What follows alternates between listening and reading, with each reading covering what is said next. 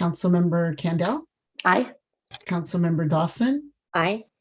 Councilmember Kwok, Aye. and Vice Mayor Anduri. Aye. And I am an aye. We have unanimously adopted the agenda. And now we will move on to agenda item number 4, which is public comments for items that are not on our agenda, but within the purview of our body. And so if you wish to speak to the council, please raise your hand and Suzanne will work her magic and bring you over. Thank you, Mayor. If any members of the public would like to speak at this time, please use the raise hand feature in Zoom. Mayor, I do not see any hands raised. And there you go. I do see one raised now, Suzanne. Yes, thank you. Dawn Wolkett. If anyone else would like to speak at this time, please use the raise hand feature in Zoom.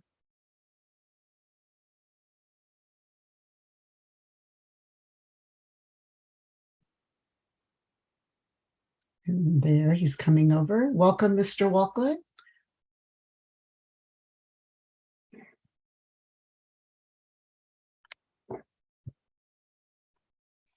And I think, there we go. And you are on mute, but we can see you.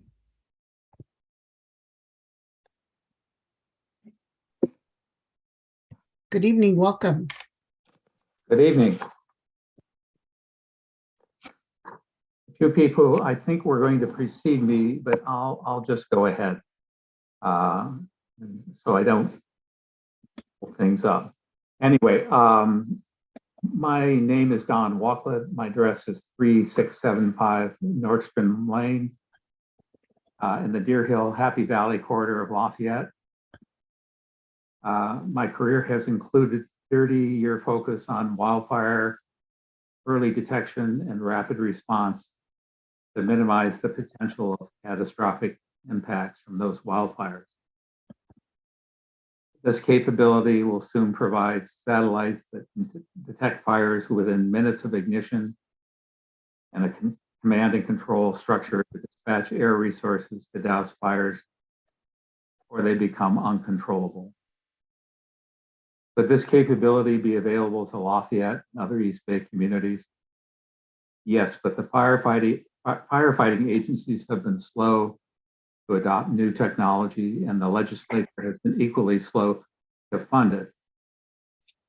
Because of terrain and challenging access, Lafayette is already an extremely high-risk environment for wildfire catastrophes, not unlike the communities devastated recently by the Paradise Fire.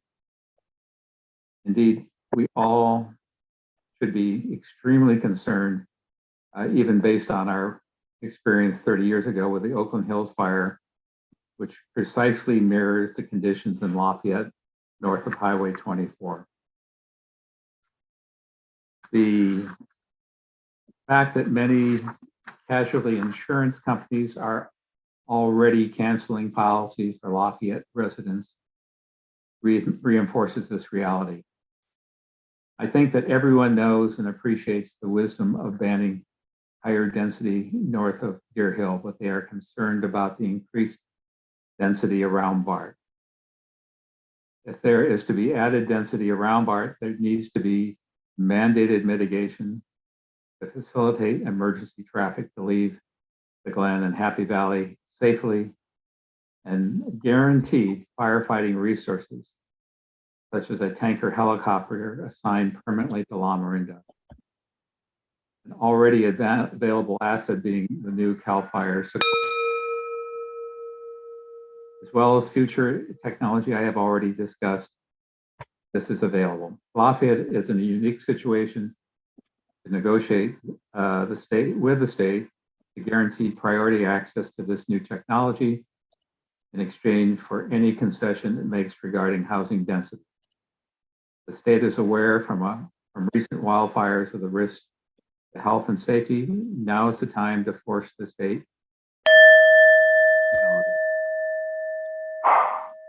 Thank you very much. Are there any questions for the speaker? First, Councilmember Candell, and then Councilmember Dawson. What exactly was the name of that tech you were talking about, or how would we refer to it? Could you repeat the question, please? What is the name of the technology, the exact name, so we can have that if we're requesting something? What do we call it? It's a little more complicated than a name. I would be glad to email you Sure. a short paragraph. Can I do that? Of course, please. Okay. Yeah. And if you, I will take up more time than you have if I go into this any more deeply. Perfect. Thank you. and I If would I have ask actually, 5 or 10 minutes sometime, I'd be glad to do it for the whole council. If that's and relevant. if you, oh, I'm sorry, Mr. Walklet. I was just going to say that if you, I have your email. I'll email you cityhall@info.org. No, cityhall@lovelafayette.org. I'm messing up my emails, but I'll email you just so it can go to all of us. That would be Exactly. great. Thank you so much. Thank you, Councilmember Candell. Mhm. Councilmember Dawson, you had your hand up. Yes, I was going to ask the same question for clarification of the technology. So thank you for sending that on. Do you know of other constituencies in the state that have this then? It's literally on the bleeding edge. Oh. And I say that with a bit of sarcasm too, because I've been working on this for 30 years and actually started right after the Oakland Hills fire.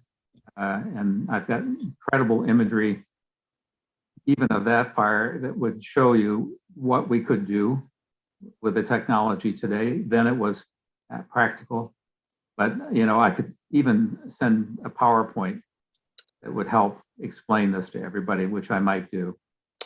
Thank you. It's if you think about what we can do today on our tablets and our phones and notebook computers, that used to take a whole room of computers. And now that segment is very easy, but it's basically a derivative of command and control technology that has come from the military. CAL FIRE is very slow to adopt this. They have a lot of good assets and a lot of good resources, but there's a strong, what we call NIH problem there, not invented here. Yeah. And U.S. Forest Service is even worse. I think this is evolving to the point where out of necessity, they're going to collaborate with the private sector and universities, actually quite a few in our area that are building solutions, some of them funded by nonprofits. And so, as I said, I could go on for a long time. Yeah. Well, thank you. I- I appreciate that. It sounds like it's and you can, oh, sorry. yeah, I'm just saying it sounds like it's Councilmember on Dawson. high tech and that it's on the, like you said, the bleeding edge. So we'll look forward to more info. Thank you. I'd be Thank glad you. And to thank start a you. dialogue. Thank you. Good to see you. Good to see you too. Thank you. And are there any other members of the public who would like to speak to us on items not on the agenda? Okay, so Suzanne, I don't see any.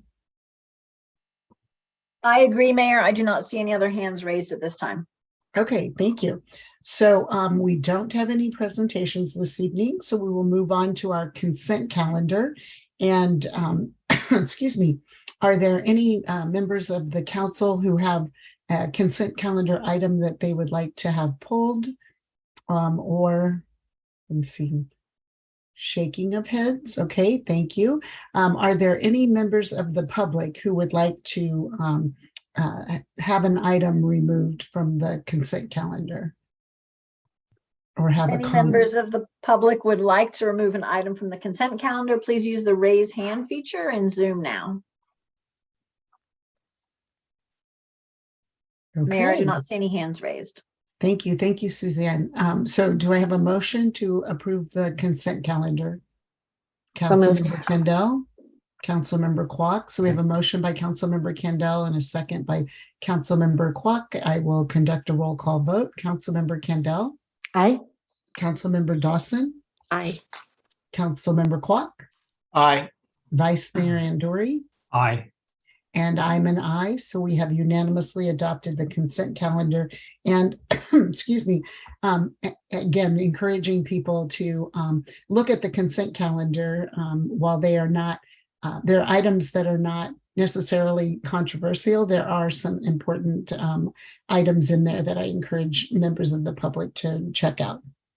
So we will now move on to old business, and this item will be led by our planning department and our housing consultant, and it's our HCD review letter. And so as everyone's coming in, thank you.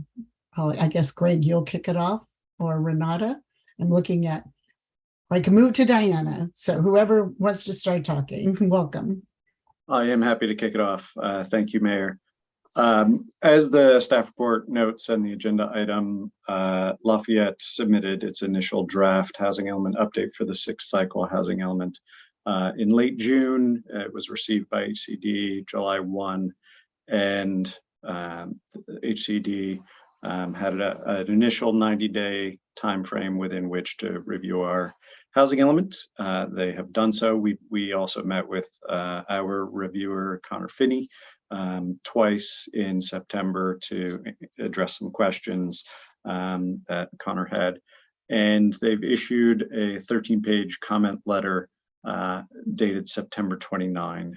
So we wanted to put that before you this evening and highlight a few of the comments that we think will need council direction, not necessarily tonight, but wanted to put those on your radar, and then come back to the council at a future meeting. We're targeting the next council meeting, but there's a lot in the comment letter, and we've reached out to HCD requesting an audience to get clarification on several of the comments. So with that, I'll turn it over to Diana, and then we're happy to answer any questions shortly. Great, thank you, and good evening. I'm going to be relatively brief. Basically, the 13-page letter from HCD is kind of an average size letter from all the letters I'm seeing. For example, San Mateo had a 16-page letter.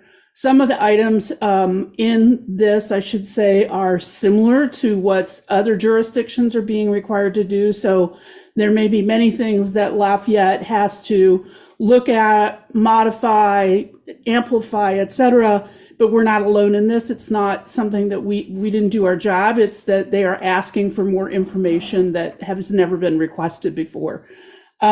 And I'll just summarize the table at the end of this staff report.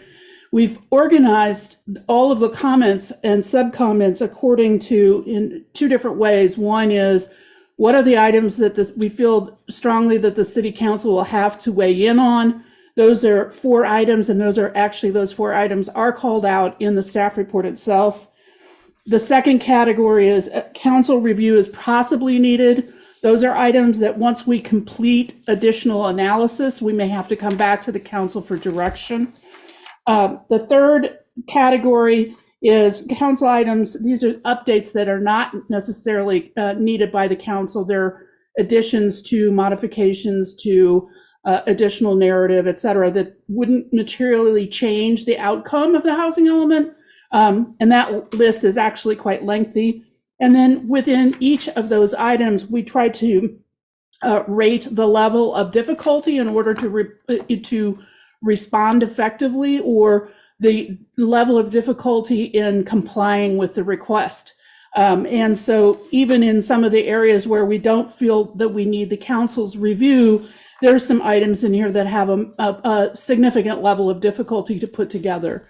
I want to mention that in the first of the 4 items that are listed in the staff report that we know that council will want or will need to weigh in on, some of these, they're primarily in 2 areas. One is the inventory And the second is in the programs. And with respect to the programs, we're seeing this comment in every comment letter that's coming out of HCD is a more solid commitment on each of these items, like if we have to study an item because we haven't studied it yet, for example, they want to know exactly when it's going to be studied, when the decision will be made to whether to implement or not.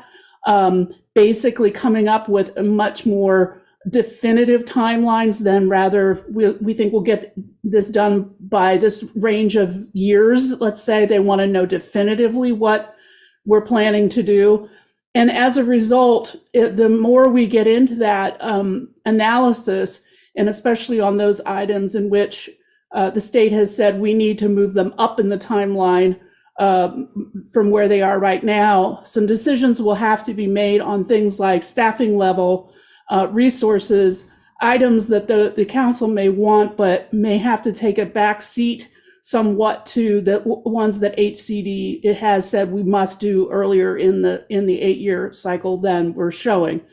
So we still are working on that. As Greg mentioned, we've reached out to HCD to have a conversation about explaining some items that we don't quite understand what they're saying, because either we felt like we've included the information or what they're asking for is not exactly clear. Like, can you give us an example of this type that you're looking at?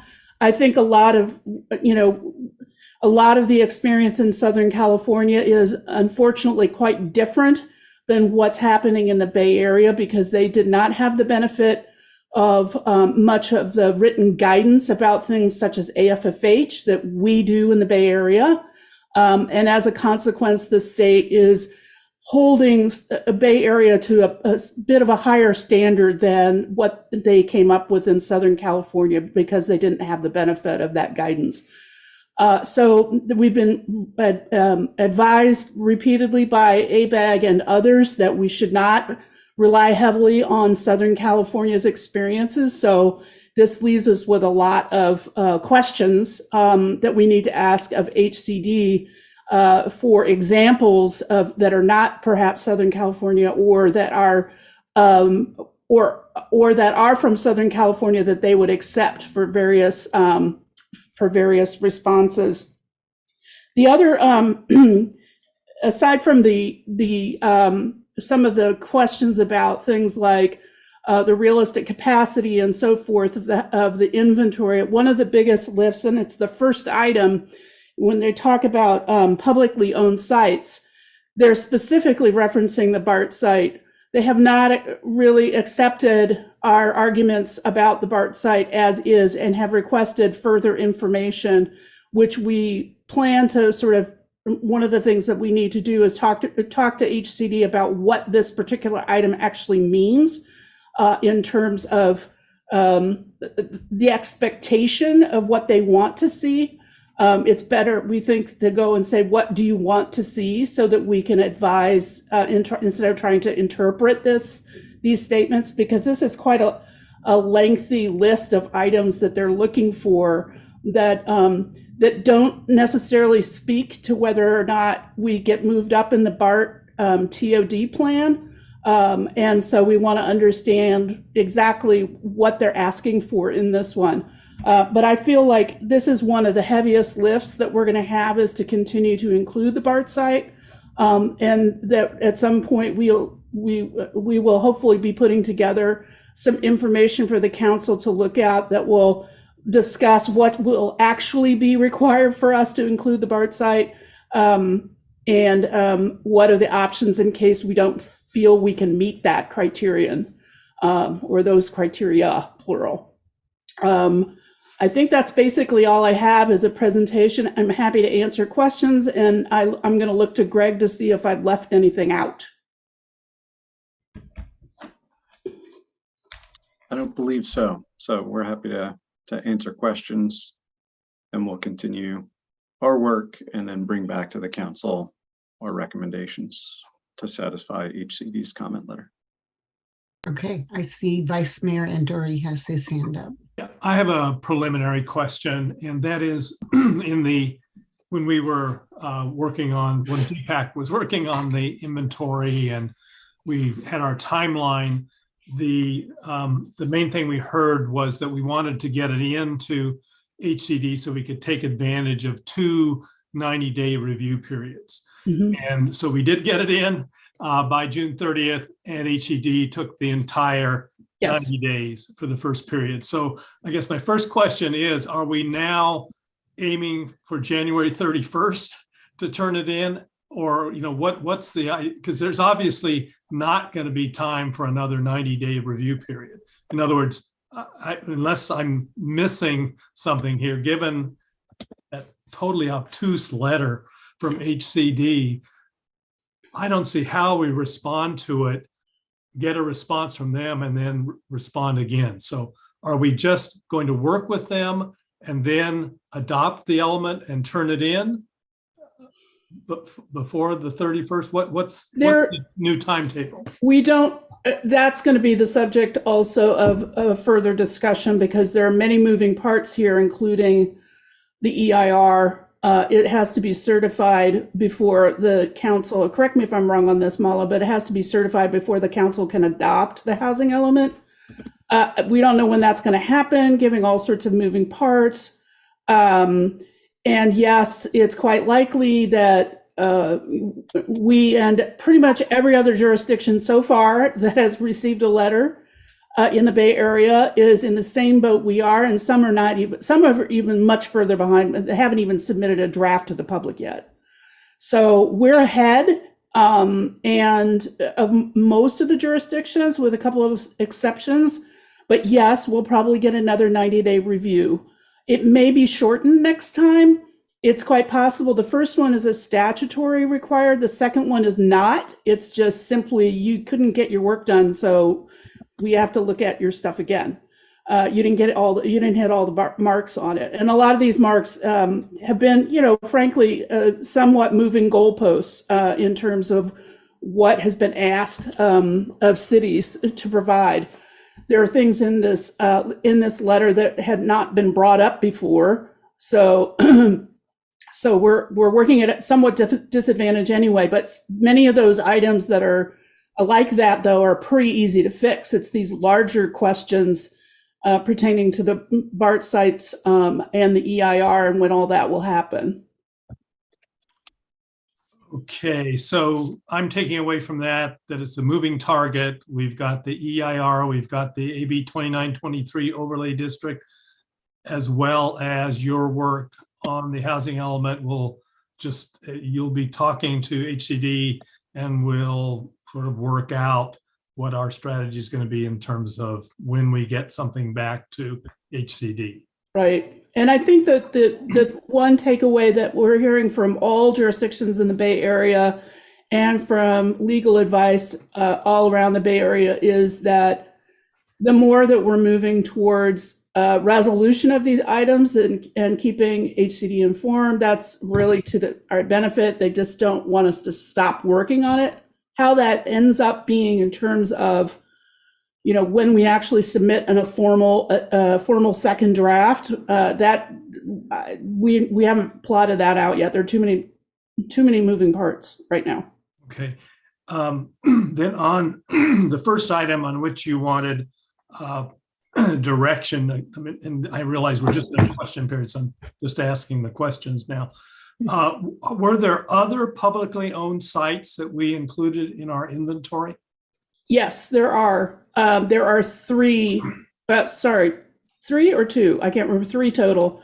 There is the parking lot near behind the church, the United Methodist Church. Yep. That site.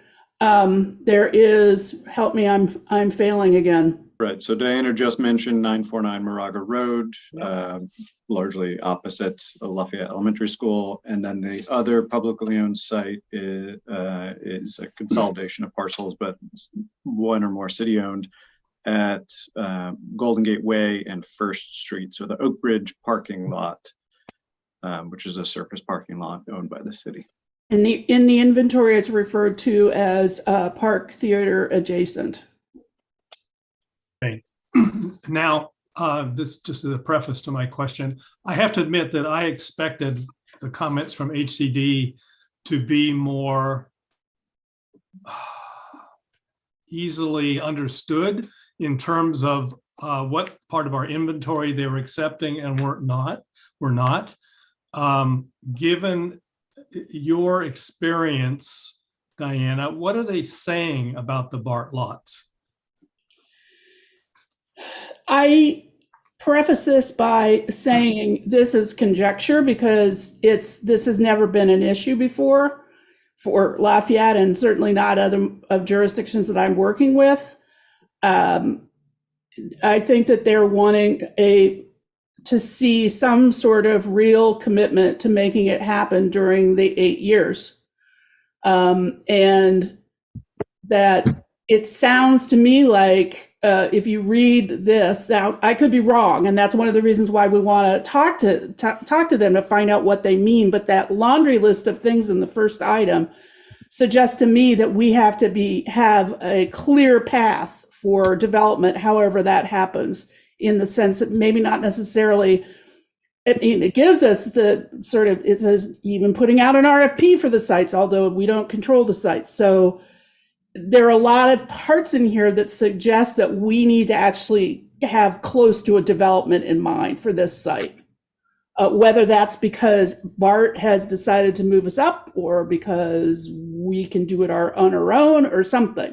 But that, again, is my conjecture based on what I'm reading. And we have to, that's one of the things we got to find out from BART. What are they looking for here? Okay, and on anything else on the inventory list, did their questions lead you to believe that they were disinclined to accept particular opportunity sites? No. Okay, I think what they asked for was more detail on individual sites in the inventory, and some more validation of our projections on realistic capacity, whether it's 95% or 90%, depending on whether it's Mount Diablo Boulevard or otherwise. Those are things that we just have to provide more narrative, more documentation kind of stuff. I didn't feel like there was I don't feel like there was any obvious exclusion of sites. But as you say, it's somewhat of an opaque letter, and hasn't said yay or nay about anything. So that's, so we have to guess. Okay, I've got a lot of other questions, but I will pass for now so that someone else can have a chance. I thought I saw Councilmember Kendall. Thank you, Vice Mayor Durham. Yeah, thank you. And you guys, thank you. Really good report. And I applaud the approach that we're taking in table form. It's like, and prioritizing, just thank you. And so timeline and staffing, in order for us to try to get this all done by the end of January, right? And adopted and everything, how much more staff are you going to need? How much more, law firm help are we going to need to get the EIR done? How are we going to get there? Do you guys have a path? You think, are there planners even out there with everybody crushing, right, to hire? What's our strategy? Well, I think the problem is that we, the stuff that needs to be done is really stuff that only Lafayette staff who know Lafayette can do. Okay. So it's a reprioritization of all of our planning staff's work. Right. Essentially, I don't know. I mean, we haven't gotten to that discussion yet, but yeah. There's certainly going to be a little bit of a shift, but we don't have the luxury of taking everyone off of current planning applications and putting them on housing element tasks because we're obligated to process those in a timely fashion. So certainly we're going to be capitalizing on that where we can. More broadly, we've been looking for staff for probably approaching a year now, with some degree of success. I mean, we've got 2 new great planning techs, but some of our recruitments have not borne fruit. We have some more upcoming, but it is a kind of a scarce market with all of the planning work that is having to take place because of all the state mandates. And just setting sort of the housing element aside for a moment, all the new housing laws which are coming out session after session, I think we're looking at potentially 56 or so bills that passed and were signed by the governor for land use planning, zoning, housing. So we're obligated to address those as well. So we don't have a strategy other than to continue to try to bring on additional staff. Certainly we'll be leaning heavily on those resources we already have in-house, including the city attorney's office. Right. All right. Thank you. Okay. That was all I had. Oh, go ahead. Did you? Oh, sorry, Councilmember Cantal. I thought you were saying something else. Any other council members have questions? I think my questions were, thank you, Vice Mayor Anduri and Councilmember Candell, were around the timing, and Greg, I think you also, laid it out around where our potential conflicts are. And Mala, thank you, and BBK for the letter about the impacts of not approving our housing element by January 31st. And so I know that there were questions, and this is probably just another question to add to our list of questions, but with the AG's guidance on the wildfire evacuation that is having a impact potentially on the EIR, looking at, are they giving any delays or any extensions yet at this time? Or I see Diana like, yeah, no, don't count on that. Because we do have a lot of potential penalty, I get, for lack of a better word, a lot of potential penalties that come to us, based on things like the builder's remedy and other limits on our funding and loss of our local control. So I guess part of my question was being a little Pollyannish or optimistic that maybe there would be some sort of waiver, but or extension, but we will continue to push forward with trying to get all the work done in a timely manner. Are there, Gina, I'm sorry, Councilmember Dawson or Councilmember Kwok, before I go to the public for public comment? Councilmember Dawson? Just on following up on all these questions about timelines and schedules, what then would be the priority? Would it be the EIR? If we had to say, okay, I know these things need to work in parallel, obviously based on the resources we have, but when push comes to shove, is it the EIR and what the AG kind of set forth and working with the public that we should be prioritizing it, or is there something, should we be looking at that way at all? Or I think it needs to be all hands on both prongs, both the EIR and the housing element proper. There is some overlap on the personnel on those, but largely they're kind of, ESA is working on the environmental analysis along with Sarah Asowitz out of the city attorney's office, and Diana, Renata, and I are working on the housing element proper with Mala and other assistants. So that I think they just need to go in parallel and be acted on as quickly as possible. And that is our target, is to bring it back as each item as soon as possible. And we'll bring in additional resources if that's available, but we haven't identified that yet. in follow-up, would there be any use at all of a council subcommittee in support of anybody's efforts here in terms of hands on deck who have, obviously aware of the issues at hand? Would that be anything to consider or be helpful? I will take that into consideration. I can discuss it with the city manager and the city attorney and see if we can capitalize on that. If there's, so thank you for that. Vice Mayor Anduri. Follow up to Councilmember Dawson's question. When do you expect to bring back to the council the analysis of the Attorney General's best practices guidelines? I don't know that we have a date yet, although for both prongs, I think if we can bring back to you more information, if not 100% complete analysis and recommendations at your next meeting, that is our target date. It may need to push back from that, but that's what we're striving to do is get the information back to you. Okay, thank you. Councilmember Kwok. Okay, well, I had many of the same questions, which I think have been asked or answered, but let me just continue on the theme of resource planning and scheduling and timing.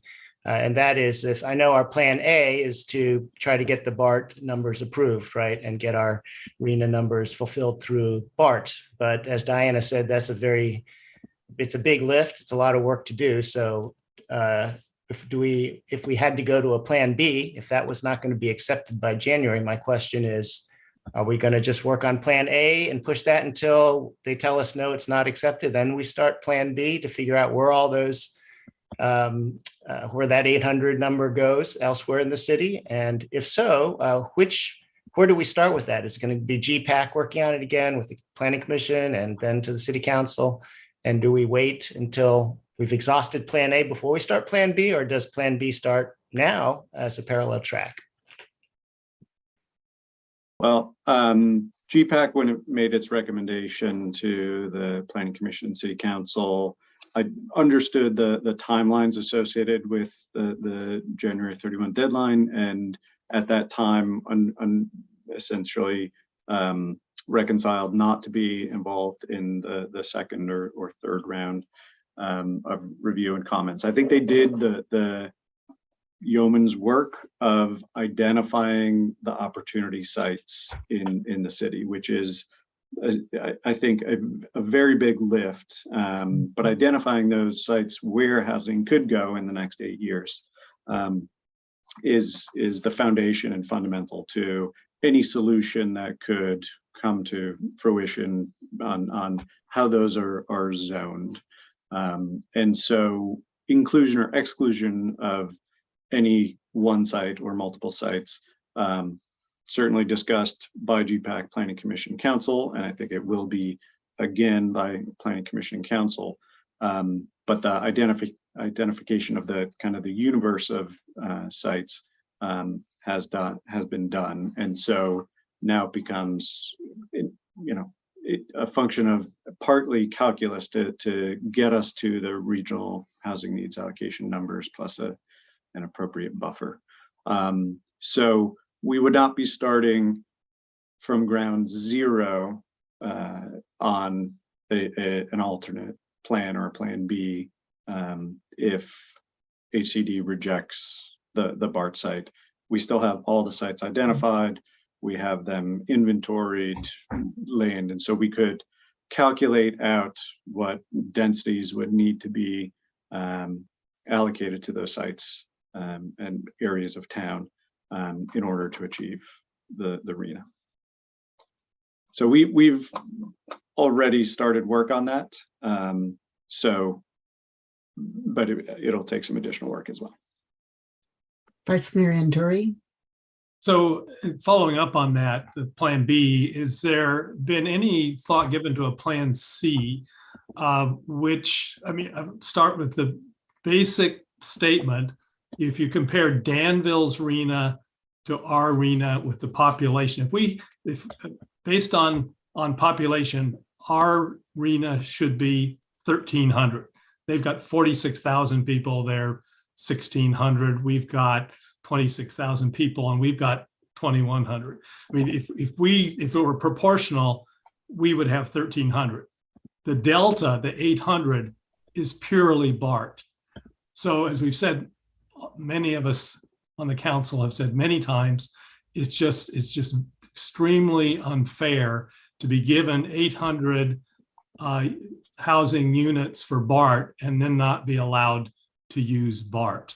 So is there a legislative alternative we should be pursuing. It just, as we say many times, our situation is different from other cities because we've got our particular mix of residential neighborhoods and a BART station in the middle of it, and a BART station in a high fire severity zone. It just, if you don't count the BART lots and you have to move downtown to 50 per acre, which is realistically then 75 per acre, it's just, it's not something that I would like to contemplate. And I just can't imagine any objective observer sitting down and looking at this would say that's what anyone intended to happen, that you be given extra RENA allocation for BART and not be able to count BART.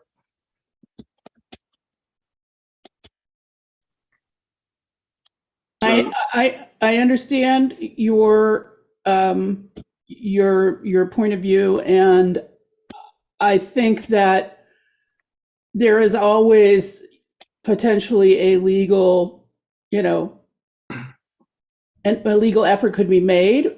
I would not bet much on a positive result on that, basically because the courts so far have been really not interested in taking on any of some of the legal challenges to RENA allocations in general.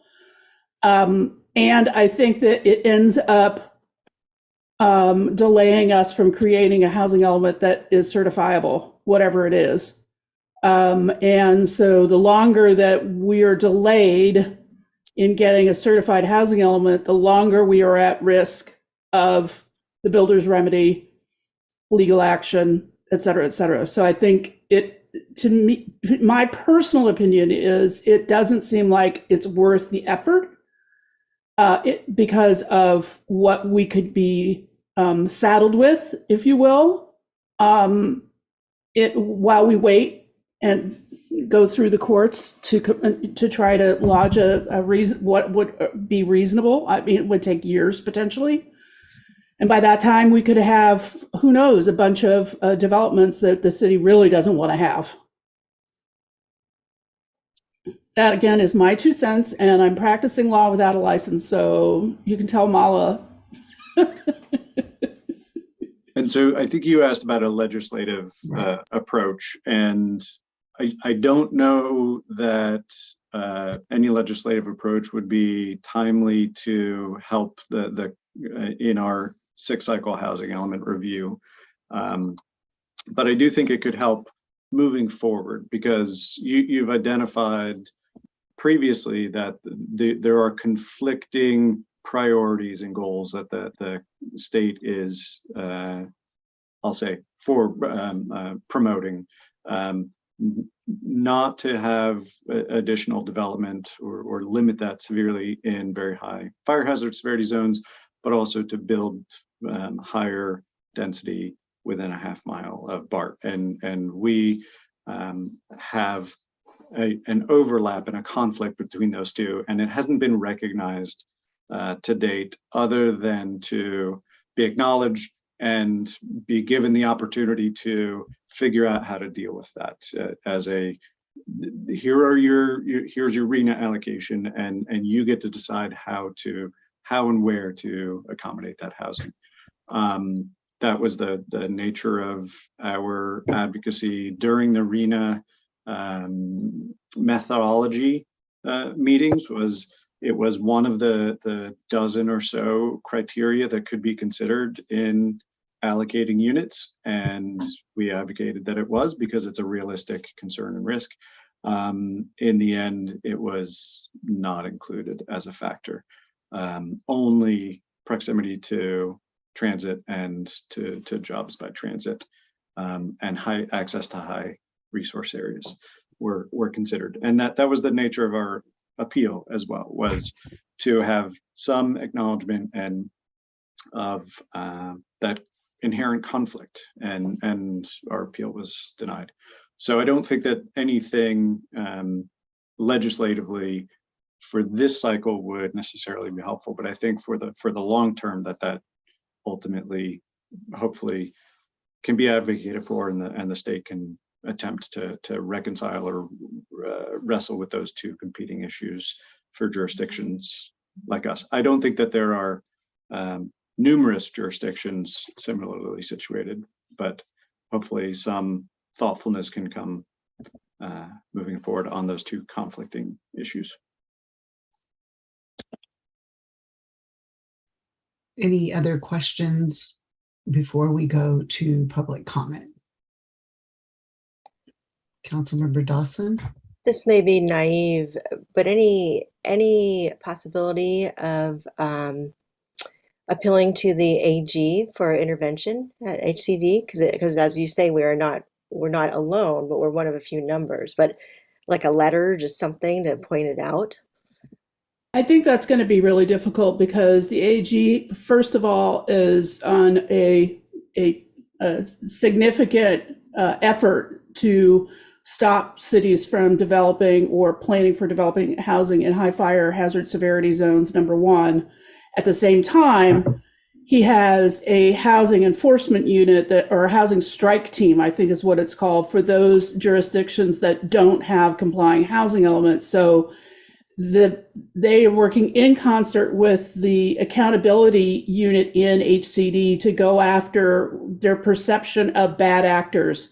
And I don't think that would get us any traction whatsoever based on how the AG is working with HCD at this point. It's interesting though, just even what you outlined, it shows the conflict even between those departments of working together. So for us to be non-compliant, we'd have to be compliant, and either way you flip it. So I would think just pointing out that conflict is at least information on record as we are working to be compliant, put it that way. Just a mere record of an acknowledgement that we send, perhaps. Just a thought. Any other council comments, questions? Okay, I see shaking of heads. So we will now go to public comment. And Suzanne? Thank you, Mayor. If any members of the public would like to comment on this item, please use the raise hand feature in Zoom. And as we are waiting for that to happen, I did want to mention for tonight's meeting, captions are now available. To turn on or off the captions, you can click on the CC closed caption button in the toolbar at the bottom of your Zoom window. The button may also say live transcript. If you don't see the menu bar right now, just move your mouse slightly and the bar should reappear on your screen. And these controls are only available to attendees who joined the Zoom call and not on YouTube. And with that, I do see a number of hands. The first person to speak is Kevin Burke. And followed by Max Henniger. And if anyone else would like to speak on this item, please use the raise hand feature in Zoom now. And as they're coming over, just want to remind people that there is a 3-minute time limit and a beep just before, and we welcome you to speak. Good evening, Mr. Burke. Hi, good evening. My name is Kevin Burke. I'm commenting on behalf of East Bay for Everyone. We wrote a long comment letter before the first draft of the housing element. I'd encourage you to read it and respond to the feedback in it. I hoped I had more time. I hope so you would call on someone else first, but I'll try my best. The first draft comments that HCD sends are always vague. They want to give you a chance to do the right thing. So it's going to take until your second draft or your third draft to actually get feedback on specific sites. But I would encourage you, we found a number of issues with sites that you submitted, and I don't think that the densities that you have for downtown are going to fly with HCD.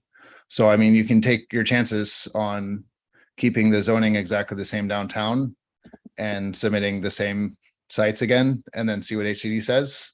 But I've read about 20 housing elements now, including in Southern California, and my guess is they're going to tell you that the sites are deficient and that you need to rezone. So I would encourage you to rezone now, because if you wait until another draft, then you're going to blow through January and you're going to end up with developers setting your zoning standards instead of you setting your zoning standards.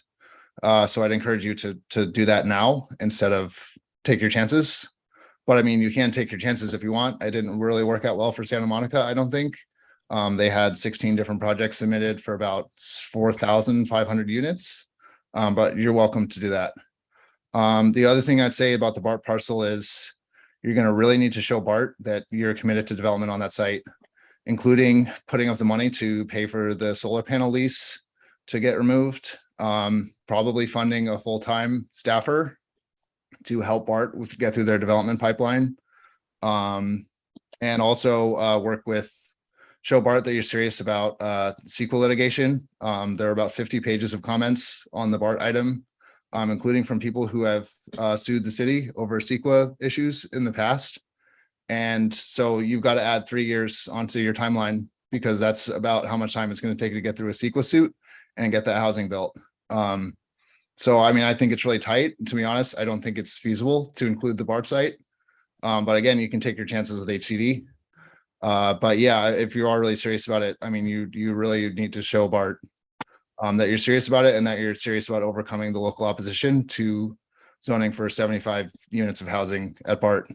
I mean, you'll see. I mean, I'm just going to send everything that people sent as public comments. I'm going to send that straight to HCD and say there's local opposition and you're not going to get it done. So you need to overcome that if you're serious about actually including BART as a parcel. So that would be my comments. You should really think about upzoning and look at doing that. I mean, I'd recommend what you studied in April 2021, which is 75 units downtown. I think that would be really feasible. And I think that's what you should submit to get certified in January. Thanks. Thank you. Great timing. Anyone have questions for the speaker? Okay, I'm not seeing any. Thank you, Mr. Burke. Thank you. And we have received the written public comment and have read all of the public comments. So thank you for continuing to send that. Thank you. The next speaker is Max Henniger. And there are no other hands raised. So if anyone else would like to speak on this item, please use the raise hand feature in Zoom now. The next speaker after Max will be Colin Elliott.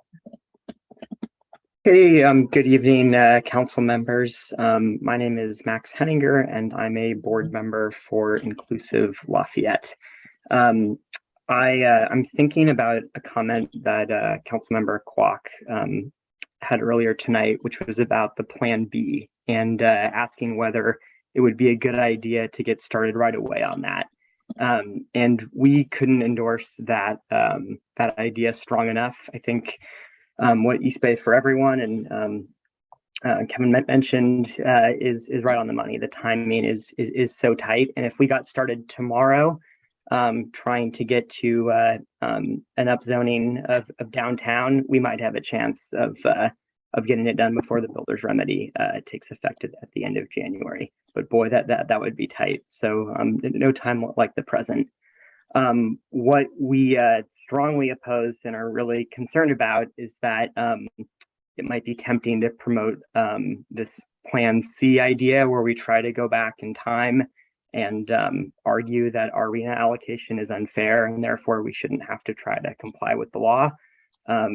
I think that is a recipe for a builder's remedy as de facto zoning in Lafayette for months and maybe even years to come.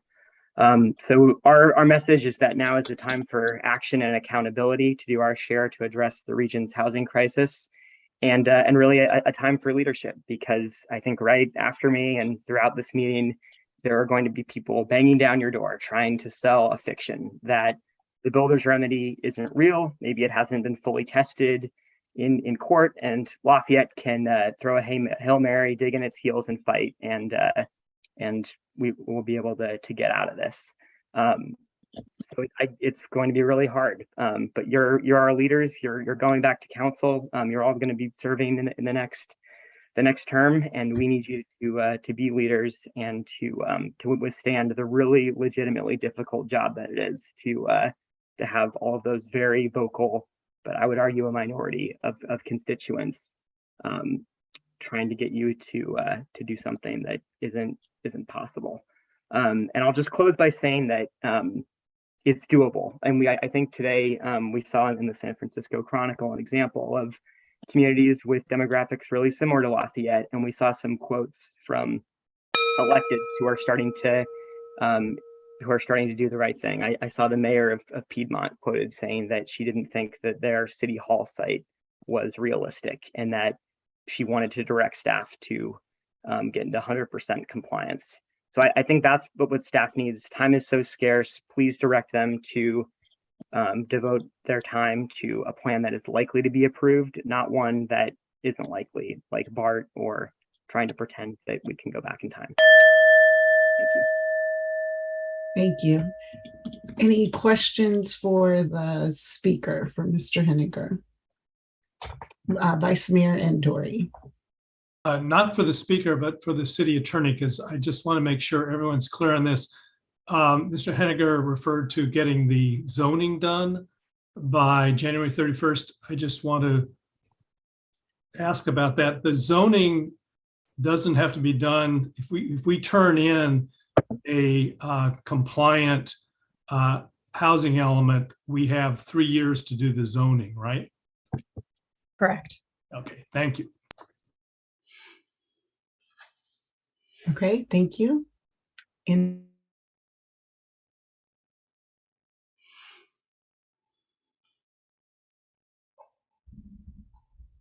As the mayor comes back in, just give me just a moment.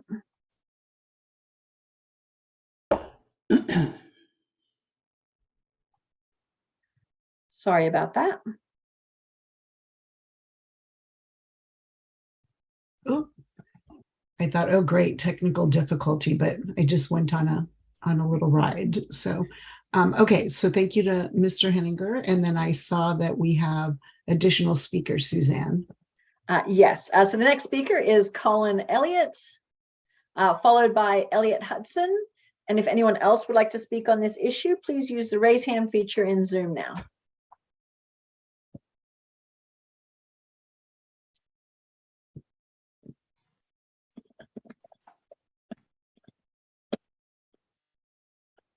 Okay, welcome, Mr. Elliott. Hi, everybody. Good evening. Just a quick couple of comments on this. I didn't necessarily read that first comment about public sites quite as bleakly as staff and Diana did. Clearly, they're looking for more. They talk about things such as surplus land act, which obviously requires to your parcels and some other things. But I would have expected them to come back and talk about that. They're asking about general plan designation, allowable uses, things that they know at this point we have not done on the BART station lots, but we're going to do. So I think some of those questions can definitely be answered. Just to the Plan C, I agree, I think, with Carl that I do think there is a legitimate Plan C. If you are absolutely put in a catch-22 situation like this, that has to get resolved by somebody. It's like, look, we got these numbers. We're quite happy to take those numbers in the next cycle when we can build that, but it clearly makes no sense. And at some point, somebody, it seems to me, a court would say, yeah, we can get a stay on all this until we sort that out, because that just does not make any sense. And clearly that's what you would go for. And obviously just upzoning everywhere isn't a panacea either, because you look at the questions they've asked about individual sites and how do you justify them and why are these on the list? That still applies regardless of the density, right? There are existing uses, there are things that have to be displaced, and we've gone over these sites ad nauseum about that. So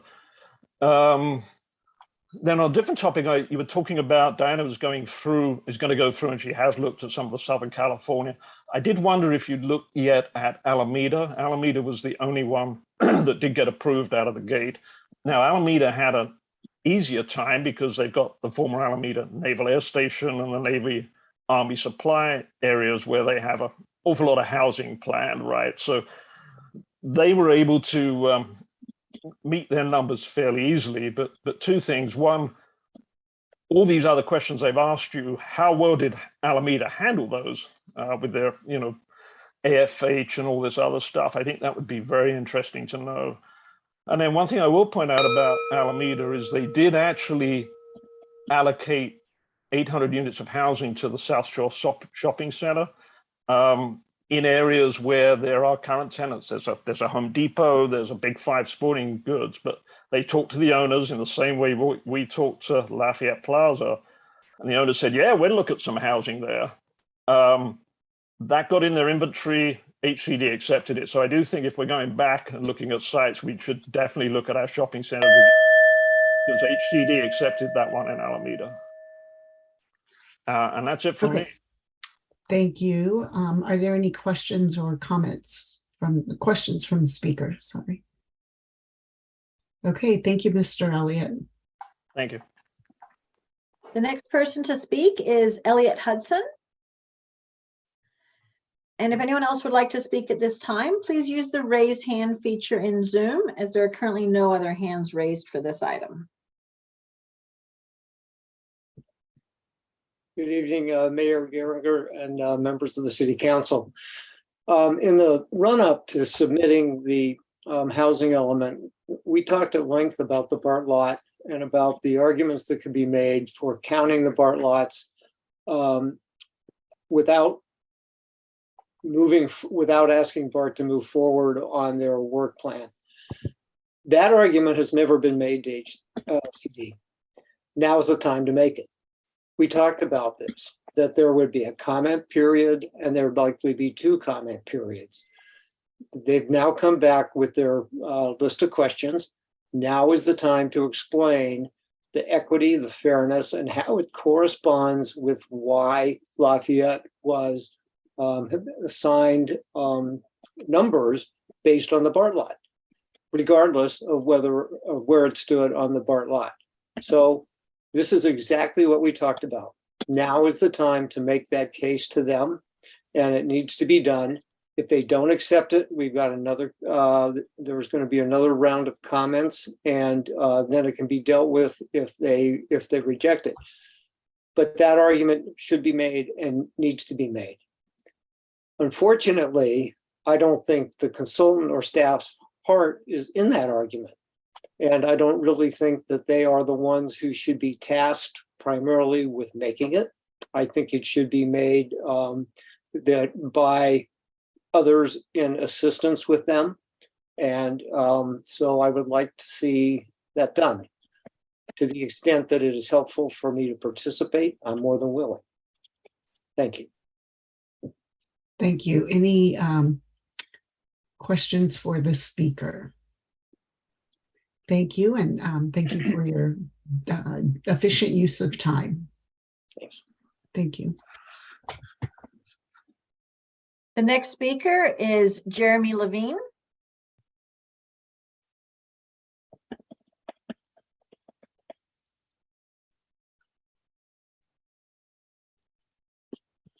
Welcome, Mr. Levine. Good to see you, Mayor Geringer and Council. I told myself that I was not going to make a public comment today, but how can I help myself? It's such an important topic. The Council has so many significant decisions.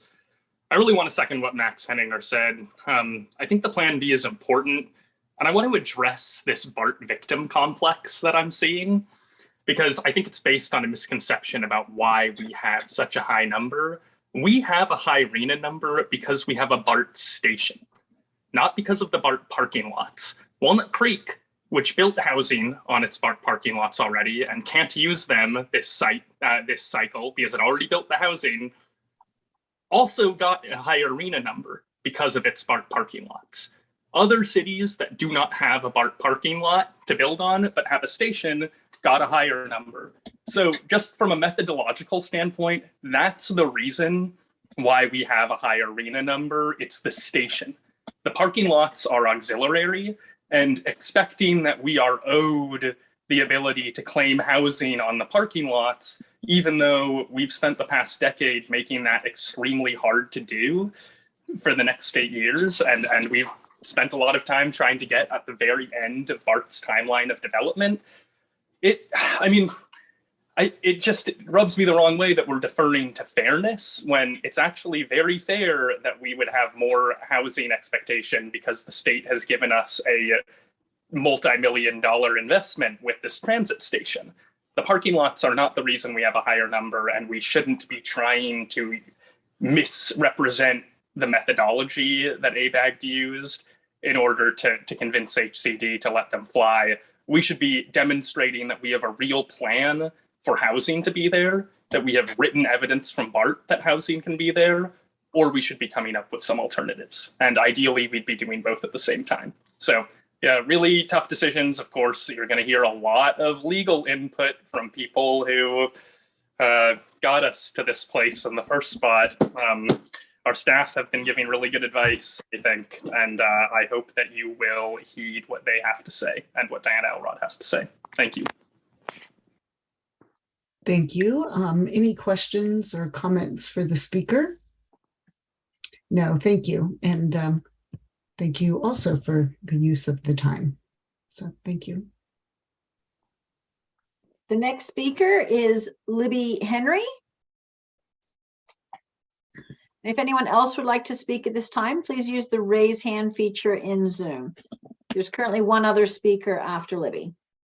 Thank you.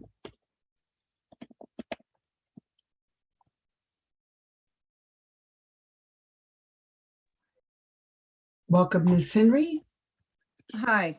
I, like Jeremy, I wasn't going to speak on this topic either, as I have voiced my opinion many times about this, but he raised a number of issues that there's misinformation going on here. ABAG is not the entity that miscalculated the RENA numbers. It was HCD. So it is right for people to challenge HCD numbers. And the fact that, yeah, our BART station has a parking lot. If you're going to compare Walnut Creek and Lafayette with the BART stations, look at what Walnut Creek did. Walnut Creek used part of their parking lot and built a parking garage to replace the parking that they took away. There are no plans in Lafayette to do so. We're just going to eliminate parking for all the people, all the places, you know, we get people from Danville and Alamo and Martinez and Pleasant Hill, and obviously from here using our BART parking lot, and they just want to eliminate that altogether. And then with the advent of 2097, AB 2097 in January, the developers won't have to provide parking for even the, you know, the residents. So, you know, this whole idea that, you know, our numbers are fair and, you know, not even looking at what we had in our last cycle compared to now is, well, it's ridiculous. But I agree with what Elliot and Colin said as far as looking at things in those lights. And it seemed to me that, you know, from what I got from their comments on the return, it didn't say we couldn't use the BART parking lot. It was just and maybe I'm misinterpreting, I don't know. But it didn't seem like the changes to make it passable were that great. I could be wrong, you know, it's not the first time, but I just wanted to correct that misinformation because, you know, and also the assumption from East Bay for Everyone and from Inclusive Lafayette that they represent the majority of people in Lafayette is definitely a misnomer, to say the least. Thank you very much. Thank you. Any questions for the speaker? I don't see any hands raised. Thank you very much, Ms. Henry. The next speaker is Robert Lavoie. And if anyone else would like to speak on this item, please use the raise hand feature in Zoom now, as there are currently no other speakers.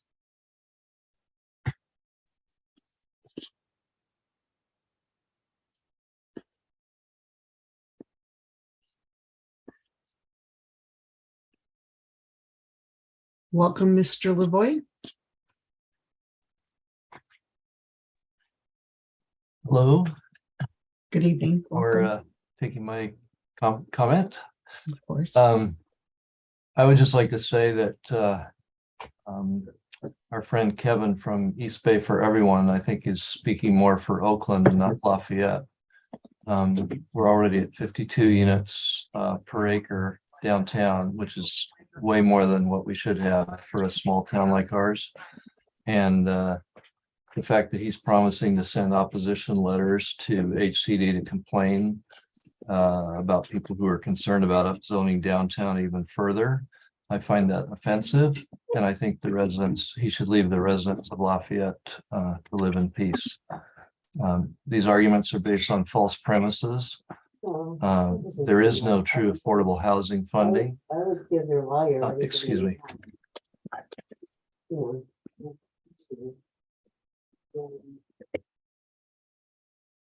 The paltry number of units that a developer will toss in based on their bonus densities and allowances, basically it abuses the city residents with increased height, increased density, lack of parking that's reasonable, and lack of setbacks. It's not for any benefit to the city. The state and regional population is declining.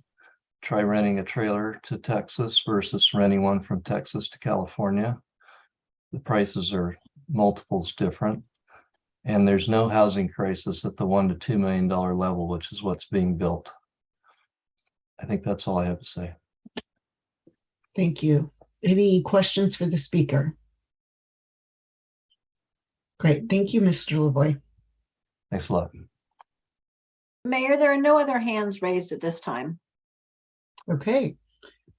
We will bring it back to the council, and this is our opportunity to provide additional discussion and guidance to staff in terms of how we would like to proceed and what we would like to bring back. They actually have laid out that they have a lot of work ahead of them.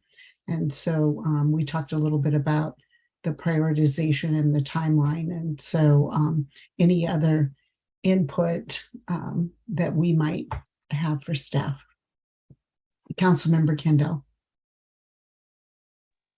Yeah, I mean, it does seem reasonable to try the plan A, plan B, just to be ready in case that we find we have to pivot.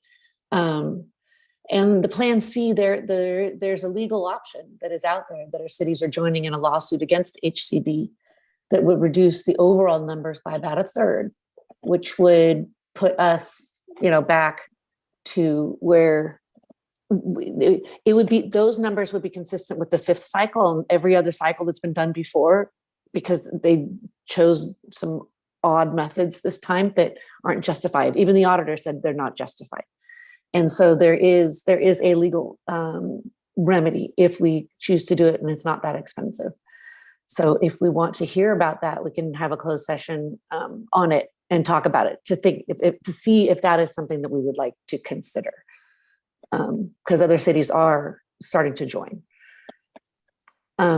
It has a couple of different lawyers have looked at the case, and I do think that it has a very good chance of winning. And it was Steve Glazer, or our own Senator Glazer, that put forth that huge effort to get the audit. And he said explicitly that his job is done, the auditor's job is done. Now it's your job to make the auditor's report have teeth. And so he is expecting the cities to use that document in order to make HCD and Department of Finance to do the things that they're supposed to do, and show us how they did their work and justify their numbers, because there really isn't a lot of justification for them on many fronts. So I hope that we do consider that and try to at least look at it and go, is this for us or is this not for us? I would hope that we would be able to do that. I really applaud. I think the work the staff has done. I think you guys are going to do a great job. Please let us know what we can do to help you to get this done in any way possible. If you honestly, if you guys need anything at all. And thank you in advance for all the work you're going to do. Thank you. I'll wait. Okay, go ahead, Vice Mayor Andrew. You did have. Well, staff wanted guidance on these 4 items. What kind of guidance did you want? Shall we go over each one in order and provide guidance? I'm just trying to get a sense of what you're looking for. Yeah, I think we identified those as initial items that we will be seeking council guidance for. We've not analyzed them to the depth that we would like to and laid out for you the options and recommendations. So it would be, I think, premature to come to a like singular conclusion and direction from the majority of the council. But if there's preliminary, if there's any guidance around what you would like us to look at or bring back in terms of metrics, options, etc., happy to take that now, but we need to do more work to bring it back to get I'll say concrete direction on those, like with regard to the programs and concrete timelines, concrete actions. We want to prepare a draft and bring that to you for discussion, because you're not able to provide direction to us at this point in time on those comments. And so I think what we heard with respect to the opportunity sites is to try to satisfy, well, get clarity to the degree we can from HCD on what they're asking for, or looking to receive with respect to public sites. B, continue to pursue the Plan A, which all 3 bodies, GPAC, PC, and Council endorsed, and make every effort to demonstrate that to HCD, also to be working on Plan B. Okay, well, yeah, I mean, I agree with working on Plan B, but I also agree, I think, Craig, you may have made the comment earlier, we've done the work on the sites. So there's 1 or maybe 2 policy decisions that would need to be made if we were to pivot to Plan B. And one of those policy decisions involves the De Silva property and whether we want to keep that for ball fields and open space, or whether we want that to be an opportunity site. And then the second decision is how much we would want to upzone the downtown. We want De Silva and upzone the northern rim of the downtown, or would you want to upzone maybe at a lower level the entire downtown? Anyway, those are things that I think can be done relatively quickly. So I'm not too worried about pivoting to that, particularly when you keep in mind the zoning does not have to be completed by January 31st. It's not like we need to start tomorrow in order to do that. I had a number of questions that would lead to comments on these other things, but I will wait until you analyze these more. But I'll just give you what the questions are in comments. Under C1, my question is, and I assume you're going to discuss this with HCD, I mean, what are they really looking for in terms of timing? Because, for example, 6.1b shows up in each of these 3 comments you're looking for guidance for. And 6.1b is funding sources to support affordable housing development, and we say we'll create a plan. Now, we say we'll do it by 2025. That's basically 3 years from now. I mean, how much more definite would we need to be?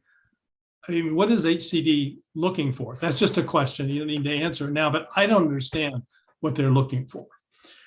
And then on the long list of programs that are called out under C1, let me just make a statement. I mean, one of the speakers referred to, 8 years of making it not possible to build on BART. Let me just say that this council, all of us have been on the council for 4 years or less. We're facing a situation where we're trying to get something done. I think a majority of the council wants to have housing on BART. It's a matter of how we do it. And we'll be discussing this later in the evening. So I'll just leave that there. But the real goal is to get this housing built. And so I look at all the programs, when you go back and you look at all they're asking for the programs, should we be making a decision now that maybe some of these programs we shouldn't be doing because we'd be spending more time on developing these programs than actually building housing or making it more possible for housing to be built? Again, over the last year, we've seen the reality of the constraints on our planning staff, and to see all of these programs. And then a month ago, we were introduced to an incredible new layer of MTC programs that they're looking for that aren't included in these programs. I think at some point, we have to say, really what's going to lead to more housing and what isn't, and maybe eliminate some of these programs. So I don't know how HCD would respond to that, but I think, we just need to think, where should the time be spent in order to, should the time be spent working with BART to move up the schedule, or should it be spent doing a study or 2 studies or 3 studies or 10 studies, or if you look at the whole list, 20 studies. So that's the sort of thing I'd like you to look at and, keep in mind when you come back to us. Okay, I saw Councilmember Kwok and then Councilmember Candell. Yeah, thank you very much. I just want to a couple things to reiterate. Number one, for asking for feedback on the reports. I think you did a great job in your thinking, as Councilmember Candell said, to put the spreadsheet together, organize it, chunk it out like you did, but low, medium, high priority. So I think this is very good methodology to how to attack this. As Vice Mayor Anduri said, sort of very broad and somewhat vague in terms of how you're going to really respond satisfactorily. So I think you've set it up correctly. My worry would be, do we really have enough staffing to do this? I mean, we're already so busy, and then this type of response is like massive. I don't know how we're going to do this, just knowing your staffing situation from looking from here out into January and then counting the number of meetings we're going to have between now and then. I don't know how it's humanly possible. So I think when the council said, how can we help you? Honestly, I hope that this is like an all hands on deck for everybody in the city, volunteers, commissions, everybody needs to probably work on this. So I would just broaden your approach beyond what you put on paper to really think how others here can help you with this assignment. And so that would be just my feedback on directing you of how to work with the rest of us.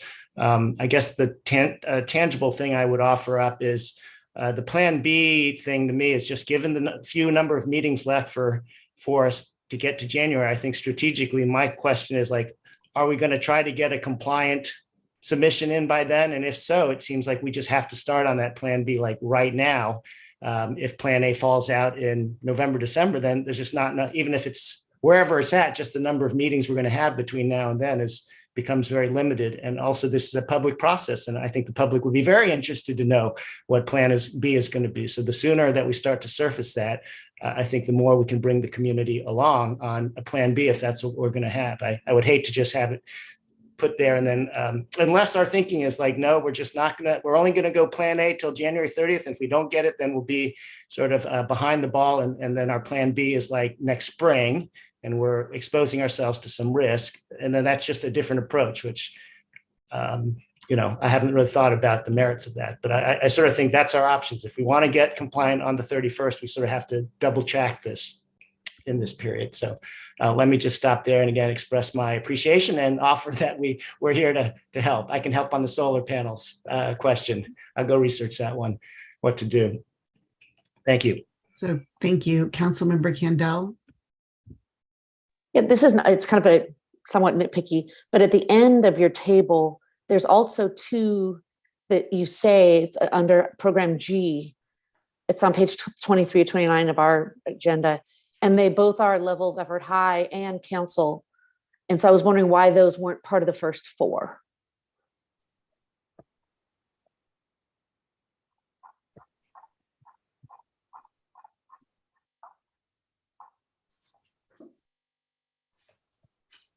Because it seemed to be high and yes.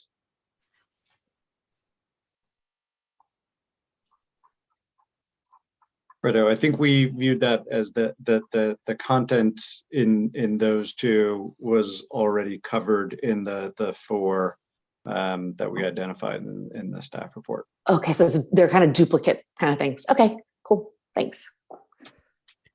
So I'm raising my hand and call on myself. So agree with everyone on the importance of using as many of the resources. As a person who runs also different projects, I also can feel that that's a lot of extra work for you as well in terms of managing all of the very well-intentioned helpful resources. So I do want to I don't think you're getting direction right now to do that.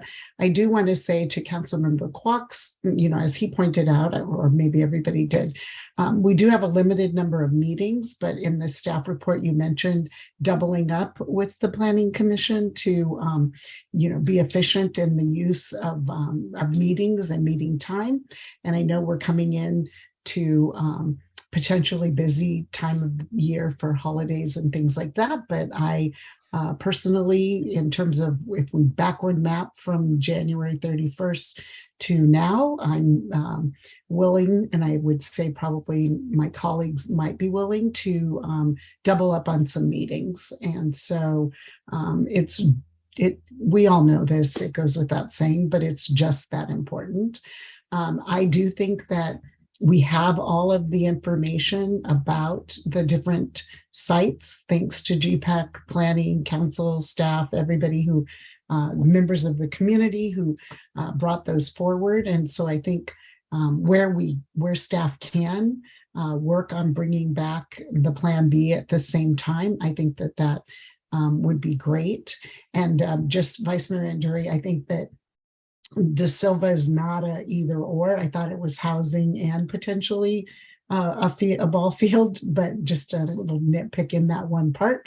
But I think that looking at realistically where some of those sites might be as we're looking at Plan A, and happy, to have us now, Mala, this is, while we're having staff do a lot of things, also happy to look at, within a sort of bandwidth and being judicious of our resources, look at what the Plan C might be legally in terms of the lawsuit and legislatively. So Councilmember Candell said there's already a lot of research, and I am not seeing shaking of heads or nodding, but I think that's another thing to look at in terms of our resources. That doesn't give us a longer time frame. So I personally am struggling with prioritizing, looking at a lawsuit while we're trying to actually cross this particular finish line. So having that kind of back here in the parking lot, but moving forward with those other things we have to get done. And I think that's kind of the input I have right now, and agree with everyone about that. There are just so many questions in there. And so I want to just thank in advance staff and Diana, who I just our housing staff, housing consultant, in that having those conversations with HCD and our reviewer, and I know they're looking at all kinds, but thank you for prioritizing that as well. Councilmember Dawson. I think you encapsulated everything well, Mayor. I just wanted to reiterate that, yes, I would like to get more information and hear about what Councilmember Candell was discussing with the legal kind of route. Just to get that information would be helpful to see what other people are thinking and the facts that they have. I also wanted to kind of follow up on Mr. Hudson's comment about responding to HCD, their comments. Like when they gave us this letter, are they expecting us just to come back with a new draft? Were they open, or would we consider any other just letter? Or is that what you're going to accomplish through your conversations with them, kind of bringing back our feedback and also particularly about the conflict that we have with the numbers?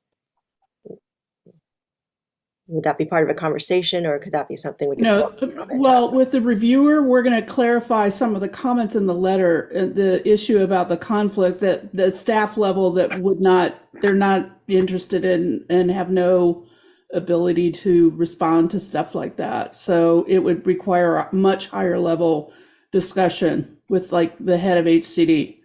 The reviewers are not, their job is to review housing elements, and that's it. Okay, understandable. I was just thinking about it also in the context of what Mr. Henninger was sending along to HCD. So that's kind of along the same channel then, that it goes to a certain level that isn't necessarily the people you're talking to. So, okay, thank you very much. Okay, Vice Mayor Andori, and then if any other council members have comments on this, we'll, I think, wrap up pretty soon. Right, two things. I think it was Mr. Burke who was going to send the 50 pages of resident objections to BART to HCD. And obviously he's free to whatever he thinks is helpful for his cause. But I would just say that building housing is everyone's cause. So it's not as if, I just wish we would all work together on this, because believe it or not, we want to build housing. And then in terms of legislative approach, I do think it would be useful at some point to sit down with our assembly member and our state senator and just brief them on the situation. I would, just a meeting, it doesn't have to be a long meeting, but I think that would be useful. So I know we've got lots of things to do, but I think that's one thing that should be on the list. Okay, thank you. So staff, you've heard, and we look forward to supporting you in the work and in moving forward with purpose, and look forward to hearing back from you. So thank you for the great report, and I know we'll have many more discussions, and thank you to the public for coming and bringing forward their views as well. So with that, well, the group is leaving. We will go on to public hearing portion, agenda item 8. We have 2 public hearings this morning, and we're going to be keeping Jean Eisberg, and I assume Greg will be staying with us. And so on the first one, on A, we'll open it up to staff and for the staff report, and then I'm going to watch the nodding of heads, but we'll give staff their time. Council members will be able to ask questions of staff relative to the staff report. We will then have the applicant representatives come in, and Greg or Mala will tell me the amount of time that, hey, Greg, actually, I will ask you or Mala to go through what the process is, and before we get to that, so everyone knows what to expect. Thank you, Mayor. Yes, so Gene Iceberg will present a staff report. The council members will be able to ask questions of staff following satisfactory answers to those questions. The applicant will have up to 10 minutes to present their proposed changes to a previously approved project. You can ask questions of the applicant team at that point as well. Following that, members of the public each have up to 3 minutes to speak, unless ceded one other present individual's time, at which they could speak for 6. And then the applicant has a 5-minute rebuttal. Following that public portion, the council will take it back for deliberation and decision. Okay, thank you. Much more efficient than me remembering it. So Jean, welcome. Great, thank you. Good evening, Mayor Geringer and members of the council. I'm presenting a change of conditions for DR 07-20CC, change of conditions number 2. And as Greg indicated, this is a previously approved project located here on 950 Huff at Lafayette Circle. So just a little background on the project. It's about a half an acre. There's currently a 3,000 square foot commercial building on the site, currently surface parking in the RB Retail Business District, and there is a creek at the rear property line. So history of the project was reviewed by the Design Review Commission 2 years ago over a series of 2 meetings, ultimately recommended for approval with conditions. The Planning Commission and Creeks Committee also reviewed it about 2 years ago and recommended that the City Council approve the project with conditions. And then the City Council reviewed the original version of the project in January and March of 2021, approving the project.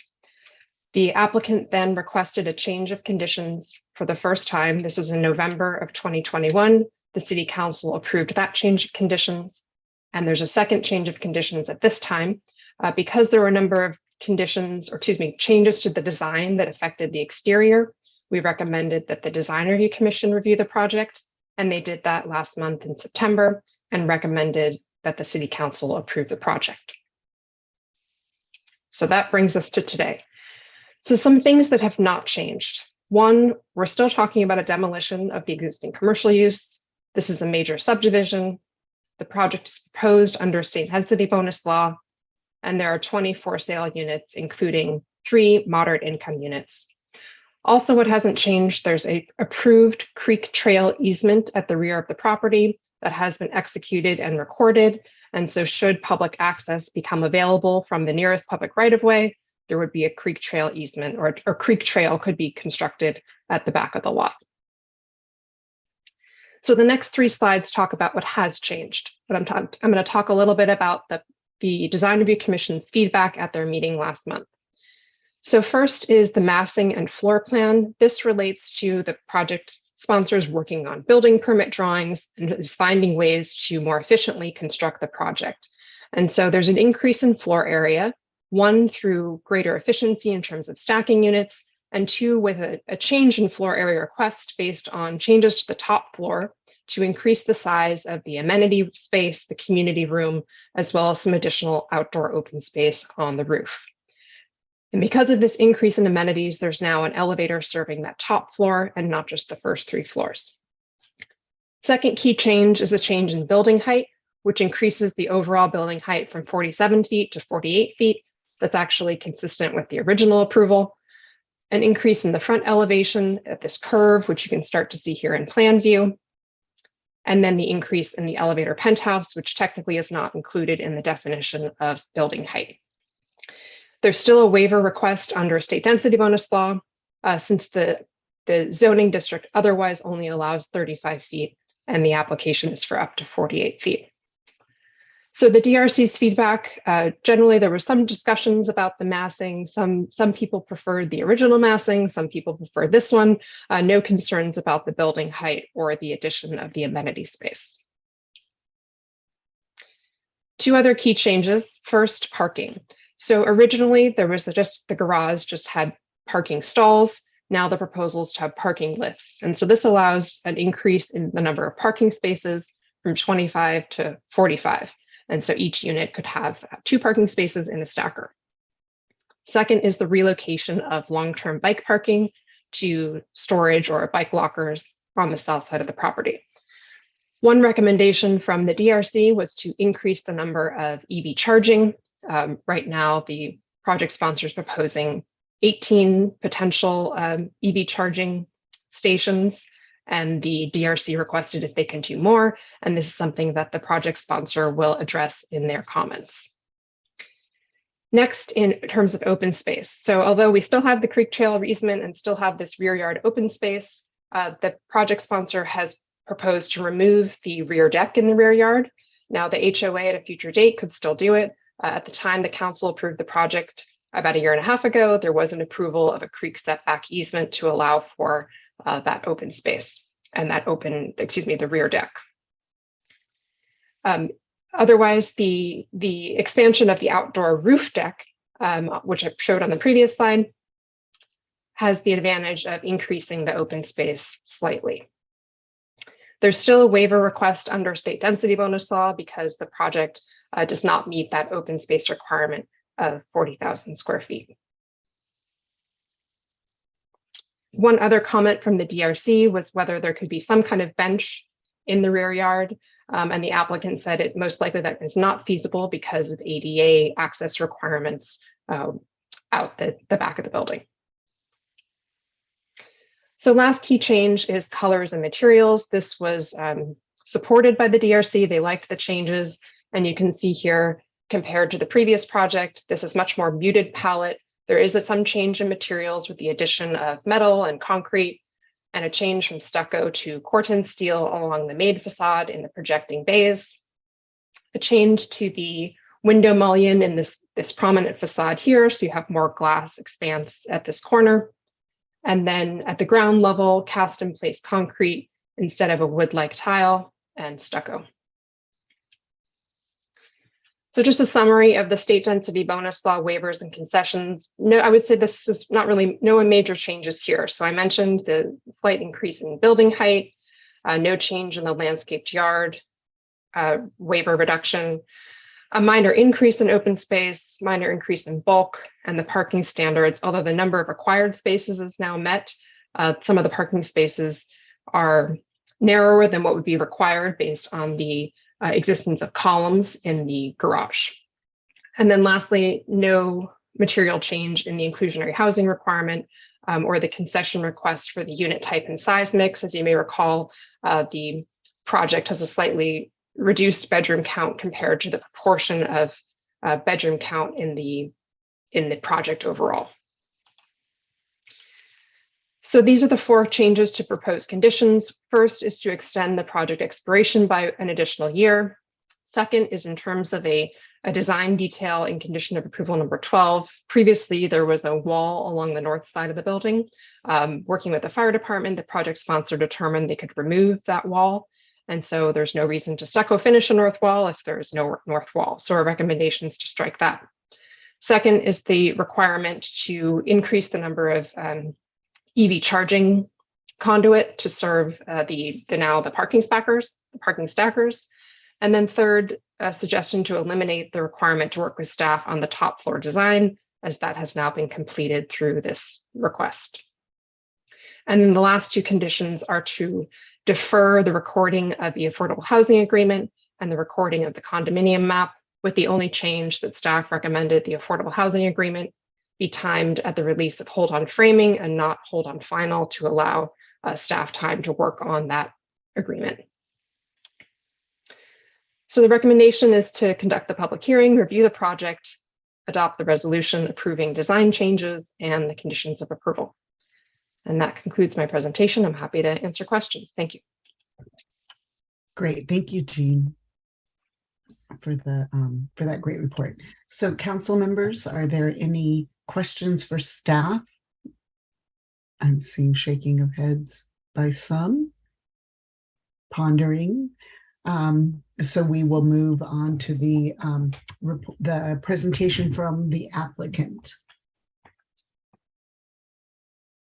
And then following that 10-minute presentation, we will be able to ask questions, and then we will open the public hearing.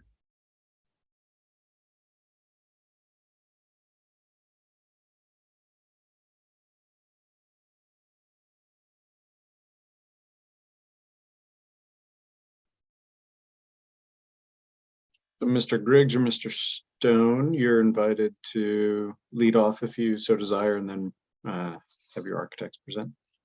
Thanks, Greg. This is Brian Griggs. I just got admitted. Can you hear me? Yes. Yes, we can. Thank you. Mayor Geringer, Vice Mayor Anduri, and fellow council members, thank you for the time again this evening. This is the third or fourth time we've been in front of you. And you spent a lot of time working with us as we've worked with staff also during that time. I want to thank Jeannie for stepping in for Nancy when she had her baby, and Nancy let us off, and Jeannie hopefully has taken us to the finish line on this. Since we met last time, I've partnered with Jeff Stone and his company Diamond Development and Construction. They've been a fantastic builder within the La Miranda community, specifically Lafayette. And bringing Jeff on to help deliver this project has been a huge boost to what we want to deliver to the citizens of Lafayette and eventually our residents. Jeff brought a lot of concepts that are before you tonight to try and make this a better project. We had a very collaborative and positive session with the Design Review Commission in late September. And I believe based upon their feedback, if any of you looked at the video of that or read the minutes, it was a really collaborative process that was, I think, very well received generally. Jeannie did a really good job of pointing out the changes for you. So we're not going to spend any time going through a subsequent presentation. You've seen this project, you've seen the changes. The project architects are here, Paul and Cullen. Jeff's also on the line if you have specific questions about him. But in the end, we think the project before you, even though it's taken us almost 3 years to get here, is going to be fantastic for the citizens of Lafayette. For Jeff and I, we've both been in Lafayette for 40 years. For me, that's 2/3 of my life. For Jeff, that's his entire life. But it's something that we're going to be, really proud to deliver. And we think that we're setting a really high bar for, what the town's going to, or the city's going to see in the future, as far as just attention to detail, listening to what potential residents and buyers want, or renters, and really trying to produce an infill project that, while it's big, we really think is the gentrification of locations that really warrant higher density. I know you just spent some time going through higher density at the BART station. You're going to spend some time later this evening going through a similar issue. It's tough from a development standpoint, but I think with fantastic architecture and a lot of thought to detail, materiality, and finishes, there's the right mix. And so I think we've hit that. As far as a question came up today about the EV charging stations, and I know you adopted the consent calendar tonight and discussed a couple of weeks ago the new policy that's going to be adopted, or has been now formally adopted by the city. I want to clarify, we are providing all 22 parking lifts plus the ADA spot EV capability. There is a fine delineation which you're now making between capability, EV ready, and actually EV installed, or what you call EV, there's an acronym for it. So what we're proposing is to do 2 stalls initially, the ADA plus one of the lifts that will have the ability to charge from day one. All the other stalls will have conduit to it, but we're not going to pull the cable because we don't know which residents are going to have electric vehicles. But our panel sizes and our electrical capacities of the project have been sized to accommodate electric charging for each of the lifts. So we do anticipate 20, 30, 40 years from now, if everything's electric, that our building will not have to go through upgrades as far as the panels or anything else that may be required in order to let 100% EV parking occur. And, I'm proud to say we are 100% EV parking capable at this point. And so we're happy to answer questions about that. And finally, we hope to start construction in April, pending a positive reception tonight. We have gone ahead and with confidence advanced working drawings. We've got feedback from the Contra Costa Fire Department, which is always a big obstacle with a tight infill location, and have positive reception from them.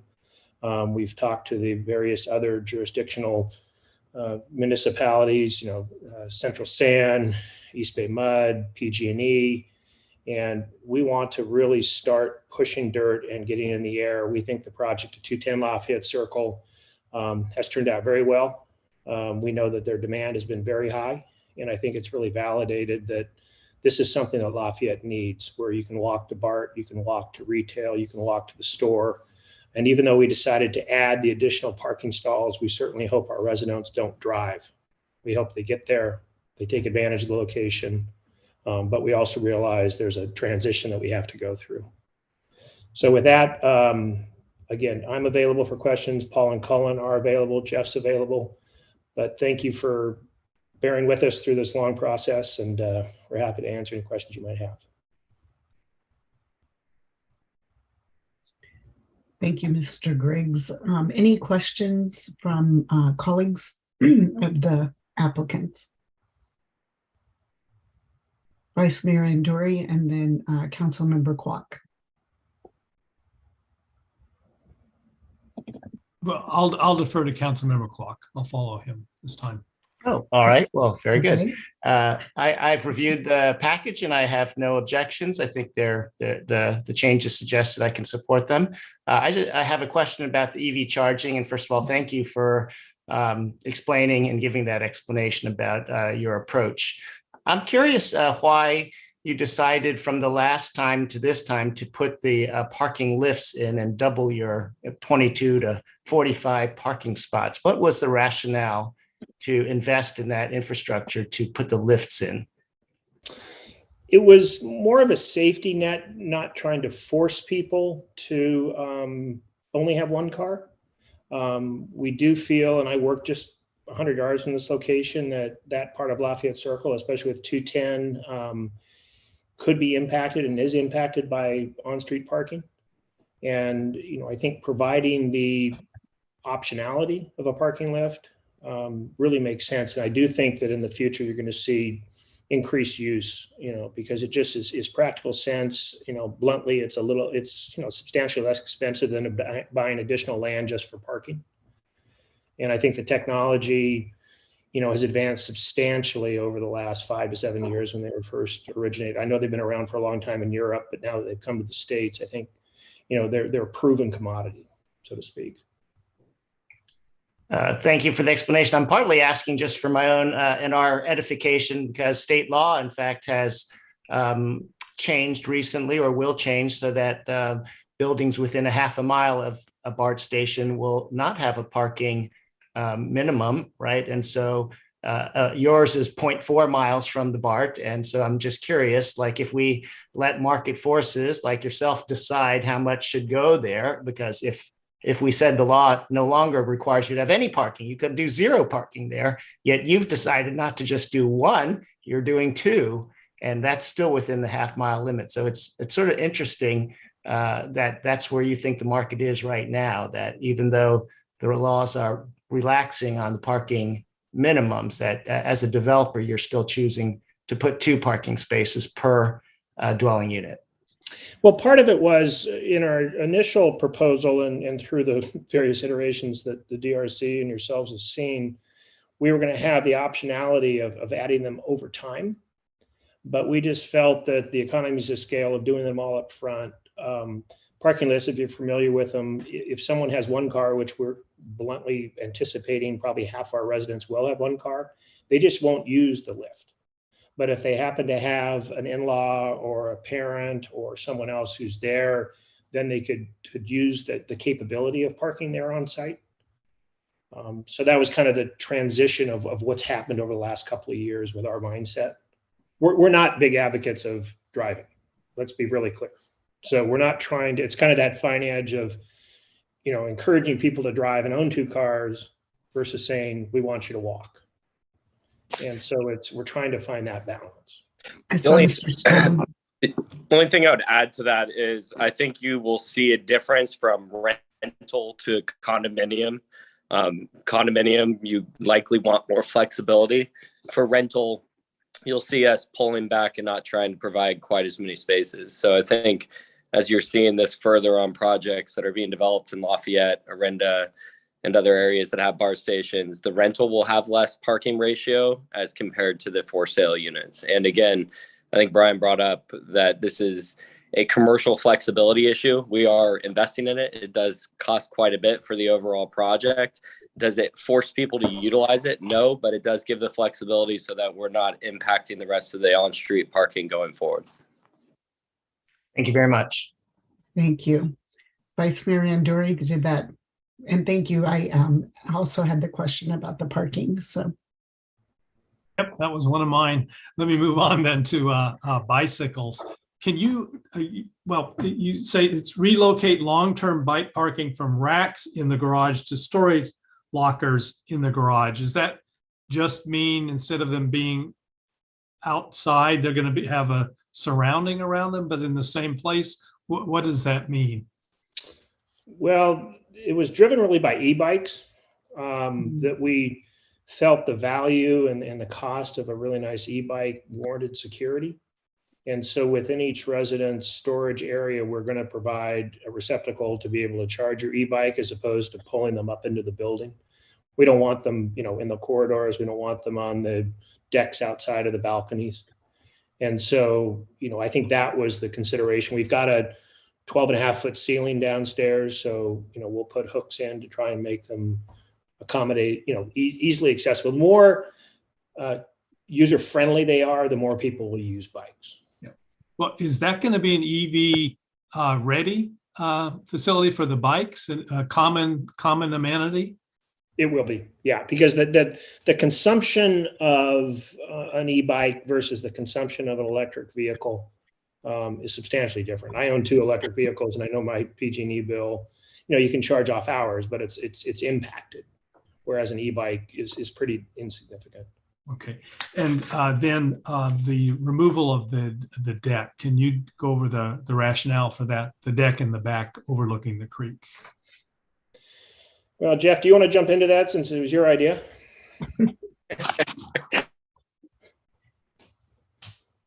You're on mute. Jeff, you're on mute. Sorry about that. It was an accessibility issue. And then as you saw, we brought in the amenity space up to the top of the building. So we thought it was a better and a less impacted standpoint from the other zoning across the creek.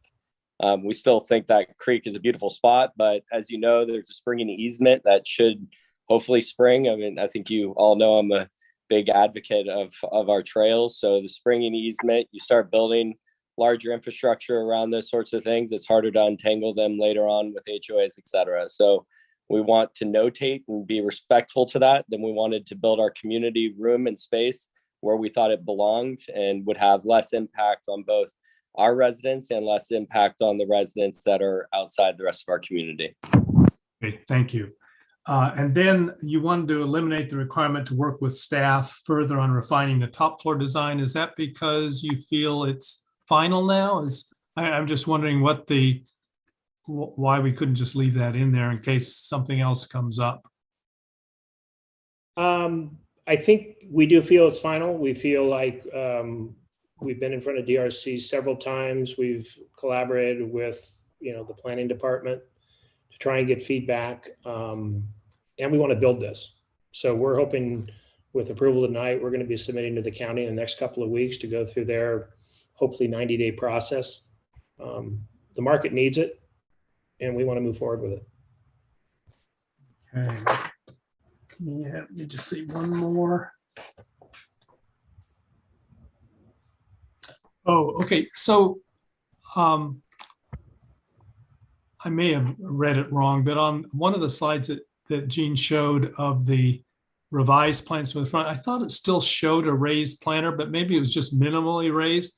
I'm just curious why the raised planters came out in the front. You want that, Jeff? Those were detention basins before when it was first designed. When I looked at that, I don't like detention basins at the front of my buildings because you're limited in what can be planted within them. You don't get as much height. You have to irrigate them pretty heavily. And frankly, it didn't feel for how we're going to try to quiet down the siding and massing with some of the landscape that we can put in.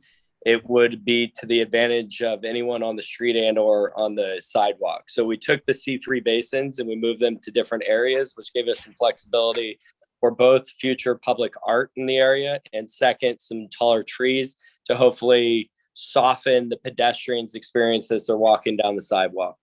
Okay, well, I thought, I didn't think those were retention basins in the front of the, it was to the south, but not right in front of the building. Those were raised planters, I thought. There were retention basins as well. When I came into the project, Izat, who's done a lot of my projects, as you know, and I sat down on this, we started calculating square footages, getting into the operating and maintenance schedule, and we were able to move those to the further sides. The two, when I at least entered the project, they were detention basins. Okay, but the last plan we had trees in those raised planters. One of them that they stepped back, and then now what we did is we provided ourselves the full flexibility by moving the detention basins on the full side of the property. Okay, but the drawings from the last time we had it had a number of trees in front. Have you increased those trees? Because they don't seem to be. We've increased the one on the right side as where it's coming into the entry. And frankly, we're working through with a public artist right now, looking at the left side for both what we can do for public art as well as potentially some other plantings. We really like the idea of the left side having a good public art element to it to identify to the community.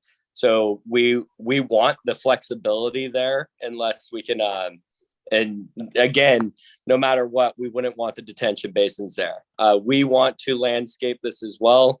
Biophilic design is what drives 90% of my decisions in single family and multifamily.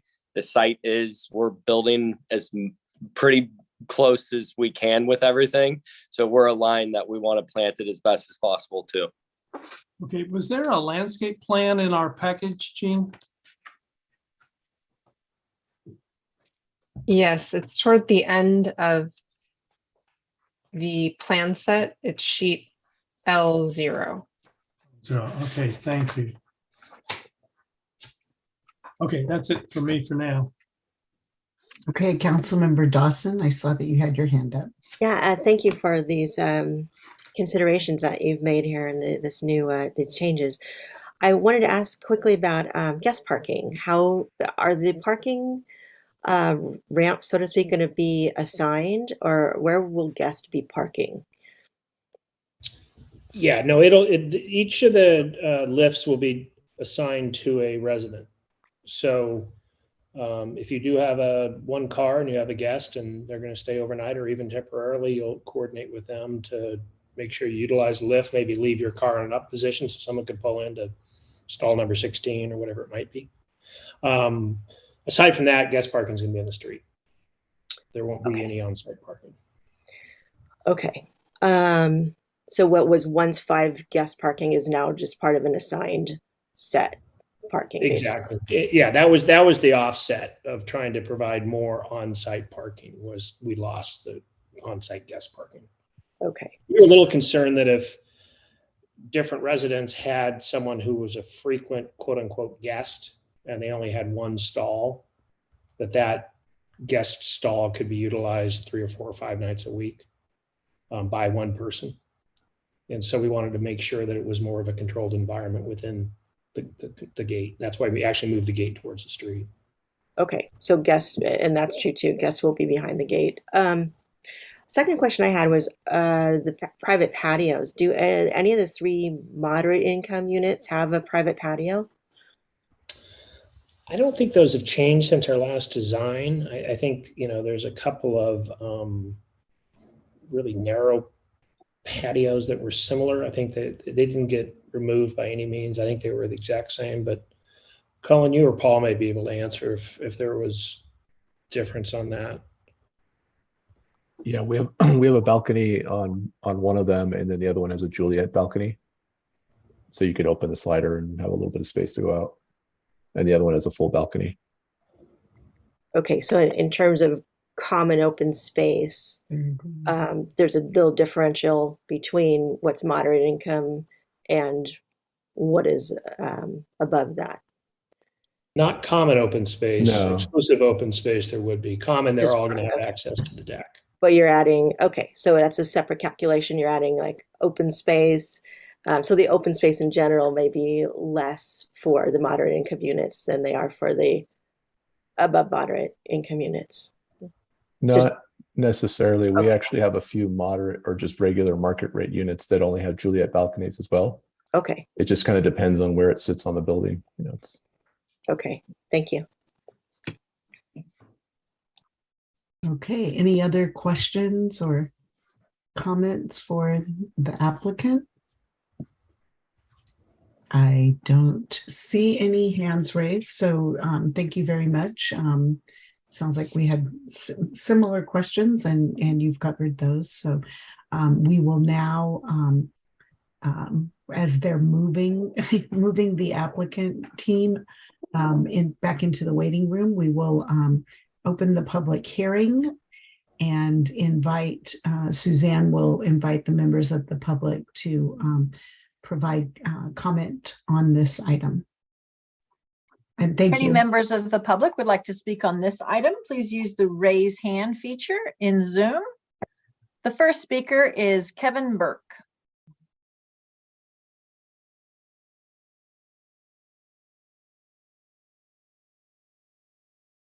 Hi, good evening, council members. Thank you for the presentation. My name is Kevin Burke. I'm 34 years old. Our family has one car. I also have a big e-bike with one of the buckets on the front. I use that to take my son to daycare. My wife will also get in the bucket and we'll go on trips sometimes. That's getting more popular. It's a really easy way to get somewhere and not have to worry about parking at your destination. If you look at national e-bike stats, they're exploding. I think this is a trend that you should really start planning for now. I second the comments from Councilmember Kwok. I really don't understand why you're increasing the parking to 2.5 spaces per home. I'm sure that you get plenty of complaints about traffic. If you allow every new resident to bring 2.5 cars, that's just going to make traffic a lot worse.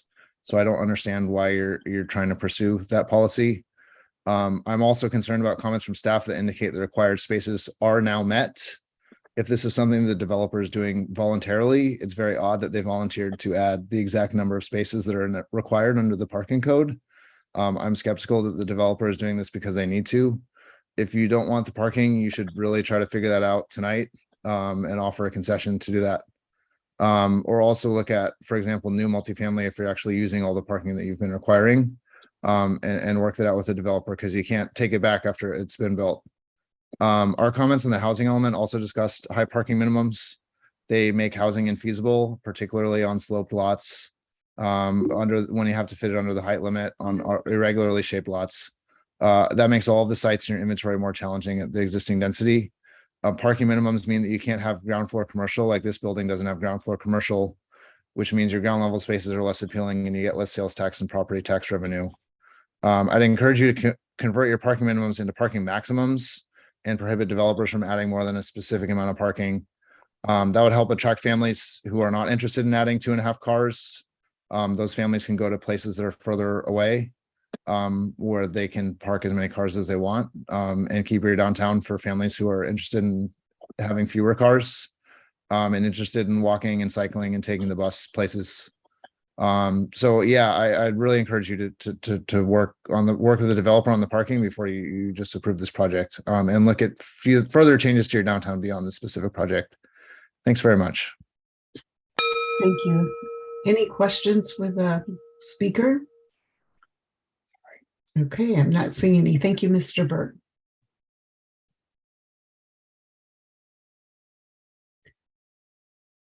If anyone else would like to comment on this item, please use the raise hand feature in Zoom now. There are currently no hands raised. Oh, here we go. So the next person to speak is Robert Lavoie. And if anyone else would like to speak on this item, please use the raise hand feature now.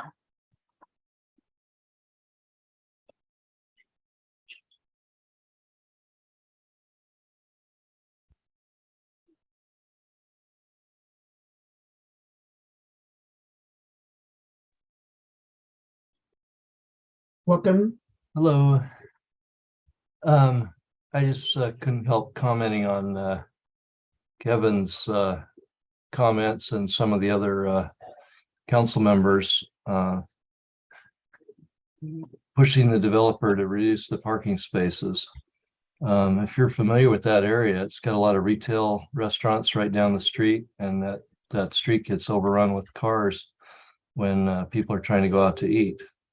And to force developers to provide insufficient parking so people are parking all over the streets really takes away from the neighborhood. I think if the developer is willing to put in that parking, we should congratulate him and not give him a hard time. If he wants to have one bike and carry his wife around in the bucket, I think that's great. But personally, my wife and 3 kids wouldn't fit in the bucket, and we need 2 cars to make our family work. So I think you take away freedom from people and let a developer choose these things, or the city. It's irresponsible, and it really takes away people's rights as homeowners. Thank you. Hey, thank you, Mr. Lavoy. Any questions for the speaker? Okay, not seeing any. Hands raised, thank you. Thanks a lot.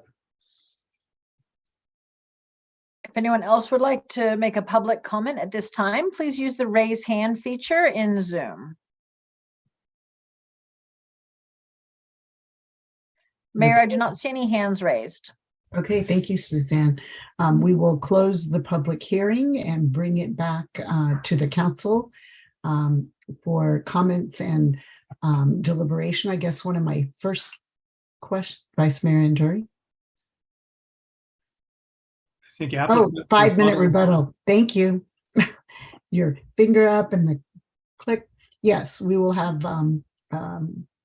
the applicant back for a 5-minute rebuttal.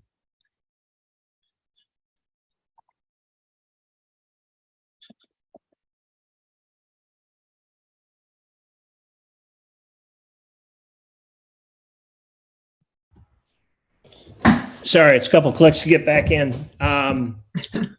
Welcome back. I appreciate Mr. Burke's comments and certainly don't want to mislead him or the council or anyone else in Lafayette to say that we encourage single vehicle occupant driving. I am a big advocate of alternative means of transportation. Part of the reason that we've selected this site, as I said earlier, is about the proximity and the ability to not have to drive. And to the extent that you live, a mile, 2 miles away, I think you're forced in many cases to have 2 vehicles, especially for 2 wage earners, especially if you have families and need to transport children around. We made a decision that rather than force people to live with 1 vehicle or to populate the streets around Huff, Lafayette Circle, that we'd provide this alternative. But these are modern, innovative, transit-oriented residences. And we think that the occupants who are going to live here are going to be sensitive and appreciate all those values. And to the extent they don't have to buy a second car, they're not going to buy it. So, we stand behind the decision we made. I'm not a big advocate of maximum parking. I do think at a point in time when congestion becomes so great that you might have to put limits on parking, that's, creates an entirely different issue with gridlock and people driving around for, half hour on end. A couple of my children live in San Francisco, and I know they can spend 15 or 20 minutes a night trying to find parking. So it's this balance that we're trying to hit. But, I respect the comments, appreciate the support from the second speaker, and hope you go ahead and approve our project as we proposed. Thank you. Okay. You have a few more minutes. Anybody else want to say anything? Going once. Okay, we will close that portion of. Does anyone have questions for them? Vice Mayor Anduri keeps me honest. Thank you. Yeah. Well, I do have two questions. One is on the bicycles. You're providing, I will make sure I understand, you're providing space for 18 bicycles, or is there actually room for more? Because again, you've got room for less than one bicycle per unit. And, our hope is that, people who run errands from this location will walk or use bikes. No, there's 20 storage units. Paul, correct me if I'm wrong. I think at least two are back near the back stairwell. There's a cluster that are next to the lobby, and then there's I think 4 that are in the northeast corner. So every resident will have a storage unit on the ground floor. And how many bikes fit in each unit? The storage units vary by size because everything's kind of cattywampus with an angle. If you're going to put a bike on 2 wheels as opposed to lifting it onto a hook, it may be 1, it may be 2 beside each other. It also depends whether you're going to have a chest in there or extra tables or chairs or something else. So it's a little tricky to kind of anticipate what a resident might put in there. Okay, so these are not dedicated bicycle storage units. No, they're resident storage that would be available for bikes or other personal items. Okay, well, then in the original design, was there a separate bike area? There was a common bike area. I think one of the aspects that Jeff and I talked about extensively is someone really going to park a $2,000 or $3,000 bike in an area that would be shared with other residents versus a secure area? Okay, so you've expanded the secure storage to as much as possible. Yeah, is it expanded equivalent to what was previously the bicycle storage space? I can't, and maybe Paul Colin could say. I think the prior storage units we've grown generally to make sure that they would fit. I don't know if the sum of the prior storage plus the bike area is equal to the current storage area. I suspect it's close. I don't think we reduced them. Again, this is market driven. We want to make sure that a potential buyer of these units comes in and can really utilize what's there. And so if we've missed the mark on this, then we've missed the mark. We don't think we have. Carl, to take it one step further, where we used to have the unsecured bike parking, we did envelop that whole area so it could be all secured.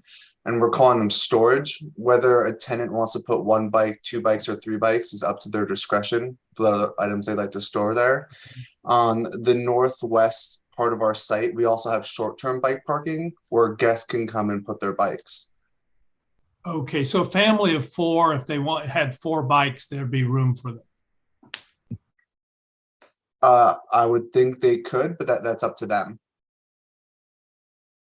They could also bring bikes into their units. This is an elevator unit, so they can come in if there's 4, and if they had an issue, they could put it in the elevator, walk it into their unit, and have additional space there on their balcony and or inside of their unit. So we're not restricting through HOA or otherwise that they can't bring their bicycles up into their own units. If they have multiple bikes that they want to charge for that evening, they could do that as well. Okay. Well, to be clear, we haven't talked about the CCNRs. I'm not sure we want bikes hanging out on the stairwells, but the balconies. But Jeff and I will fight over that. All right, then my second area is the landscaping. I pulled out my file from the last time you were here, and I'm looking at my plans. And it clearly shows in the front raised Corten planter wall, shows up in the drawings too. And then it shows bioretention along the side. It shows bioretention in the back of the building. So I want to make sure I understand, where did if you were counting those raised planters in the front as bioretention, 2 questions. 1, where did the bioretention go when you eliminated that as bioretention?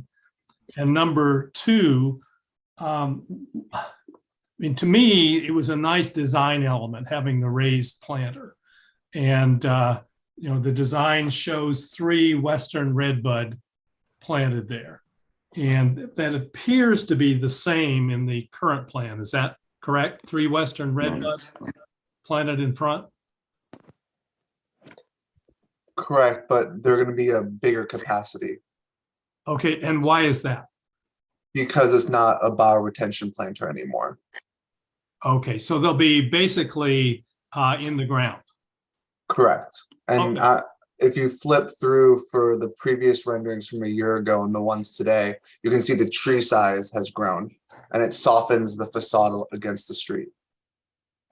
Okay, and so then where does the bioretention capability go? Put it on the side yards. We put it on the side Down yard, yeah. the south side. Okay, but it was already there. You just extend it? Yeah, Correct. it pulls all the way to the back almost of the building. That had one of the issues about the accessibility. We used to have to provide a To the accessible deck, yeah. path. Okay, great, thank you. No other Okay. questions? Any other council member Dawson? Just a quick question, and Mr. Griggs, you brought this up too. We have our new EV ready standards that we've adopted today. That being said, you're EV capable in all these in all the parking areas. Are there EV ready as well? And how will you distribute that amongst those units, I guess? There's day one, there's going to be 2 EV readies, the ADA and one of the pairs, one of the lifts will be EV ready. We're using that partially to show potential buyers what they could have. We do think that buyers may not all have electric cars. In fact, we suspect the majority will not initially. But I think over the next 5 to 7 to 10 years, the majority will flip and they will have electric cars, at which point in time, they'll just need to pull the wire, which will be ready through the conduit, and then install the charger. We're looking at, I think the biggest issue that I'm proud of is that we've upsized the capacity of the building in anticipation of having all pairs have the ability to charge electric cars. And that's a pretty substantial capital investment upfront in order to upsize the service. Agreed. I'm just thinking that I thought for 20 units, and Mala, maybe you can confirm with these new standards, we were looking at 25% EV ready. Should this apply as if this is of today, or is there a timing issue on this? Councilmember Dawson, are you speaking to the ordinance itself in terms of the timing? To the ordinance, and as it would apply to this development plan? The ordinance isn't in effect yet. It was on, if I recall, your consent calendar, and then would take effect 30 days thereafter, and it would not be applicable to this project. Okay. Just under that wire. Okay. No, and January we're not 1st. trying to skirt anything. I mean, Oh no, I don't mean that. I'm not implying that. that's not our intent. So One thing I'd like to reassure the council of is with their new provisions with EV Ready, it only provides a 120 volt outlet with 15 amps, which is almost like a trickle charge for an EV car. What we're providing is EV capable, but it's 240 volt, 40 amp. So when that person does purchase a car and they purchase the charger of their liking, the capacity will be there. So we think this is better and beyond what the forthcoming regulations are. Thank you for that. Thank you. Councilmember Kwok. So just to close out this point, then, before we vote on the COA number 12, because the current language in the attachment says design parking garage for electric vehicle EV ready charging for at least 18 spaces. So that's not what I've heard today. I've heard something changed to EV capable, which is a different definition. And I've also heard EV capable with level 2, 240 volt capability. So could either staff or the applicant please provide the language that you want the city council to be approving for item number 12 of the COA? If it's not what's on there right now, which is at least 18 spaces of EV ready. Until the 2022 building code comes out, EV ready is a new term that's to be introduced. Currently, it's just EV capable and EVSE, which is electric vehicle supply equipment. And we'll be providing electric vehicle supply equipment for 2 stalls on day 1, and the other 21 stalls will be EV capable. But I see the issue is we want clarity, because an hour ago you adopted this. So we'd be happy to change the condition to say that if you want to say 21 spaces will be EV capable for level 2 charging. I'm happy to agree to that if that meets the council's liking.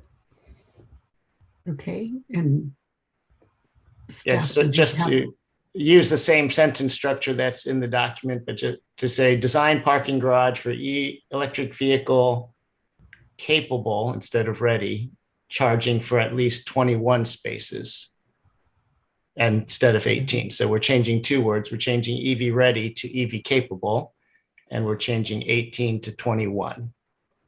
Yeah, and if you want, we are happy to commit that there'll be level 2 charging also. Okay. All right, So- thank you. So staff got that. So when we move to that section, thank you, Councilmember Kwok and all the applicant team.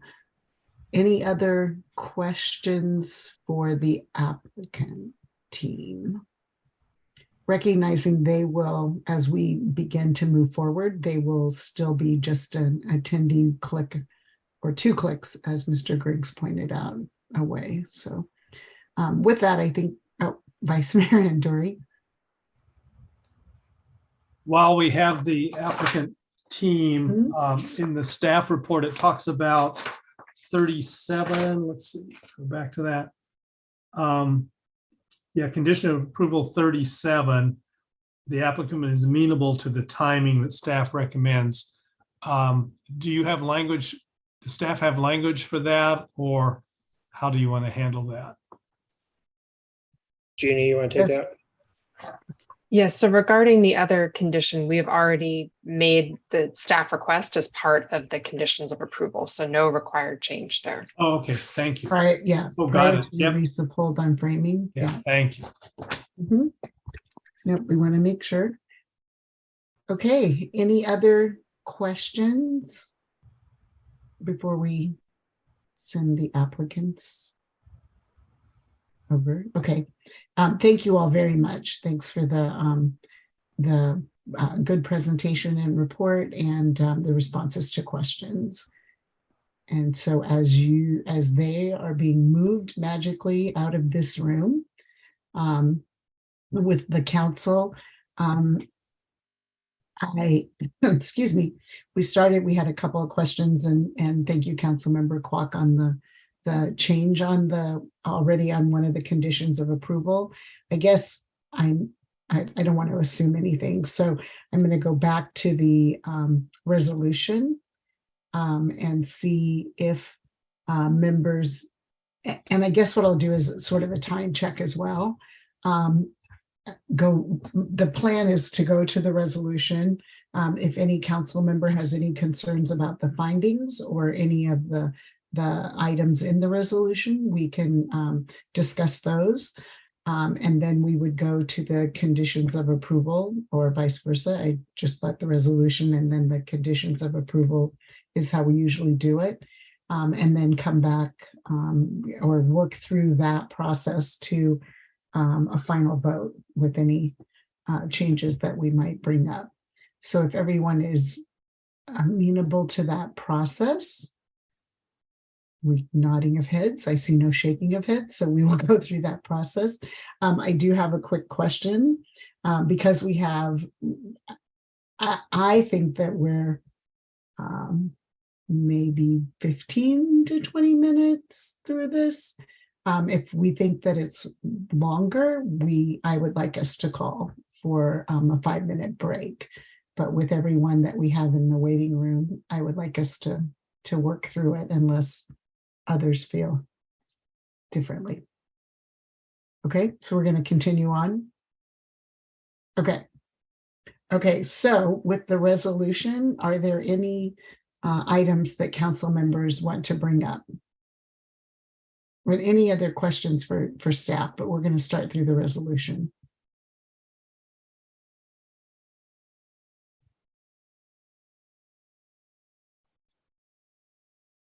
So I did not have any changes on the findings, and thank you all very much for your questions. And Vice Mayor Anduri, do you have any on the resolution, any questions or edits? Okay, so we will move to the conditions of approval. And I'm watching Mala's face to make sure that I'm not doing anything completely out of out of order.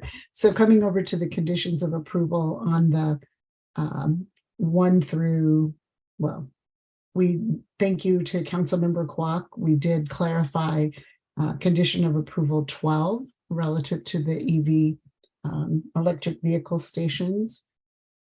Any other questions or clarifications on the conditions of approval? Vice Mayor Anduri? Actually, on 12, the applicant had said that they were going to have 2 charging stations. Do we want to put that in 12 as well? Oh, good point.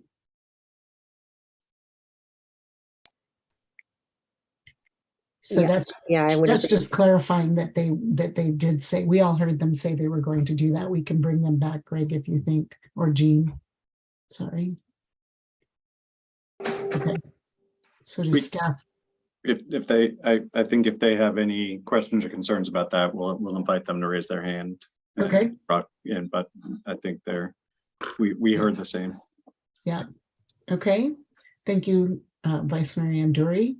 Any other on any of the other conditions of approval?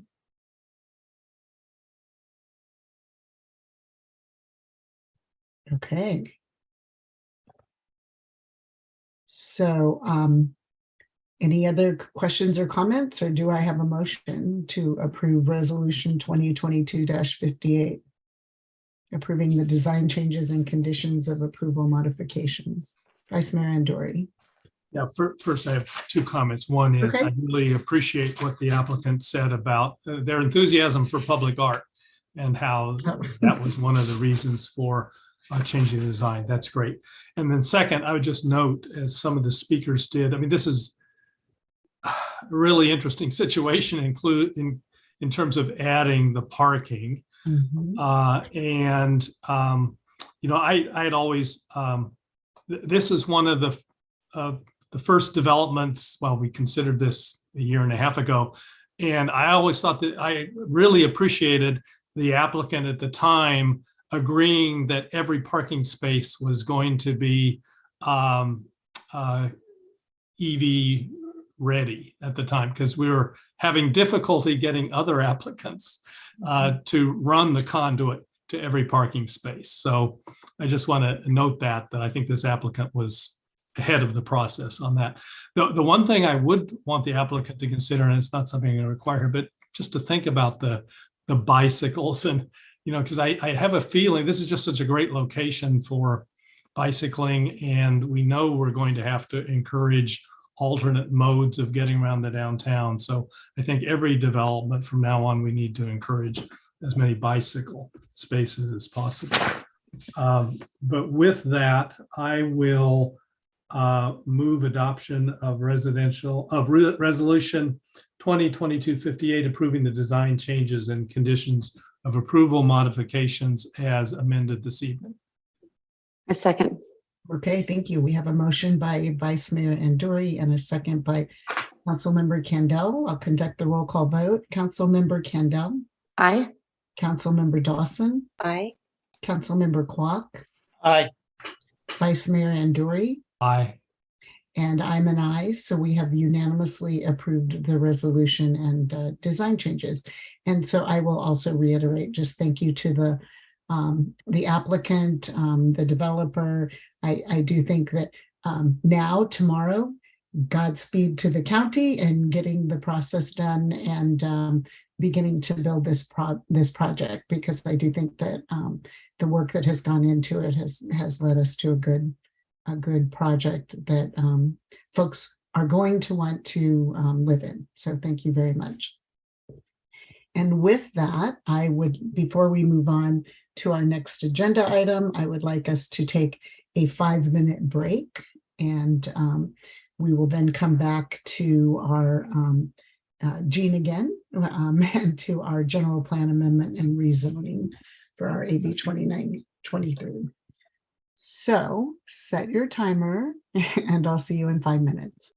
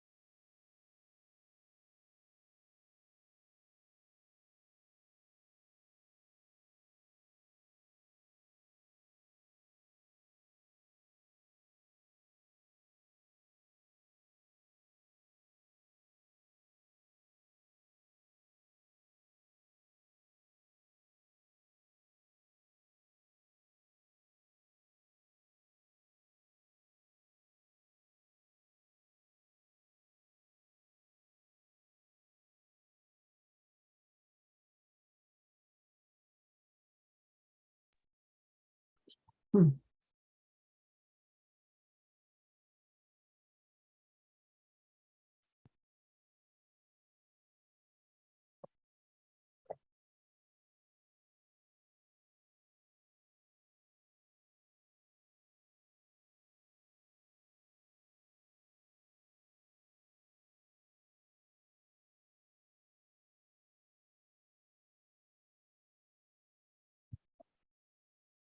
Okay, I think think we're excuse me, all coming back.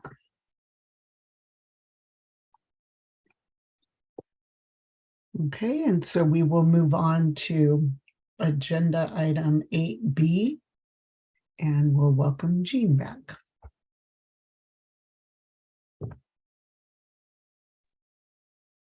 Okay, thank you. So switching gears, let me just load up my presentation.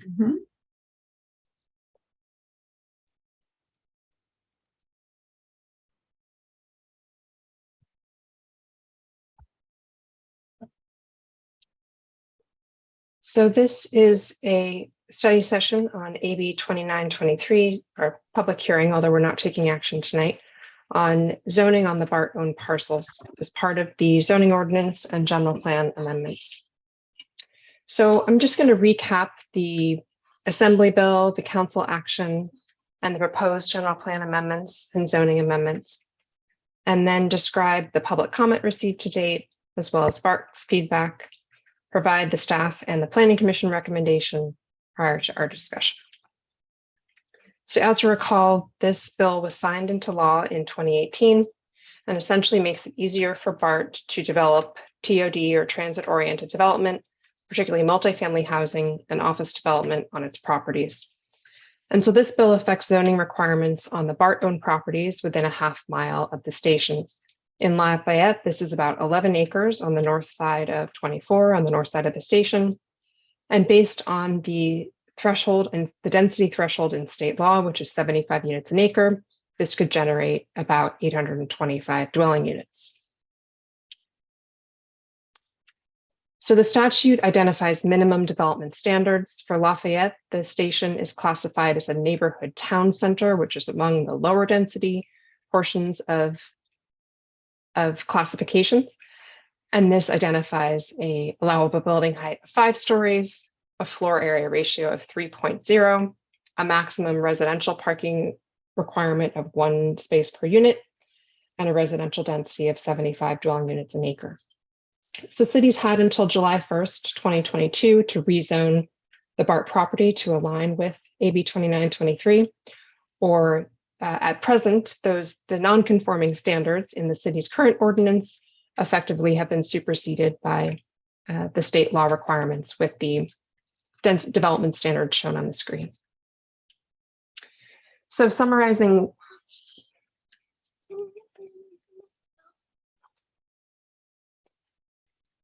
multitasking. So recent action. So the Planning Commission met in January of this year and recommended that the City Council support proactive rezoning of the AB 2923 zoned parcels. In February, the Council met and directed staff to begin preparation of implementing zoning standards, as well as extending the objective design standards that apply in downtown for consideration by the Commission and the Council. In August, the Planning Commission recommended that the City Council adopt draft general plan and zoning amendments, including an overlay district and the objective design standards. And then right now, here we are in October, it says 11th, this is now 2 weeks later.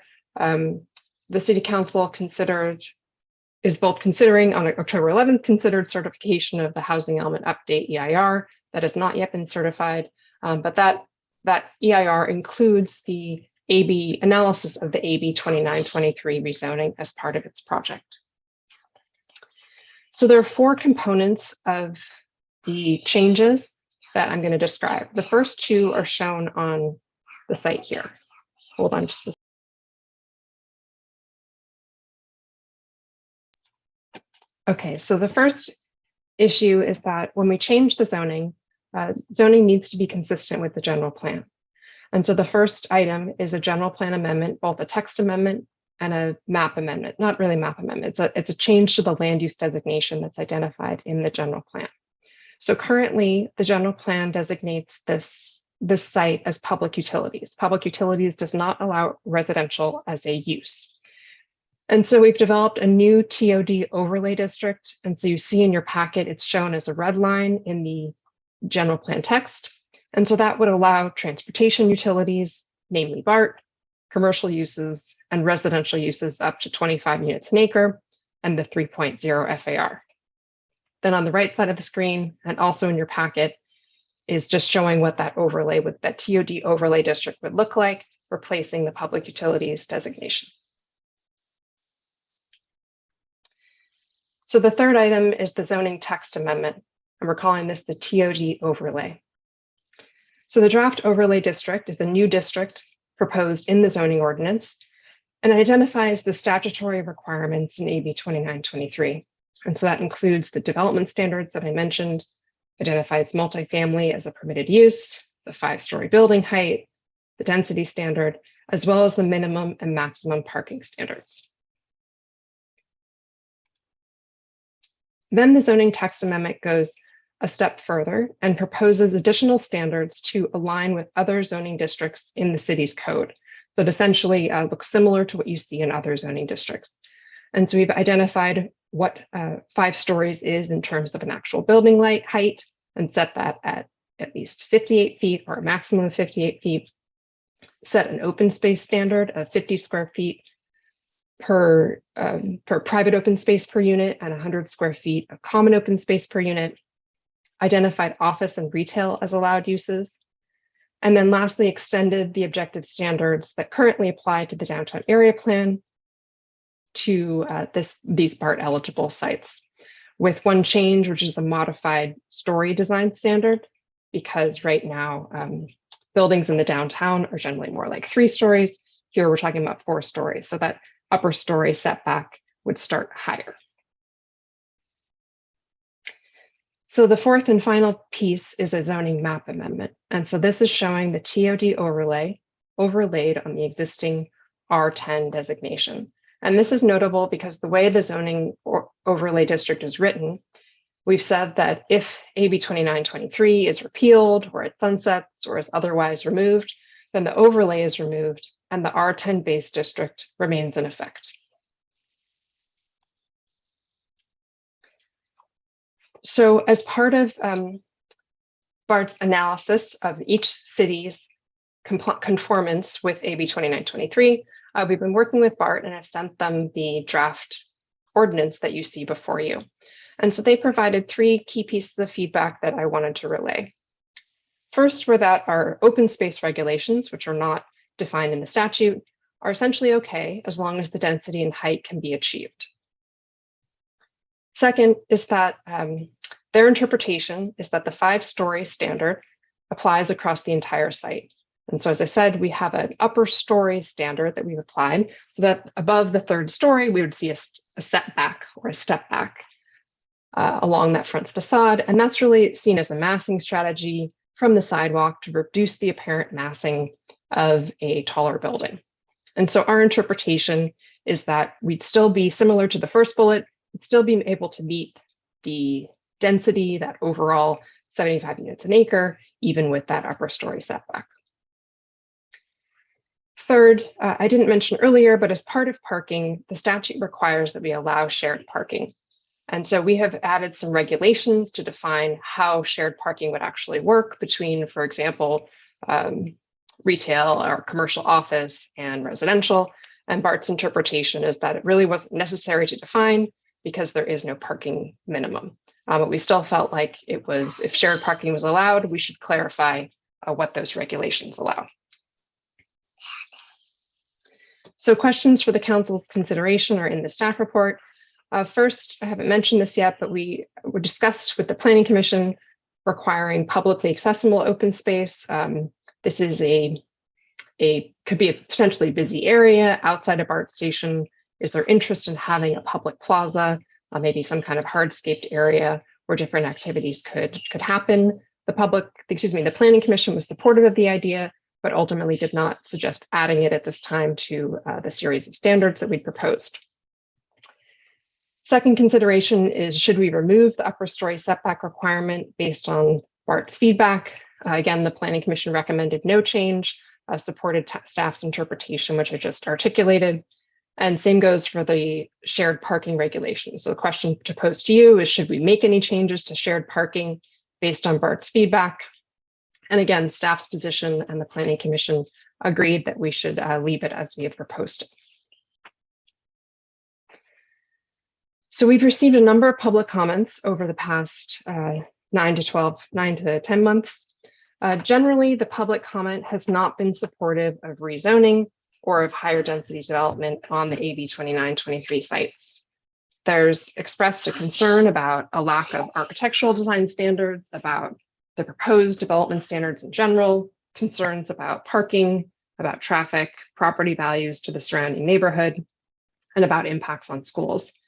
And then last, some concerns about the fire hazard severity zone on the north side of Highway 24.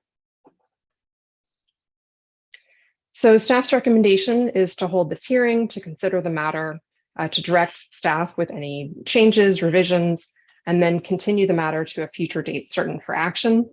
Because again, we could not take action until we have certification of the environmental impact report. Fortunately, that concludes my presentation. I am happy to answer any questions. Thank you.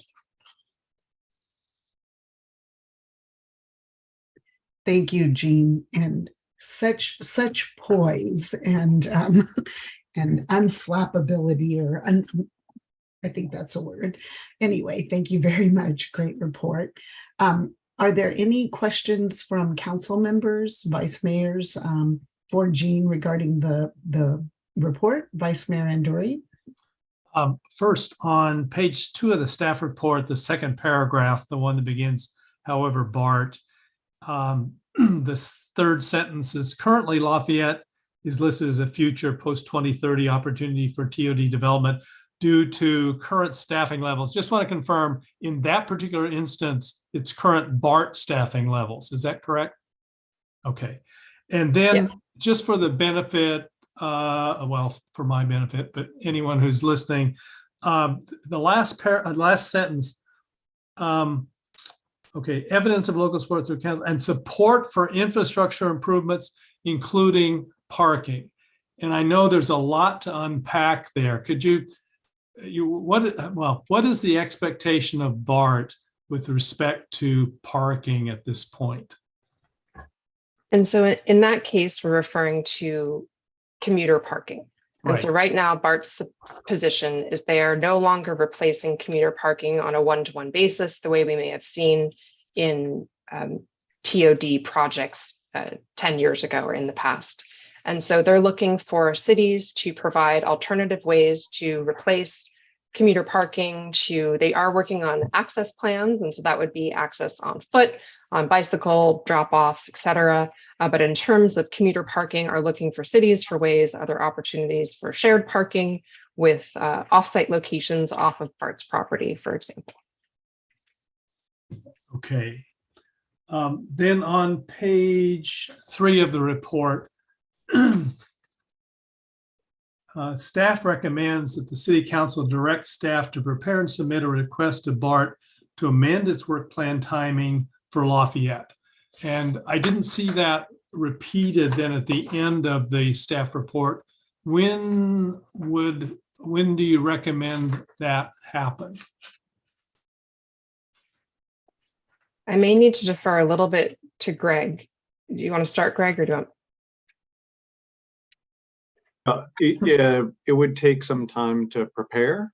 I think this goes to our prior item tonight and HCD's letter to us. And so if this action that the City Council may take with respect to rezoning, because as we know, 2923 is the law of the land and the zoning standards are what they are pursuant to 2923. So if the action that the council previously directed staff to prepare is what you're considering tonight. And in conjunction with this action, a separate but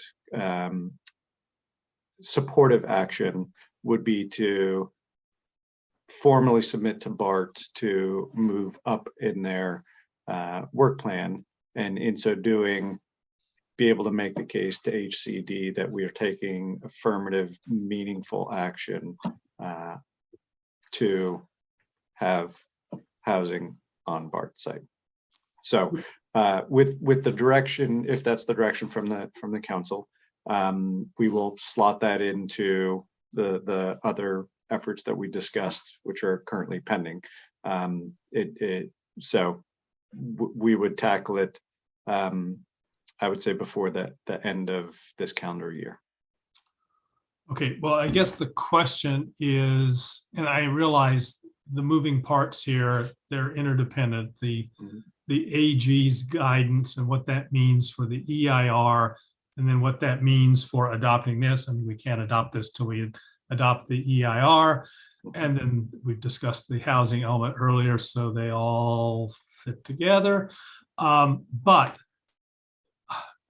if it's the will of the council to, I mean, if we're serious about opportunity sites on the BART parking lots, what would, I mean, I'll just ask it this way. Why wouldn't we send a letter now, approve a letter now to BART, asking them to amend their work plan? Even given all the other working parts, why would we want to wait? I think those actions would be consistent. I don't believe there would be I can't provide you with a reason to wait. Okay. All right. So then the question is, do we benefit from taking action as soon as we can to express that letter? Now, I know that Jean reported on the community input, and I think there is some element of community input that would not want us to do that. But I think that we need to consider, if we do want housing on BART, do we need to send that letter now in order to, just show that that's something we want to happen? So I'll just, leave that for discussion later. And Councilmember Anduri or Vice Mayor Anduri, if I might just butt in, that if that is something the council wants to do, I would suggest we bring that back as a future agenda item, given that this agenda item is really to discuss the rezone and general plan amendment of the property. Right. Yeah. And the only reason I raise that because it's in the staff report is staff recommends. So I'm just trying to get a sense of where that fits in the actions we should take. Okay. Well, in looking through the materials, one of the things we talked about was having specific BART site objective standards. And as that went to Planning Commission, I read through this, but where does that stand? I understand that the recommendation is to adopt the downtown objective standards, but right now the downtown objective standards don't have our phase 2 objective standards. And so specifically with respect to BART, I'd be I'm a little bit nervous about what might be built there. I looked, one of Jean's slides had a picture of Town Center 3. And, if something like that were built there, it would be a lot better than, what are they called, Councilmember Kendall, Stumpies? Yeah, a lot better than that. So anyway, I'll wait for I'll hold on further questions. Okay. Councilmember Kendall. Hi, yeah. So my question is about the parking. So I know AB 2923 used to say that they were going to provide one parking spot per resident. It sounds like the new law that it was just passed is now not requiring any parking. And I'm just making sure that that's the right interpretation. So now there's no parking required for BART parkers or for the residents at the BART lot, even though AB 2923 had one. So AB 2923 has a minimum of 0 spaces per unit. So someone could come in and do 0 spaces per unit and a maximum of 1 space per unit. And so they could not exceed 1. And so similarly, but BART had put us in the category of putting in 1. up right? to 1. Right. So No, up they to said 1. Lafayette was, yeah, right. But that's, like I said, oh, 'cause that was a BART qualification, not an AB 2923 Right. And so qualification. Okay. now I would say they are consistent, because now similarly, you can also under 2097 also have 0 parking per unit. Okay, thank you. That was it. Okay, any other questions? Councilmember Kwok. Okay, I got a question about the open space, and there's the public and common space question, but my question is about the private space, where there's a 50 square feet of private open space. And I just want to clarify, does that mean something like a private balcony? Like for each of the 830 units, they'd each have a balcony of no less than 50 square foot? Yes, that's the idea. Okay. And how do we come up with that number 50? Is that something that we do elsewhere in the city, or is it in the downtown specific plan, or where did the number come from, 50 feet? That is, so, many of the open spaces I understand in the city are often based on a percentage of the site area, which is not typical for a more urban condition. If we look around other cities, there's a very broad range. I would say here we're talking about 50 private plus 100 common open space. That's actually fairly high for a more urban setting. And that's why Bart's saying, okay, as long as you can meet the density, it's okay. Other cities might have 80 square feet per unit, 50 square feet per unit, 100 square feet per unit. So I did look at a few different cities. I work a lot in the East Bay. I am a consultant. I don't work for the city of Lafayette as an employee. So I was looking at other examples, and I'd say it's on the higher side compared to other cities in this kind of urban condition. And the higher side, meaning the combination of the 50 plus 100 is on the higher side. Do other cities require private, every dwelling unit to have its own private balcony? Again, it's a real mix, I would say. Sometimes it's a combination that's allowed. It could be, the developer gets to choose if it's private or common. Sometimes it is the split requirement like we're suggesting here. Okay, and are there some times that there's no balcony? That's right. So there could just be a common open space requirement, and it's just provided in a courtyard or on a rooftop. And we've seen in other projects, we saw a project earlier tonight that had some units had balconies and some just had common open space.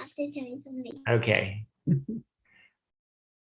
I have another question, not related to balconies, and that's related to the table. That's the development standards table. In the table there, you show the maximum building height to be 58 feet. And the explanation for the 58 feet was that the first floor would be 16 feet, and that each of the additional floors, 2, 3, 4, and 5, would be 10 feet, 6 inches. Is that correct? And that's how, when you add that up, it equals to 58 feet? That's the idea. I mean, sometimes we'll see floor heights at 9'6". 10'6" is a little bit more generous. So we're trying to consider that. 16-foot ground floor, 14, 16, 18 is something typical that we see in ground floor retail to allow that level of retail. Although we're not anticipating potentially much parking here, that can also accommodate something like parking lifts or other needs on the ground floor.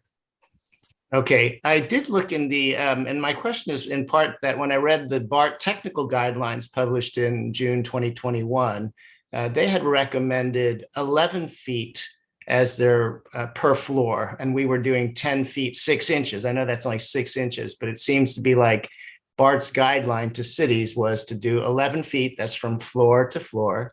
And we seem to deliberately be doing it a little bit less. And I'm just wondering, why don't we just do 11 feet and be somewhat compliant rather than be just give BART another reason to say, hey, you're trying to limit things and make it more difficult on builders or less attractive or something.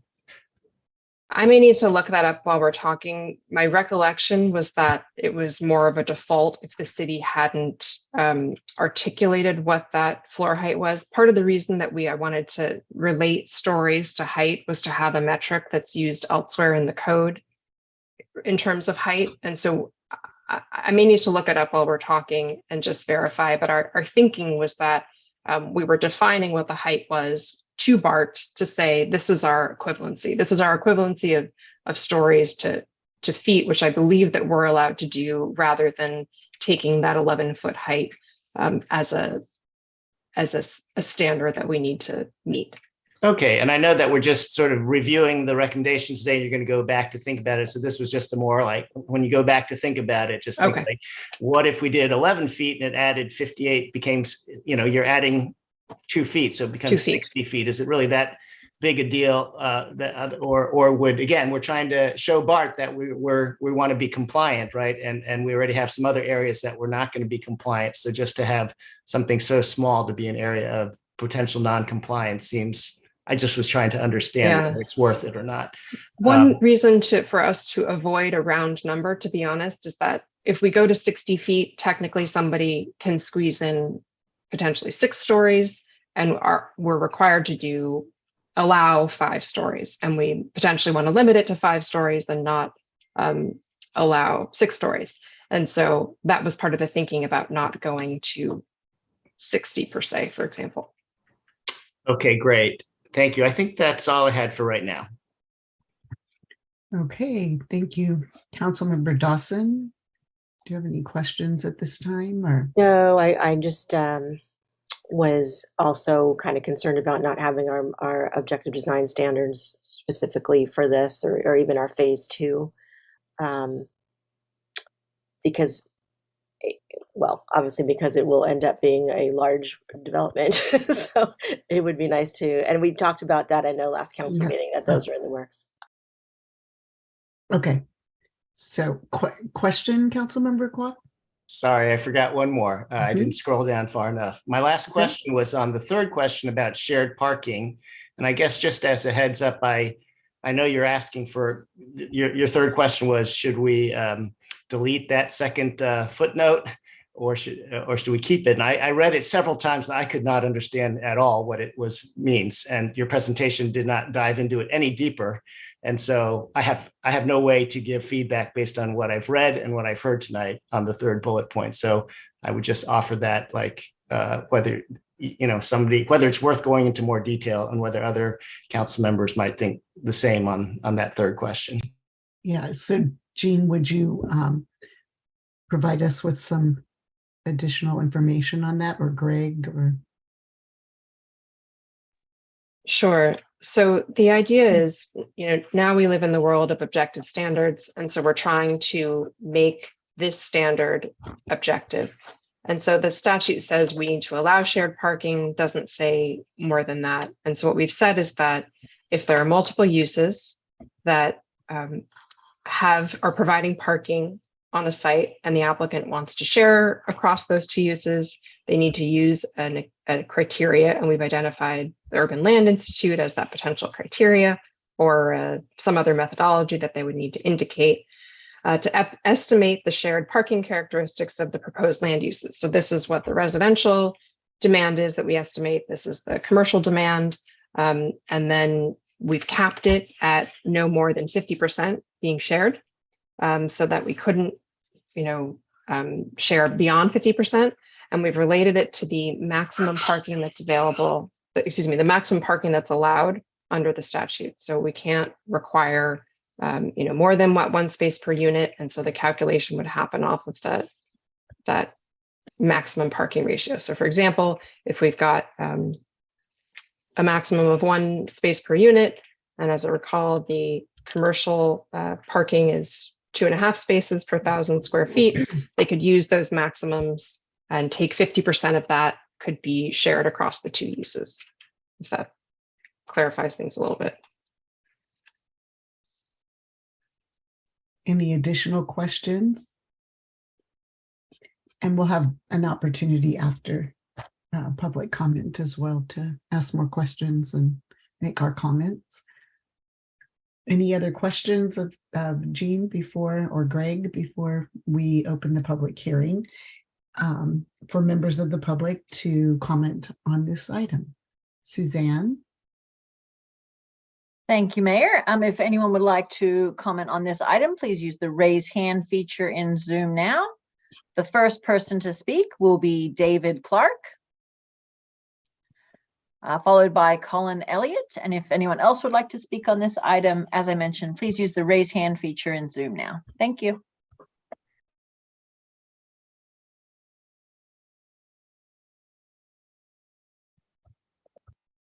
Welcome, Mr. Clark. Thank you. I have a brief comment about an item on page 5 of 7 of the staff report. It's in the public comment section. And Jean, I know you referred to a part of this, but not this paragraph tonight. And I wanted to thank you, Greg and Jean, for including the conversation in the second paragraph of that public comment on page 5 with respect to the discussion at the Planning Commission in a prior meeting about the no net loss provision that was provided in Senate Bill 330. Thank you for including that discussion, and I particularly appreciate the fact that you referred to it as a creative idea, because I think it was a creative idea. In fact, I think it still is a creative idea. And with that, I want to tell you a brief but related story. Many years ago, when I was younger, in high school, actually, it was almost a rite of passage to rebuild a car engine, and I did that. And I still have a torque wrench. I have a ring compressor. I have a small mirror that I can see around corners that I acquired as tools to help put that engine back together. So I haven't used those often, but they've come in handy when I needed them. And I think this no net loss provision falls into that category. We may be able to use this again.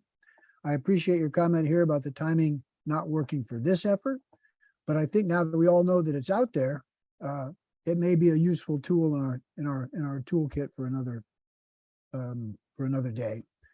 And for example, not long ago, I don't think many of us knew what a springing easement was. Now I think we have 2 of them. So thank you for that inclusion and the discussion. And I'm going to stop with that. Thank you. Thank you. And thank you, David. I did notice the creative idea referenced in the report. Are there any questions for the speaker from council members? Or okay, so thank you, Mr. Clark. The next speaker is Colin Elliott, followed by Patty Battersby and Mike.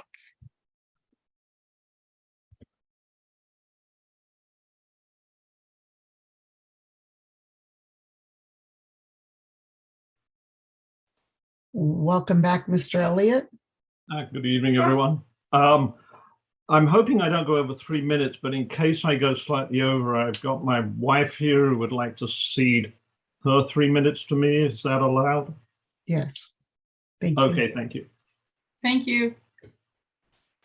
I'd like to suggest that we add 2 specific things to the zoning standards. We're pulling from AB 29 the certain basic minimums, and I'd like to suggest we add a couple of things. The first is on the fire safety. As you've all talked about, the sort of EIR is on hold right now while you consider the State Attorney General's recent guidelines. Part of those guidelines was sort of developing these thresholds of significance, as he put it. This was also something that our own Scott Summer had mentioned to you all in letters, I believe, while I was away.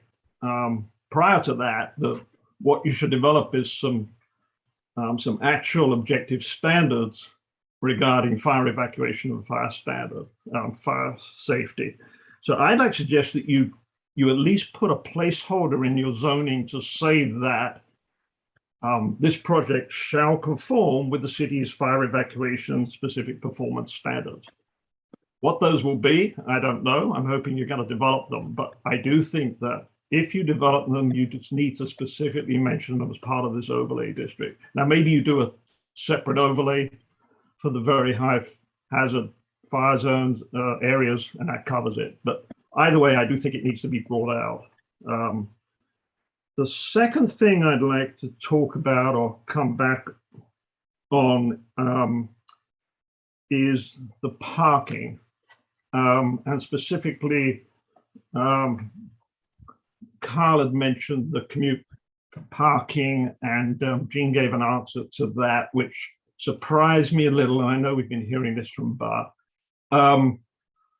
I'd like to suggest that also within the zoning, we also reference something else that's in AB 2923, and that within section 3, G and H.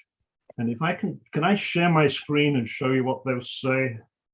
Is that possible? I'm not sure how I do that, but I think it's down the bottom here, correct? Yeah.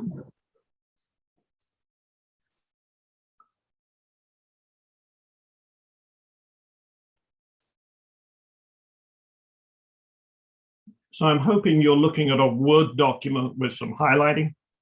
Mhm. And these are quite important. This is directly from AB 2923, section 3G says, there the district shall establish and amend as necessary a parking replacement policy consistent with the district's practice of auto-dependent stations. We are defined as an auto-dependent station. There are in fact only 4 in the whole system. And as far as I know, that has not changed. And you'll see that it goes on to say, with specific provisions to ensure that after construction of a TOD project, auto-dependent stations are still accessible by private automobile. Even more importantly is number H, where it actually says for any station where district commuter parking is reduced as a result of a TOD project, where TOD zoning standards apply, the district, that means BART, shall develop and fund an access plan that maintains station access for at least the number of customers affected by the reduced number of commuter parking spaces, which should include specific consideration for customers who live further than 1/2 mile from the station. So while I hear and I understand that BART doesn't want to do 1-for-1 replacement, their own standards also say that they will do a robust station access plan. And I think that station access plan is going to show they're going to have to replace some of the parking, or they're going to have to come up with something. And by the way, they fund it, not us. So the way around this, I think, is just actually to reference these 2 sections of the Act. We don't actually have to do any more to say that the project will comply with these. And that way we kind of punt on it a bit, but we make it known that we're going to be looking at this commuter situation, because just for vehicle miles traveled, if you take away all that parking, those cars end up on the freeway. So there's a significant EIR air quality issue, because we know that it's probably a minor number of people from Lafayette. A lot of the people parking there coming from other parts of the East Bay and our surrounding cities. So I do think that's an important one that we should reference in the zoning as well. And it'll be a battle with BART for sure, because they don't want to pay for it. But AB 2923 makes it specifically clear. So unless someone can show me that this has been overridden or taken away, I think we need to reflect it and mention it. So I actually can end about 25 seconds early. Thank you. Thank you. And thank you for unsharing your screen. And are there any questions for the speaker? Councilmember Kendall and then Vice Mayor Anduri. Well, thank you for your suggestions. This is be like a Mala question as well, is did the new law, the saying no parking near 1/2 mile of transit, does that supersede what's in AB 2923. That's why I thought I remembered it, that this is how it was. So thank you, Colin, for putting that up on the screen. I'd have to delve into that a little more, Councilmember Candell, to confirm. Thank you. Okay, Vice Mayor Anduri. Not a question for the speaker, but a question for staff, and that is, has this come up in discussions that we've had with BART? Because up until now, all I've heard is that, we have to find parking and fund parking. But this seems to, I can understand the legislature requiring that that parking be replaced, because as Mr. Elliott says, these people are going to be on the freeway if it's not.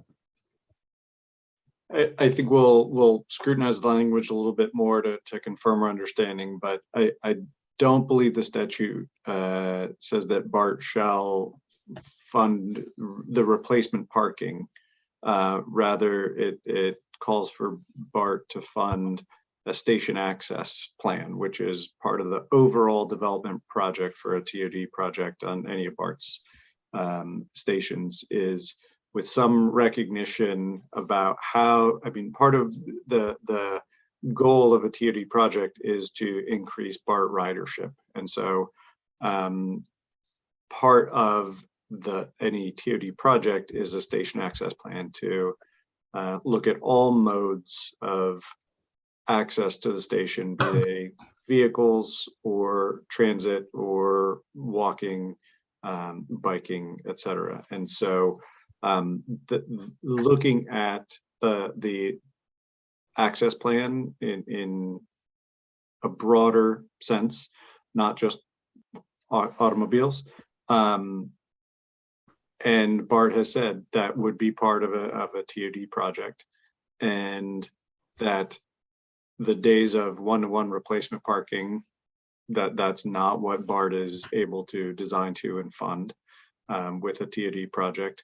And so we'll be looking at cities and the surrounding land uses, and it may be something akin to a shuttle from satellite city parking lots, or opportunities such as that come out of the station access plan.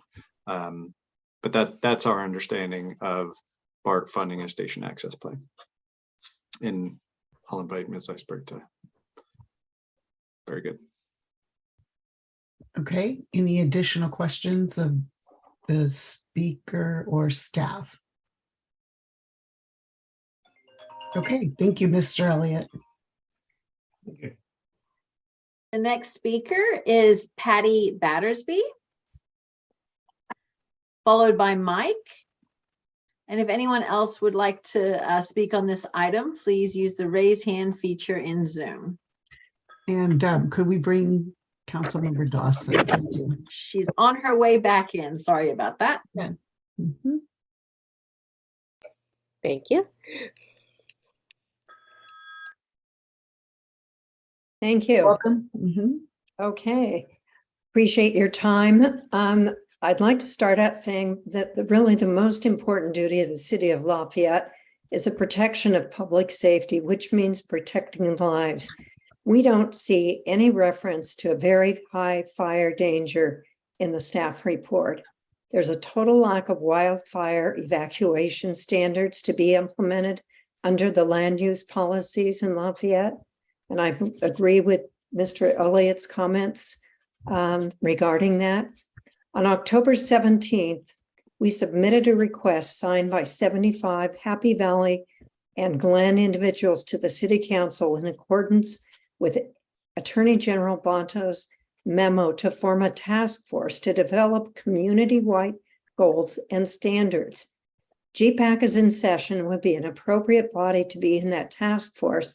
And I think there are many Glen residents that would probably be willing to volunteer as well. Our neighborhood, as I've said many, many times, is in a very high fire severity zone. It's the highest designation in the state of California. The current EIR inaccurately states that the fire safety is less than significant.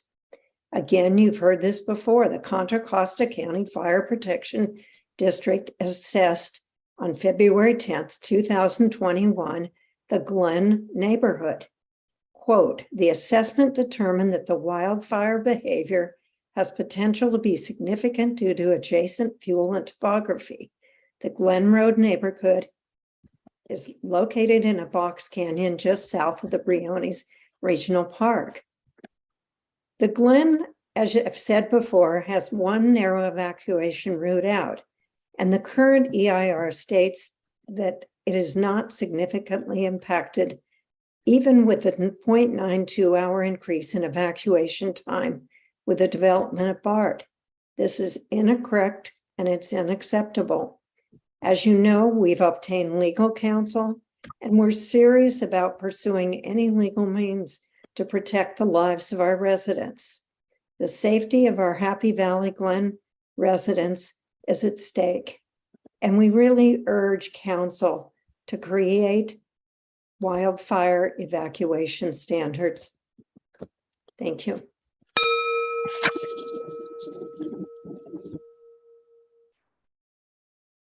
Excuse me, are there any questions for the speaker? It was in the middle of my note. Okay, not seeing any. Thank you. Thank you very much, Ms. Battersby. Thank you for your time. The next speaker is Mike. And if anyone else would like to speak on this item, please use the raise hand feature in Zoom now. Following Mike will be Scott Summer, and there are no other hands raised after Scott at this time.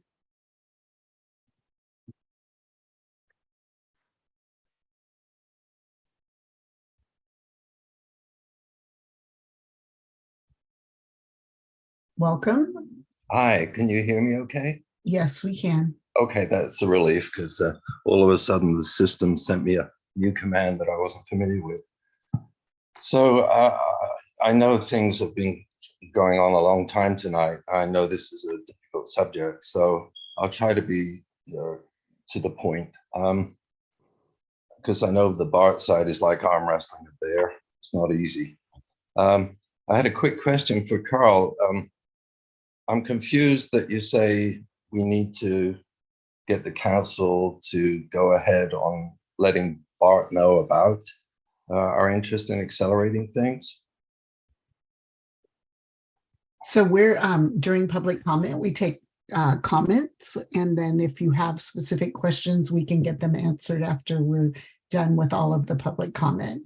Okay, so, well, if you want to make your additional comments. That's a question that I can take it at the end of the comment if you like. Okay. I also would encourage the council to use resources like Colin Elliott and the gentleman who sent in their CEQA letters to the council. I'm not sure that they got the attention they deserve, the letters. And so I'd encourage this pro bono resource available to the city, which is pretty much unique in California. These are 30-year experts who are recognized throughout the state. So I just encourage that thought. Two major comments about the EIR. The EIR's averaging methodology is unacceptable to CEQA. So because of that, I would propose using the terraces evacuation risk methodology instead, which was accepted and certified by the City Council in August 2020. This methodology uses site data as required by CEQA. If you apply this approach to BART, it indicates approximately the same potential number of deaths as at the terraces, namely 500, or 5 times the number of deaths that happened at Paradise. Hardly what one would consider a less than significant impact. So I just encourage that review rather than sticking to less than significant. We certainly don't want Lafayette making the headlines for the greatest number of deaths in California history. The other possibility that Colin raised, I think is an interesting idea, is if parking is a required component, commuter parking, then maybe what one could do is reduce the number of BART units, have the commuter parking, and find the other commuter component, the other units, RENA units elsewhere. Just quickly, the fire chief said he could handle a wildfire in an hour based on his gut. CEQA doesn't accept a gut. The new county general manager didn't absolutely commit to availability of buses in a timely fashion for residents and school children. So my last quick comment here, I would encourage, rather like Patricia, the establishment of standards. That's the way to go, not only for the RENA opportunity sites, but also to any other HEU, ER issue. Thank you. Thank you. Are there any questions for the speaker? Okay, not seeing any. Thank you very much for coming and providing your comments. Teresa, I thought you Yes. said I could Oh, essentially get an answer to the point. I raised. after all of the, we'll do the okay. answers. Yeah, after Sure. all of the. Vice Mayor Anduri, go ahead. What was the question? I didn't get The question was, didn't you indicate that you were asked to give approval so that we could let the BART people know that we wanted to accelerate our interest in BART development? Okay. Yeah. I raised that for discussion. Yep. Okay. I was just puzzled because BART posted So at the end we're of July an interest in that on the part of Lafayette. okay. So any questions for the speaker? Okay, thank you. Sure. The next speaker is Scott Sommer. And there are currently no hands raised after Scott. So if you would like to speak on this item, please use the raise hand feature in Zoom now.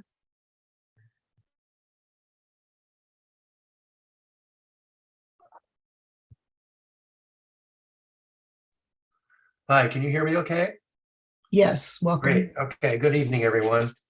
My comment is focused on the draft general plan and zoning amendments before you, and in particular, the absence of wildfire and wildfire evacuation performance standards in the staff report and the attachments. Obviously, there are others who are picked up on this issue. And as I prepared this, I didn't realize others would mention it. So I obviously concur with some of those comments. If you go to page 2 of the staff, page 3 of the staff report at the bottom, the last sentence, there's a very simplistic reference to the site being in a very high fire hazard safety zone. And there's reference to building and site design standards, which I think mostly means fire hardening, et cetera. There's nothing there about wildfire evacuation, to our surprise. Obviously, the discussion tonight has included things like the size of balconies or floor heights, but there's very little, if anything at all, here about wildfire. And then on turning the page to 4, there's a series of bullet points under staff recommending several additional standards. There should be a 5th, which is that there should be performance standards under very high fire hazard safety zone criteria that the city should develop. There are probably 4 policies at least in the general plan references that could reference that, or you could adopt a very specific one. Cities and counties, in my experience, sometimes will cite their policies of the general plan to deny projects. It's critical that you do so here. So I think the absence of that should be the subject of direction to staff tonight. I would also point out that watching the last council meeting on the HEUAR, a number of council members commented on page 1112 and the AG reference to standards of performance or thresholds of significance. We've been pointing that out for weeks. My letters, including the September 31 and the one before that, quoted CEQA guideline 15126.4. Richard Troy did the same thing. This has been before you. The draft EIR and the staff so far have failed to address that requirement, not even responding to our comments on it. And the specific requirements are that the city commit itself to the mitigation, that it adopts specific performance standards that mitigation will achieve, and identify the type of potential actions that can achieve the performance standard. The AG memo gave you a nice list of mitigation measures. I would recommend that the city get on with that and get this done. We're now 2 weeks past the last hearing with no sign of when that's coming back. If you do have a January deadline, I recommend you get the performance standards adopted. And I would cite you back to my letter where I suggested a non-degradation policy. But this is a critical issue, and obviously a number of people, including the 75 people signing Patty Battery's letter, would probably say similar things to you if they were on tonight. Thank you for your time. Thank you. Thanks for also for wrapping up. Are there any questions for the speaker? And not seeing any hands raised, we will.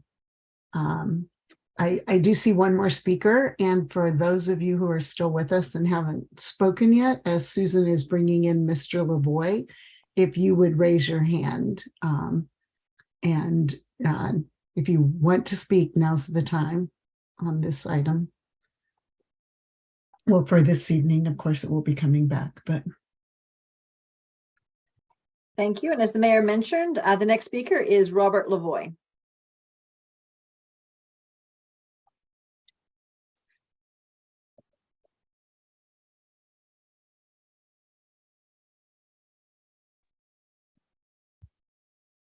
Hello Okay, again. welcome. Thank you. Just very quickly, I agree with the comments previously. I hear a lot of talk about building affordable housing and reducing the number of parking spaces, but no discussion of safety of residents, which is real lives in an evacuation situation. Increasing the density downtown or on the BART to 75 per acre, or even the current fully built out 52 units per acre, will have a significant impact on the very high fire zone evacuation and potential gridlock in the downtown area. The EIR needs to address this properly.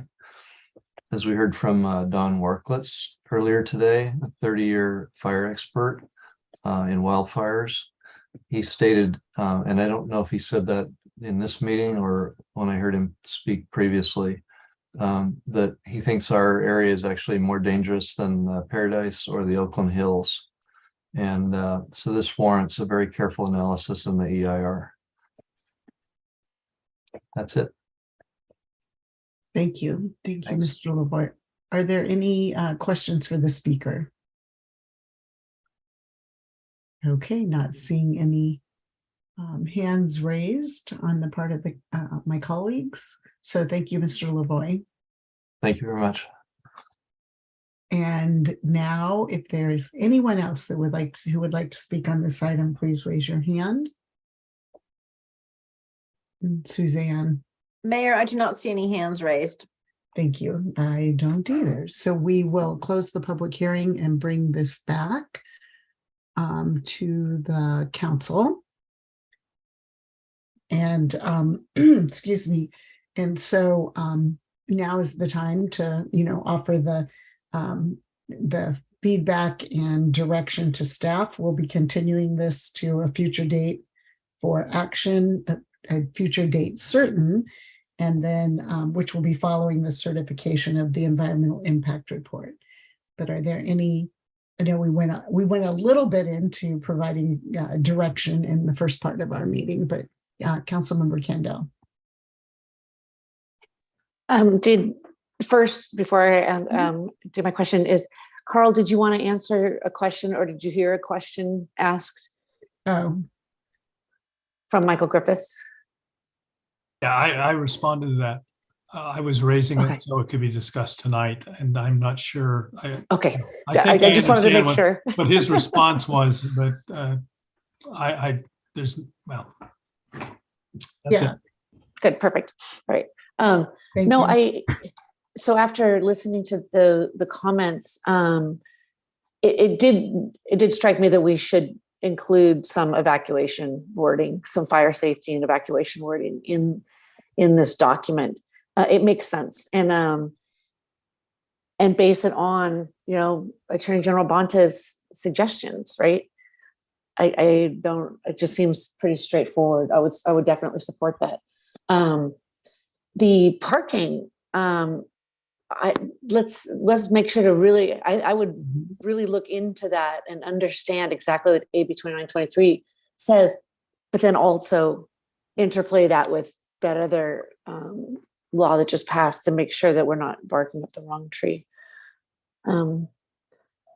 But so I would support both of those things.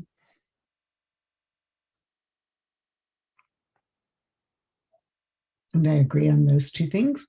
Because, yeah, that was one of my questions is, does the current law supersede or override or whatever the right word is? Vice Mayor Anduri. Okay, well, if we're engaging on those 2 points, on the first point on fire evacuation, I understand the situation, but I would really, before I give any guidance on that, I would really like to hear the city attorney's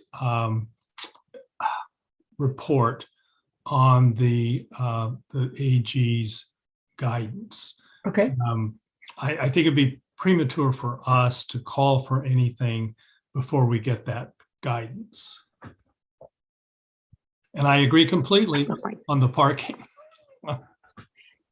Yeah, and they anyway, I think there's a point where because this is coming back after the EIR, I don't disagree with you that there will be an analysis coming back on that. So I don't know if that can be woven in before, or maybe Mala, what the timing would be on coming back with the analysis. Vice Mayor Anduri. Well, can I suggest that we give staff input on the specific points that they've asked for input? Okay. And then if there are other items the council would like to see, maybe we can then add those in. I'm just looking for a path. Okay. And I think you can do those, and then the others that we might have comment on, but go ahead, Vice Mayor Anduri. Do you have comments on the specific?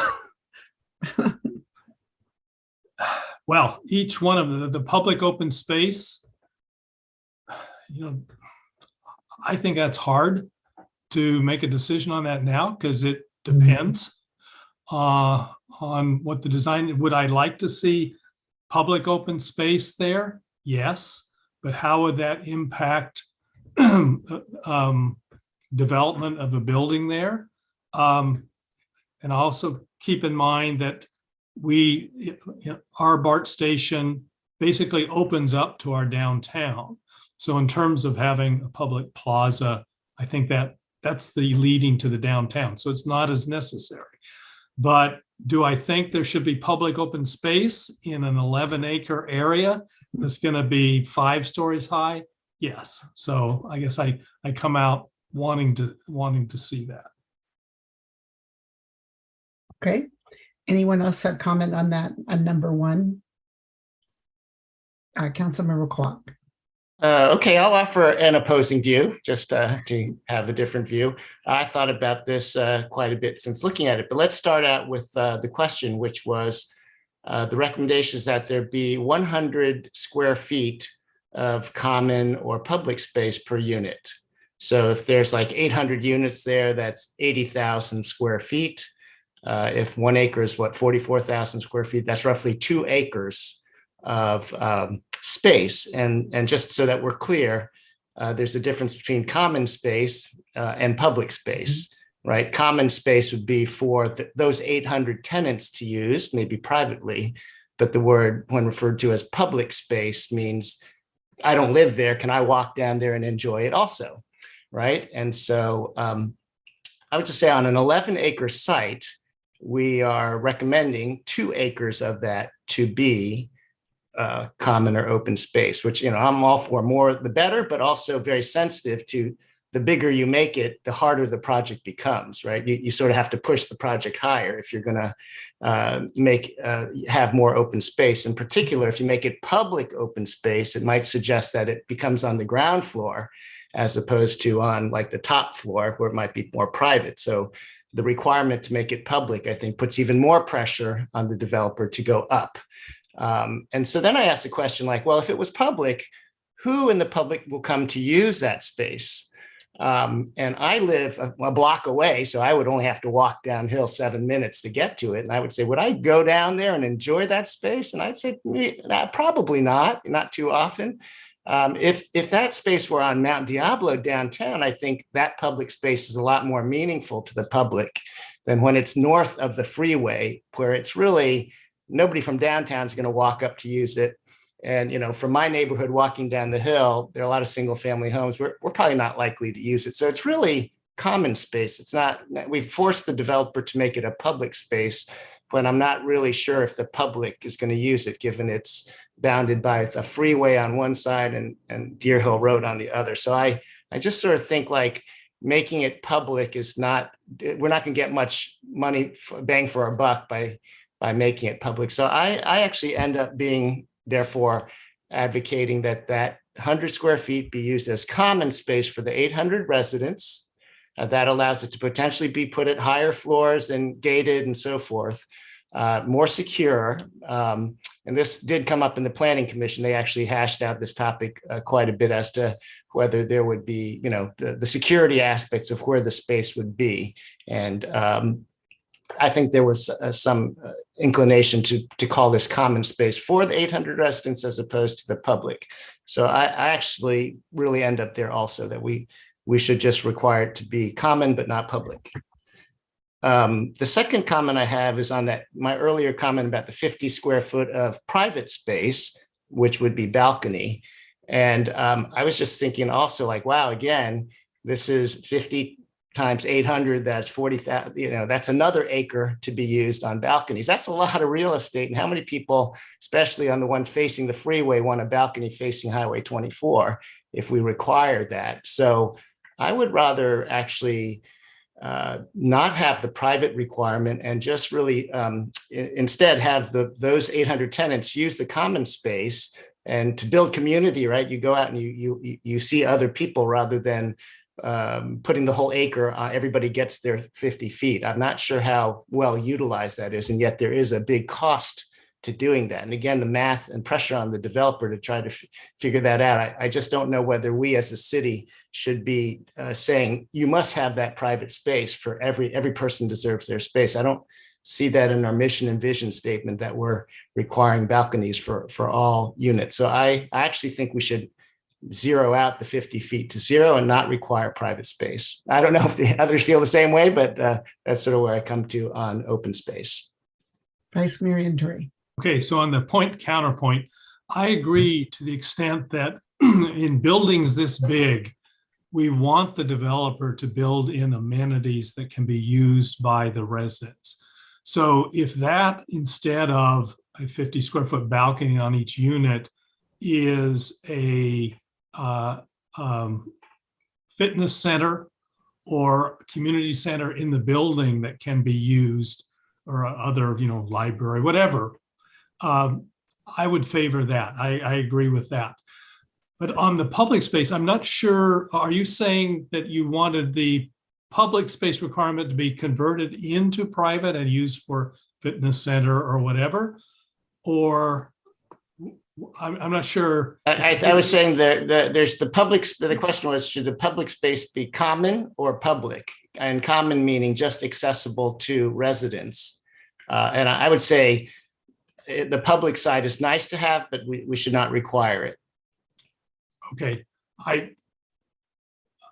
that's fine. But the one thing I'm not sure I understand what you're saying is that in building 11 acres, rather than having 11 blocks, it would be good to have some outdoor space on the ground floor or podium level or wherever we put it.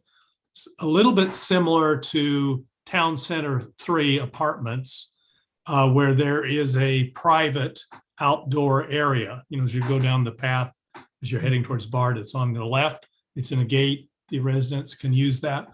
Because it breaks up the buildings, and it's just much less oppressive if you're breaking up the buildings. So again, this all this to me, it depends. I mean, it's just really hard, I think, this is why subjective guidelines are so good, because it depends on what you've got in front of you.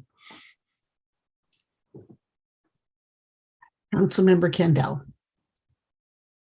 The way that I was reading the public open space is that the developer could choose. We're not forcing them to do public space or common space. We're letting them choose what they want to do. I think that's how this is written. Am I reading that wrong, Jean? So the idea, the way it's written now is intended to state that you would be required, a developer would be required to provide both private and common open space. Currently, we do not have a public open space provision in the draft ordinance, but our question was, should we have one? Should we And have maybe one, it's right? not for each building, but it's site-wide, for example. Right. Okay. So another thing, does AB 2923 or the BART TOD policy talk about public spaces? Like, do they have? Oh, okay. So they don't have anything about having vibrant public spaces or anything like that in their policies. No. Not. I would as make a sure that we're not required doing standard. something. Oh, that they just want to have it. So it's not a required standard. It was really just we included open space requirements because we have open space requirements in other zones that allow housing. And it made us think, well, should we add a public open space requirement? BART neither requires that we provide one or prevents us, we believe, as long as we can meet the density required. Okay, so I like, Jean, you made your comments that ours are big, our open space requirements are large. And so I would support reducing that on this site somewhat. But I also like the idea of letting them choose. I think it adds flexibility. So they can do either or. Yeah.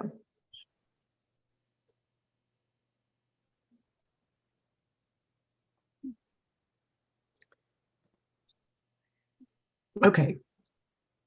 Councilmember Dawson. I just wanted to add in looking at the technical standards of BART, how they factor in these kind of things that we're proposing. It's the same thing as noted in the staff report, as long as these things do not preclude development. Mm-hmm. So I would imagine we could, because ideally, yes, we'd have some open space requirement in this public space. It is a public space. So it would be nice to have some kind of at least minimum objective for that. So I think that's really what we should be trying to figure out. What is the minimum that we would like as an objective standard? And then, of course, when the development comes up, we would assess that per project basis. And, similar to the AG standards, for evacuation and emergency preparedness, you would assess it as the project is proposed. So I'm just saying there, at least if we provide a minimum, I think that would be good to figure out how we could do that. Vice Mayor Anduri. Okay, here's something else I would throw into the mix, and we can't wordsmith this or do anything about it now, but 11 acres, 800 units. Think about how many kids are going to be there, and we need a park area, a ground level park area for those kids. So, if there's one developer for the 11 acres, I think our standards should require a certain size playground park area for those kids. And I don't know how then you write it in there if there's three separate developments, but I think the developer should be responsible for developing some sort of playground. So and that can be private open space. It can be just for the people in the development. That's fine. But when you've got that many people in that area and we have no other, well, they can walk across, but you're not going to take a little kid down the hill across the street over to Brook Street. So, I think they need to provide a park on site or playground on site. Councilmember Kwok. Oh, could I ask a clarifying question for Vice Mayor Anduri? When you said a ground level playground, did you mean, or it could be on a platform level above a parking lot? Yeah, no, it could be that. Yeah. Okay, because ground level is, you're right, is very specifically. And I just wanted to go backwards and say, when I said 2 acres of the 11 acres would be open space, I'm highly in favor of that because BART does not require any. It could be 0 out of 11 acres. And I think that we all here would feel that the 800 families there would need that play area and so forth. So allocating 100 square feet for that, 2 acres worth, spread out however they would like. And my preference would be that it's common space for residents only. And if they wanted to make it for the general public, that's fine. But I would not have the city require them to do that because it would, I think, put more pressure on the project. And again, I'm not sure that the public would really go out there and use that. So it becomes just not that valuable requirement. So, but I'm totally in favor of requiring 100 square feet per unit. Okay.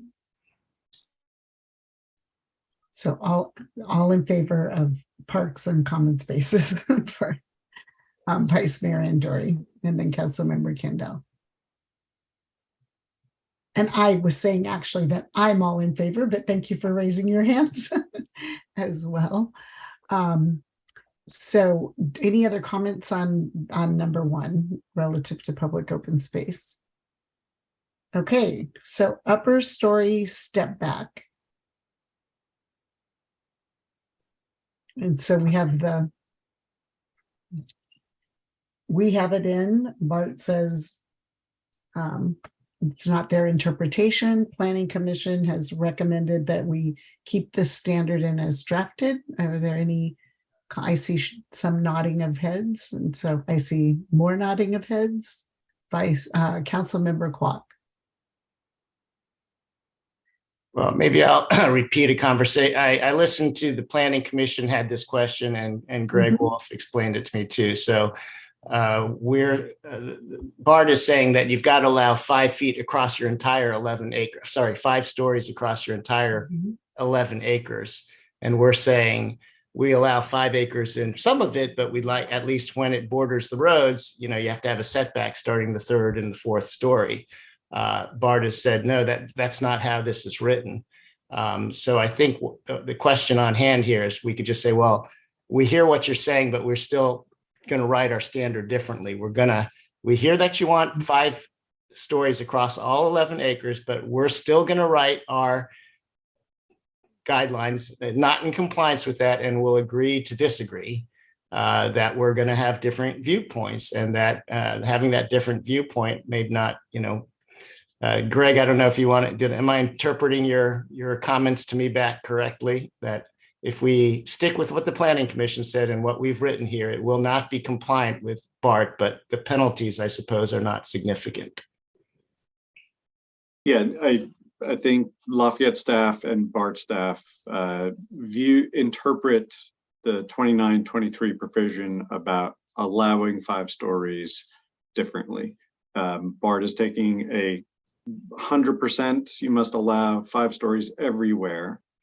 But were that the case, the FAR is, we must allow for an FAR of 3. So if it's 5 stories everywhere, we're effectively getting to an FAR of 5, which well exceeds the FAR of 3.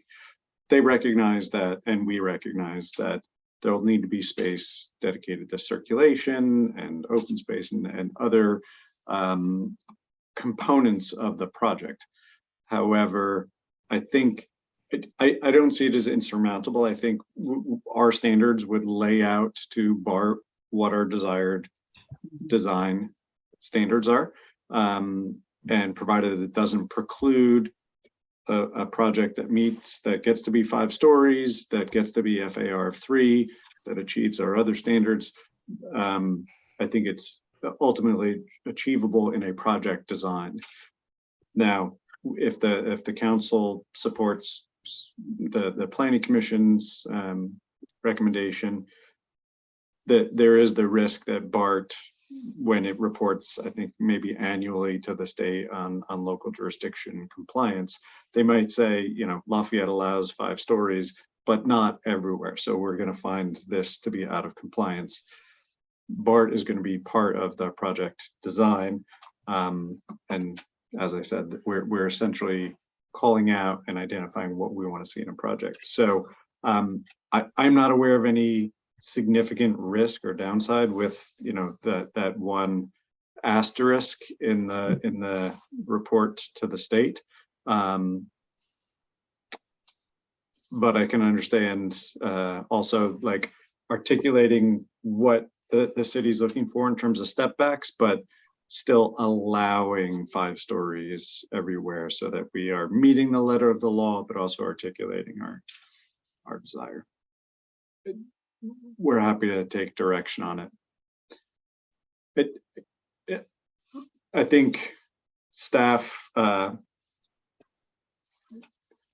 we wouldn't die on that hill to say, we must have step backs as an objective standard. I think that BART has said, provided that we can get a project that pencils, that they will look to meet our goals for a project. So Okay. it's good. Yeah, I'll leave it there. Thank you. So, Councilmember Kendall. I support keeping it in. Okay. I see nodding. Okay, moving on to number 3, shared parking. So I can reiterate the same thing, that basically for Greg, do you want to, well, actually, Jean went through it and covered it. I'm supportive of leaving it in. I'll support the planning commission recommendations. Yeah. Councilmember Kwok, you want to counterpoint, or you're Sure, I'll go against that just for fun, but I don't understand it. I think we're just making it complicated by having formulas and so forth. I think if you have 800 units and 400 parking spaces, and BART's developing it, they have the incentive to make it work for their BART riders and for their tenants. And I would just have them work it out. It's their problem that we allow mixed use parking and have them figure it out. Why would we get involved in the middle of that when I don't even know what the issue is? So I would delete that. Vice Mayor, I don't understand it fully. So okay, so I may not be misunderstanding. I may be misunderstanding the issue. I thought that we wanted the shared parking related to if we had a mixed use building, it would be sharing between the residential and the non-residential uses, not the commuter uses. If I can clarify, so we don't regulate commuter uses. We don't regulate commuter parking in the zoning ordinance. So the zoning ordinance, we're regulating the residential, the commercial parking. BART, AB 2923 requires that we allow shared parking, but doesn't say anything beyond that. It's not impossible. It's certainly possible that you could share commuter and residential parking if we think about them being active at different times of day. But that's not something that we've specifically regulated here. Okay. So did that clarify it? Yeah, I mean, I think we have to share between commuters. I mean, there's just limited parking there. So if some residents drive off to Walnut Creek to work or San Ramon and they've left a parking space open and a commuter can use it, then we should use it, right? So I just think there's going to be a lot of things we don't know about how it's going to work. And I would rather have less rules rather than more rules at this point, particularly since the developer and BART will be motivated to figure this out as later on. So I would just do less rules right now. And so I would delete the footnote number 2.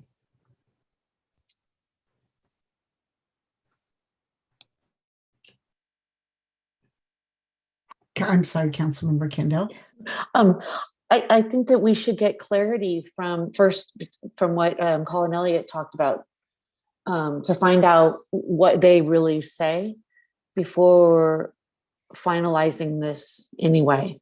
Before we take it out, or Yeah, I think that there's still just some questions in there that I would need to really understand before I take it out.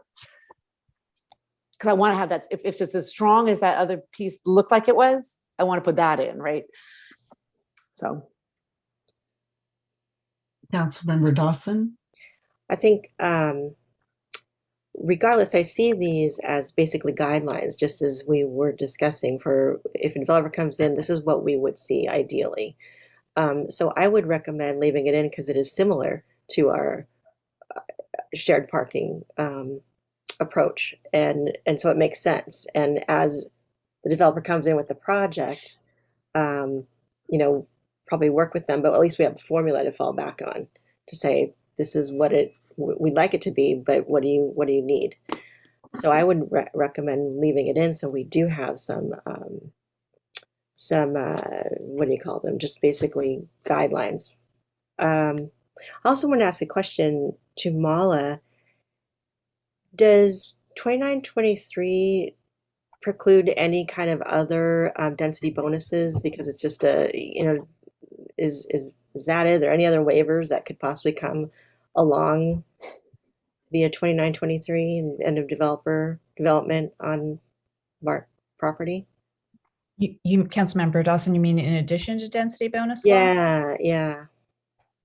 I don't think there's any additional provisions for that. I mean, obviously we've got the upzoning that's already occurring, that's required by law, but I don't see any other extra bonuses other than density bonus law. But just to be clear, a developer could use state density bonus law with a project on the parking lot. Okay, so the more guidelines so we it could have, go to 112 per acre. With a 50% bonus. Well, yes. And people ask for concessions and waivers on height. So That's right. Yeah. Okay.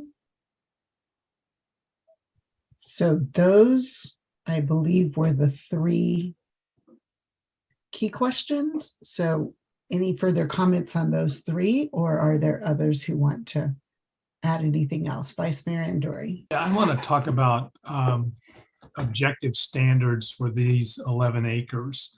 And because that's one of the things I thought we were going to try to do as part of this process is get a little bit ahead of what we'd like to see in this discrete area.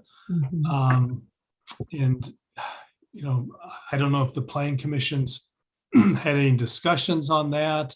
You know, it could be as simple as, I'm just going to put this out there, you know, we, on the other side of BART, our big buildings are shingled buildings, Town Center 1, Town Center 3, requiring the buildings to be built here to be shingled buildings. That would be just one thing. So we don't get concrete and stucco in this particular location.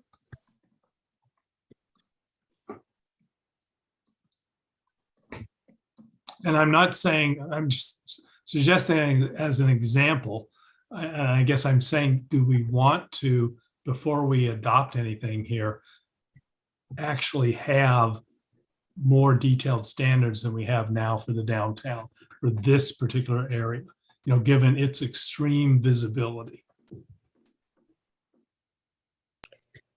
Yeah, and there were comments provided about not having, so I mean, having architectural.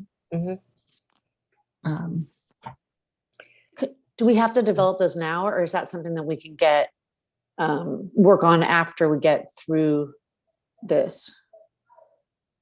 Can we refer to, you know, creating something like that, but then actually don't create it, you know, until next year?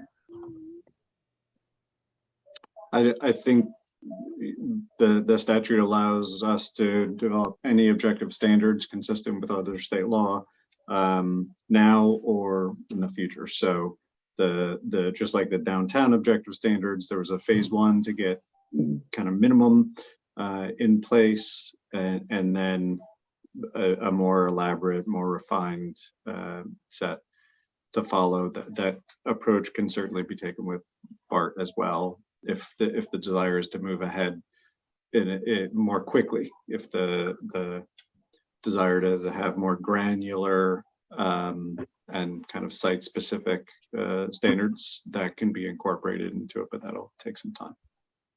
So Vice Mayor, oh, Jean, were you saying something? Or someone else? Well, Oh, maybe I can just remind. So when we spoke in February, we presented kind of a whole layer of things we could look at, and that included some of the utilities, the civil. We can imagine there's going to be new internal streets on the property if there were development related to the grading. We talked about master plan visualization. And so we're not required to have any objective design standards. We did want to apply at least a minimum threshold. But we can imagine if there were master planning, if we started to lay out those potential street locations, there could be a whole number of additional design standards that could go with that. and so Vice Mayor Anduri, are you, timing wise, are you suggesting that we should do that now while we're, and so, and as I recall, it would be adding another layer to what we had put forward, but. It would, if we were to go ahead with the, basically we're pulling in the downtown objective standards. If we were to stop there for now, and for now, I mean, we can't adopt this until we adopt the EI, right. So we're a ways away yet. But if we do that, we adopt it just with the phase one, then are you saying we can come back and we can amend the TOD overlay, okay, with more precise standards? Okay, that's fine with me. I just think we just, along with the other 40 things that need to be done and programs, and unfortunately this needs to be one of them. Yeah, and that's what I was just trying to understand how we do that and what timing. So so staff has heard yet another thing. I mean that. Okay, any other on this? Greg, Jean, any specific things you were looking for this evening that we haven't covered? I think the council has touched on all of the items that we had laid out. And Councilmember Kwok? Yeah, I just point out two things that were not talked about, but I felt were important. Was the retail use is permitted, like coffee shops and so forth, but not required. So I thought that the decisions that the Planning Commission made and that are embedded in this I like that. I think we could do it, but we don't have to do it.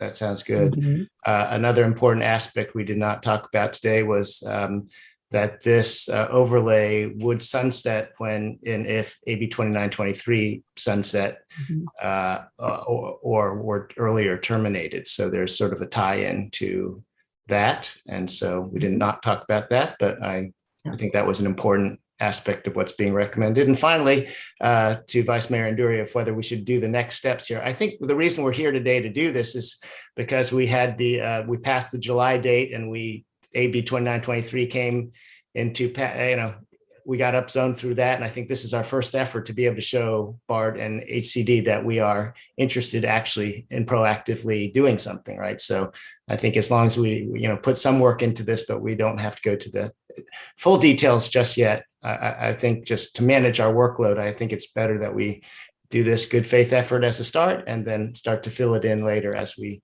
see if they accept it. Okay, and then following up on that, I just want to confirm that we agreed earlier that staff would come back to us. This is with respect to page 3 of 7, the staff recommendation that the council directs staff to prepare and submit a request to BART to amend its work plan timing for Lafayette. That we're not going to decide that tonight, but you're going to think about the most strategic time for us to do that and then come back to us. Is that correct? Or should we do it tonight? Oh, I know we can't do it tonight. I see that head shaking. Yes. I was going to say, yeah. Okay. But that's the understanding. Staff will bring, okay, thank you. Thank you. And thank you, Councilmember Kwok. I meant to raise the part about if AB 2923 doesn't exist. So thank you for remembering to highlight that. Okay, well, with that, thank you very much, Greg. Oh, we need a motion to bring it back. No, go ahead. What am I missing? So the council has a few options. You could continue it to a date uncertain, which would mean that staff would then need to place new notification, advertisements in the newspaper and follow the notification, or we can identify a date to bring it back, which could always be continued if additional time is needed for us to meet our obligations that we've discussed, or to certify the EIR. But a date certain would be our preferred. And so what date certain do you think, with all the things that have to happen before that? And Mala, I think part of that, right? The EIR. I do not have a date certain, so I think Greg. Yeah, any date certain would just be to avoid probably renoticing this, to be honest. Correct. So we have the second meeting in November, which is essentially a month out, which gets the, staff reports are published 3 weeks out. I don't know that that's sufficient time. So the next meeting is December 12th. So that I think would be a safer date. Wow. Yeah. Okay. So do we have a motion? And then we're back to, if we have to have other meetings, but okay. So December, do we have a motion to continue to December 12th? So moved. Councilmember Kwok and Second. Vice Mayor Anduri. So we have a motion by Councilmember Kwok, a second by Vice Mayor Anduri. I'll conduct the roll call vote. Councilmember Kendall. Aye. Councilmember Dawson. Aye. Councilmember Kwok. Aye. Vice Mayor Anduri. Aye. And I'm an aye. We have unanimously continued this item to a future date. And thank you all and the public for the great discussion and input on that. And thank you very much, Jean and Greg. And Jean, thank your assistant for the help in testing your ability to continue through the PowerPoint. No, you did a great job. Thanks so much. Okay, I think we do have to continue the meeting. Yeah, I was the meeting. Yeah, I looked at 11 o'clock and nobody kicked me under the table, so I just kept this going. So harder to kick me under the table in this environment. Do I have a motion to extend the meeting? And I think Vice Mayor Anduri. I'll move to extend the meeting till midnight. Okay. Second. Okay. Councilmember Kendall. Aye. Councilmember Dawson. Aye. Councilmember Kwok. Aye. Vice Mayor Anduri. Aye. And I'm an aye. So we have continued the meeting. And technically, Mala, I should have stopped that at 10:56. I mean, to do it by 11 o'clock. Is that our rule, or am I having I'm going to flashbacks? ask Joanne because I never remember the exact rule. You're correct. Thank you. I thought maybe I was having flashbacks to a previous board. So anyway, thank you.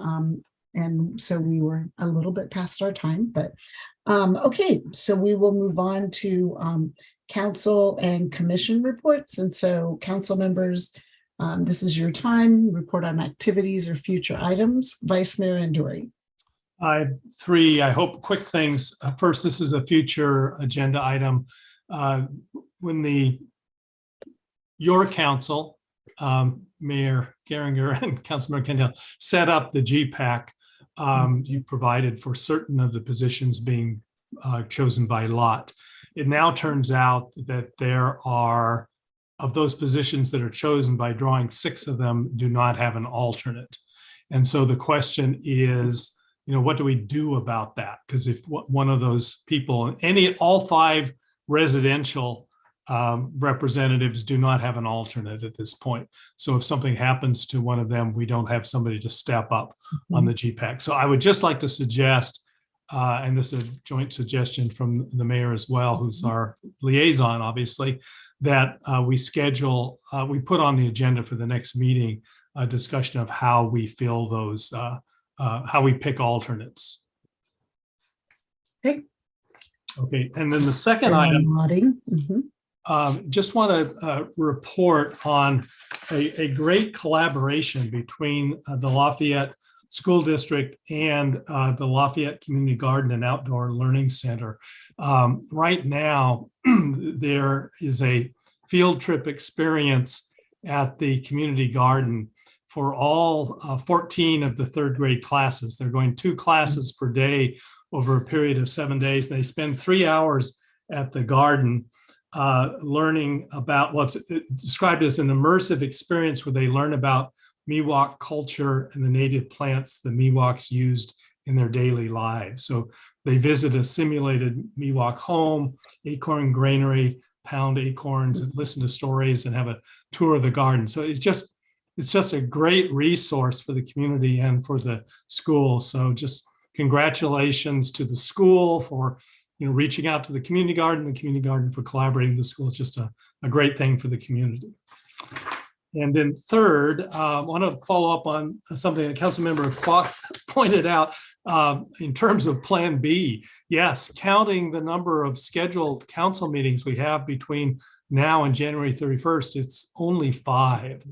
So I don't know how much we can discuss of this, but we probably should put on the next council meeting either a discussion of Plan B, or if we can't start in on it, at least discussing whether we want to start that discussion, and then it would be at the November 28th meeting. But the stark reality is there's only 5 council meetings between now and January 31st. Okay, so we can have staff. I agree. I think that we need to bring it back, and then at that point we can determine, and I'm looking at Mala, but we can look at our calendars, and staff may have a better sense of if we need to have additional meetings for the things we need to get done. Councilmember Dawson, you had a... I was just going to add, if we would consider meeting at the planning commission times, kind of a joint meeting, and include them, just it's a set I think that was, yeah, and I think that was, part of the staff report too, but thank you. Okay, anything else, Vice Mayor Anduri? Oh, no, thank you. Okay, Councilmember Kendall? Hey, just real quick about the Plan C. I will go ahead and work with Mala. I think she's pretty familiar with what needs to happen too. So we'll try to get that on a schedule as well. Right. And on so you said Plan C? That's the Plan C. That's the, And so definitely, as I said earlier, I think that, we definitely want to look at that, but because it won't change the sort of trajectory of getting us across, getting a housing element, I don't think it blows us up. I want to, work with Mala on how to do that, but I just want to make sure that we're prioritizing resources on the things that are most important right now. Absolutely. And Absolutely. So like I said, it was, parking lot, but where we can do that, if everybody else is nodding and agrees, then let's do that. Okay. Vice Mayor Andrew, you were. Well, I just want to clarify, when I raised option C, Plan C, I meant a legislative option, not a litigation option. Yeah. I agree. And right now, legislatively, having a conversation, we can look at that and have that come back, or we can have the ledge committee or something, potentially do that after. But also if looking at the other options, the legal part, having that, recognizing that we want to be sensitive to resources. So, and priorities. Okay, anything else, Councilmember Kendall? Okay, Councilmember Dawson, Councilmember Kwok. I will remind everybody this coming weekend is Halloween. And for the Youth Commission, it's the annual Haunted House this Friday from 5 to 9 p.m. and Sunday from 5 to 9 p.m. So dress up and join us down there and see if you can recognize me. No. Well, now, but are you going to be in the really scary part? I don't know. You'll have to see. Very, very fun. Councilmember Dawson? I don't have an update right now. Okay, well, I will update that, and with thanks to Mala for helping me and Joanne and Suzanne, I will be on mine and my husband's own travel budget, but on Thursday evening, along with mayors from many other communities and leaders of communities named after the Marquis de Lafayette, whose anniversary of his birth 275 years ago was in September. We have been invited, me as a representative of the city, because I happen to be the mayor at this time, to an event at the French ambassador's residence. And so we did all our FPPC opinions and all of those things. I will note that at the time, Mayor Carol Federighi was invited and went to France. And so I'm going to Washington, D.C. and will be honored to represent our community at that time. So, and I think that's like the only little thing going on right now. So any other comments or things to bring up? Okay, moving on. I know that I meant to mention this earlier, that Narup is still with family, and Tracy Robinson, our acting city manager, has been here the whole evening. I didn't call her out, but wanted to invite her to give the city manager's update. Oh, thank you. So I only have one thing. I apologize for this. I was out last week and there was an item that did not get on the agenda that does have some urgency to it. Basically, we just need to, you need to approve the 9th Amendment to our current lease at Desco. We've been negotiating that, talked to a number of you about that for a couple of months. And we have signed a letter of intent, which I let you know. However, we do need to execute the agreement, and there's urgency because the landlord says that his bank is requiring the executed lease in order for him to be able to finance the rather extensive renovations that he's doing on our suites. So I think this should literally take less than 15 minutes. And I would like to get it done this week if at all possible. Just to let you know, in the past, those leases are things that have gone on consent and would have gone on consent. Anyway, so Mala, for a special meeting, it's a 24-hour notice, is that correct? Correct. Right. So basically, I could do this anytime after noon on Wednesday for about 15 minutes. We just need a quorum. So I don't really know if during the day is better or in the evening. I'm between 3 and 6. I'm free between 3 and 6 on Wednesday. On Wednesday.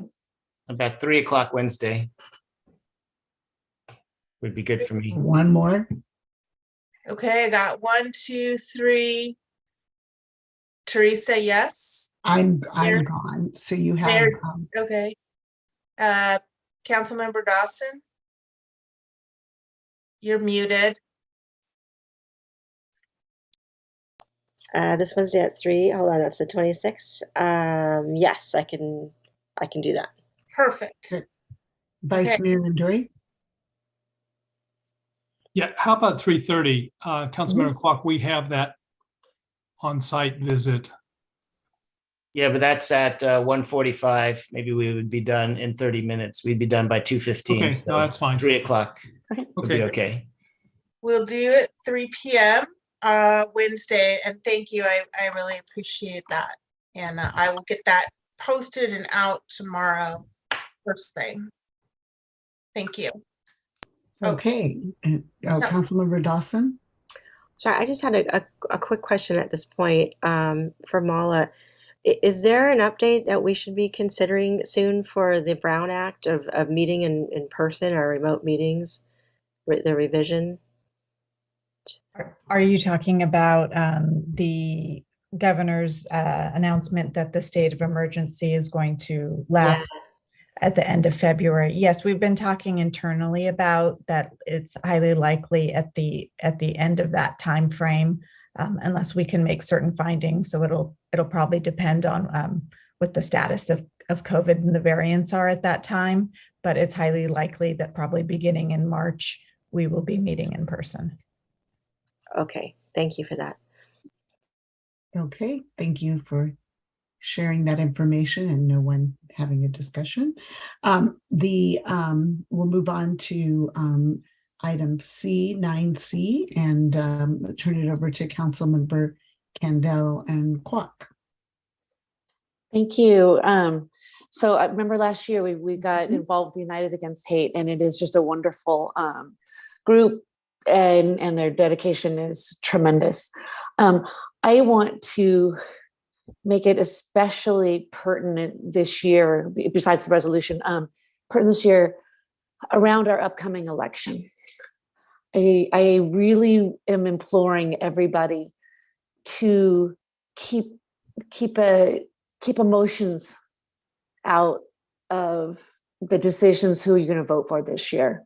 And I'm saying that because I had a very odd personal encounter, where a difference of opinion led to a lashing out, and I just felt hate and anger about an opinion, and I went, why are we this place where we can just disagree, but we have to bring the emotion and the hate and everything in here?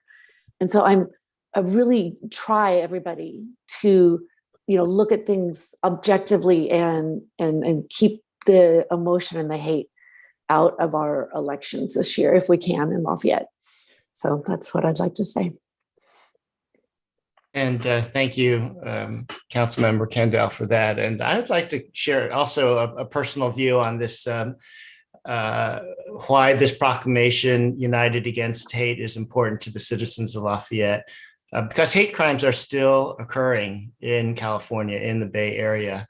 An Asian American friend of mine in the city of San Francisco was attacked this summer, just a block from his home near Moscone Center, when a guy on a bicycle jumped off, beat him in the face, kicked him on the ground, broke his collarbone.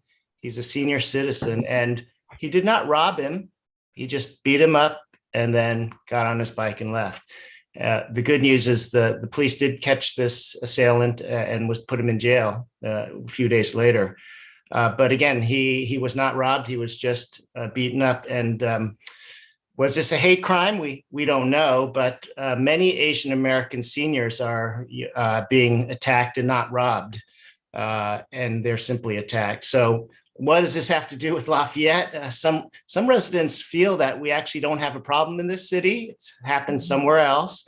And maybe we don't have the brutality of this happening in our city, thank goodness. But we do, and I do hear of microaggressions that are happening around the city. And so we should always aspire to, do what we can and where we're at. And our job here is to stand up and say, this is not acceptable in our community. It's not acceptable here in the Bay Area. And we encourage victims to speak up and know that that they don't stand alone, and that we in Lafayette are united against hate with other communities around the Bay Area. And let us reflect on this once a year, on this proclamation and this week, that we show our unity with others on this theme. So thank you very much. Thank you. So any other comments before I request public comment? And so not seeing any. Suzanne, can you do your magic with public comment? Certainly. If any members of the public would like to speak at this time, please use the raise hand feature in Zoom. The first speaker is Libby Henry. And if anyone else would like to speak after Libby, please raise your hand now. Thank you.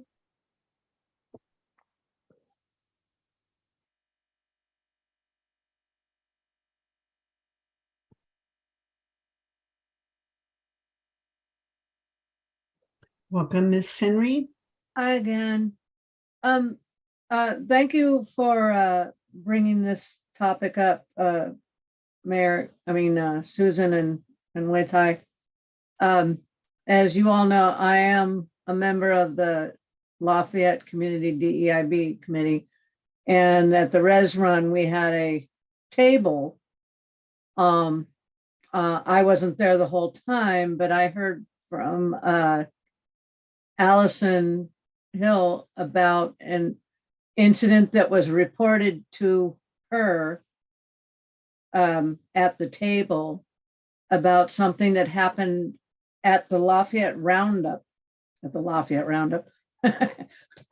the only roundup, which I was not aware of. I don't even know that, but there was a Black employee, the doorman at the roundup, and I don't know that I've ever even seen him, but apparently he quit his job because he was harassed and called names so much. And I mean, this sort of thing is something I'm wondering about, maybe doing a community conversation about, people who who work in Lafayette and their experiences, both, like this. And I mean, I know that there's a lot of people that have had great experiences, but, we need to hear about them, I think.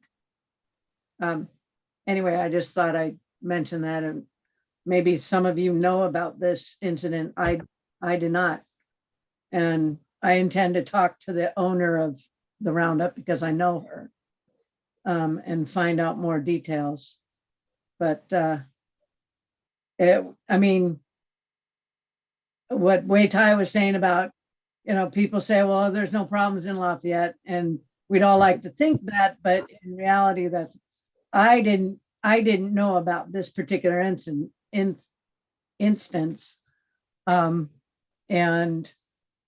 it's very disheartening. And yeah, we need to, not just once a year, but all the time. Anyway, I just thought I'd let you know about that. Thank you. Thank you, Libby, and thank you for the work that you do with the Citizens DEIB Committee. Okay. Night, everybody. Okay. I don't see any additional hands up, so I will bring it back to the council. And do we have a motion to approve the proclamation? So moved. Second. Thank you. So we have a motion by Councilmember Kandel, a second by Councilmember Kwok. We'll conduct the roll call vote. Councilmember Kandel. Aye. Councilmember Dawson. Aye. Councilmember Kwok. Aye. Vice Mayor Anduri. Aye.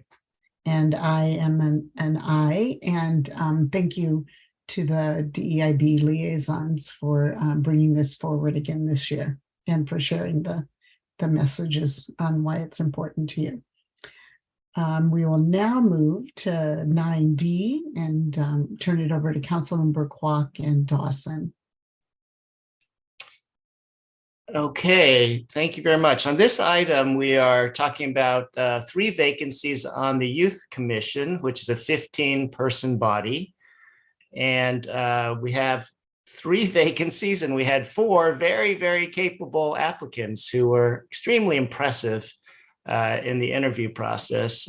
Emma Hunt, the chair, and I were and as well as Justin Bodley, the staff, and Councilmember Dawson were also involved in the deliberations process. And I think we all felt like, how can we pick 3 of the 4 candidates? So hard. Nonetheless, we have to do that. So I am pleased to make a recommendation on behalf of the group that James Hansel from Acalanes High School, Audrey Parkin, also from Acalanes High School, Zara Thomas from Campolindo High School, the 3 of them be appointed commissioners to the Youth Commission to serve 2-year terms, and that Juliet Lee, who's a 6th grader at Head Royce, that she be named an associate to also not be a commissioner this year, but to attend as many meetings as she can and volunteer in every single way to help.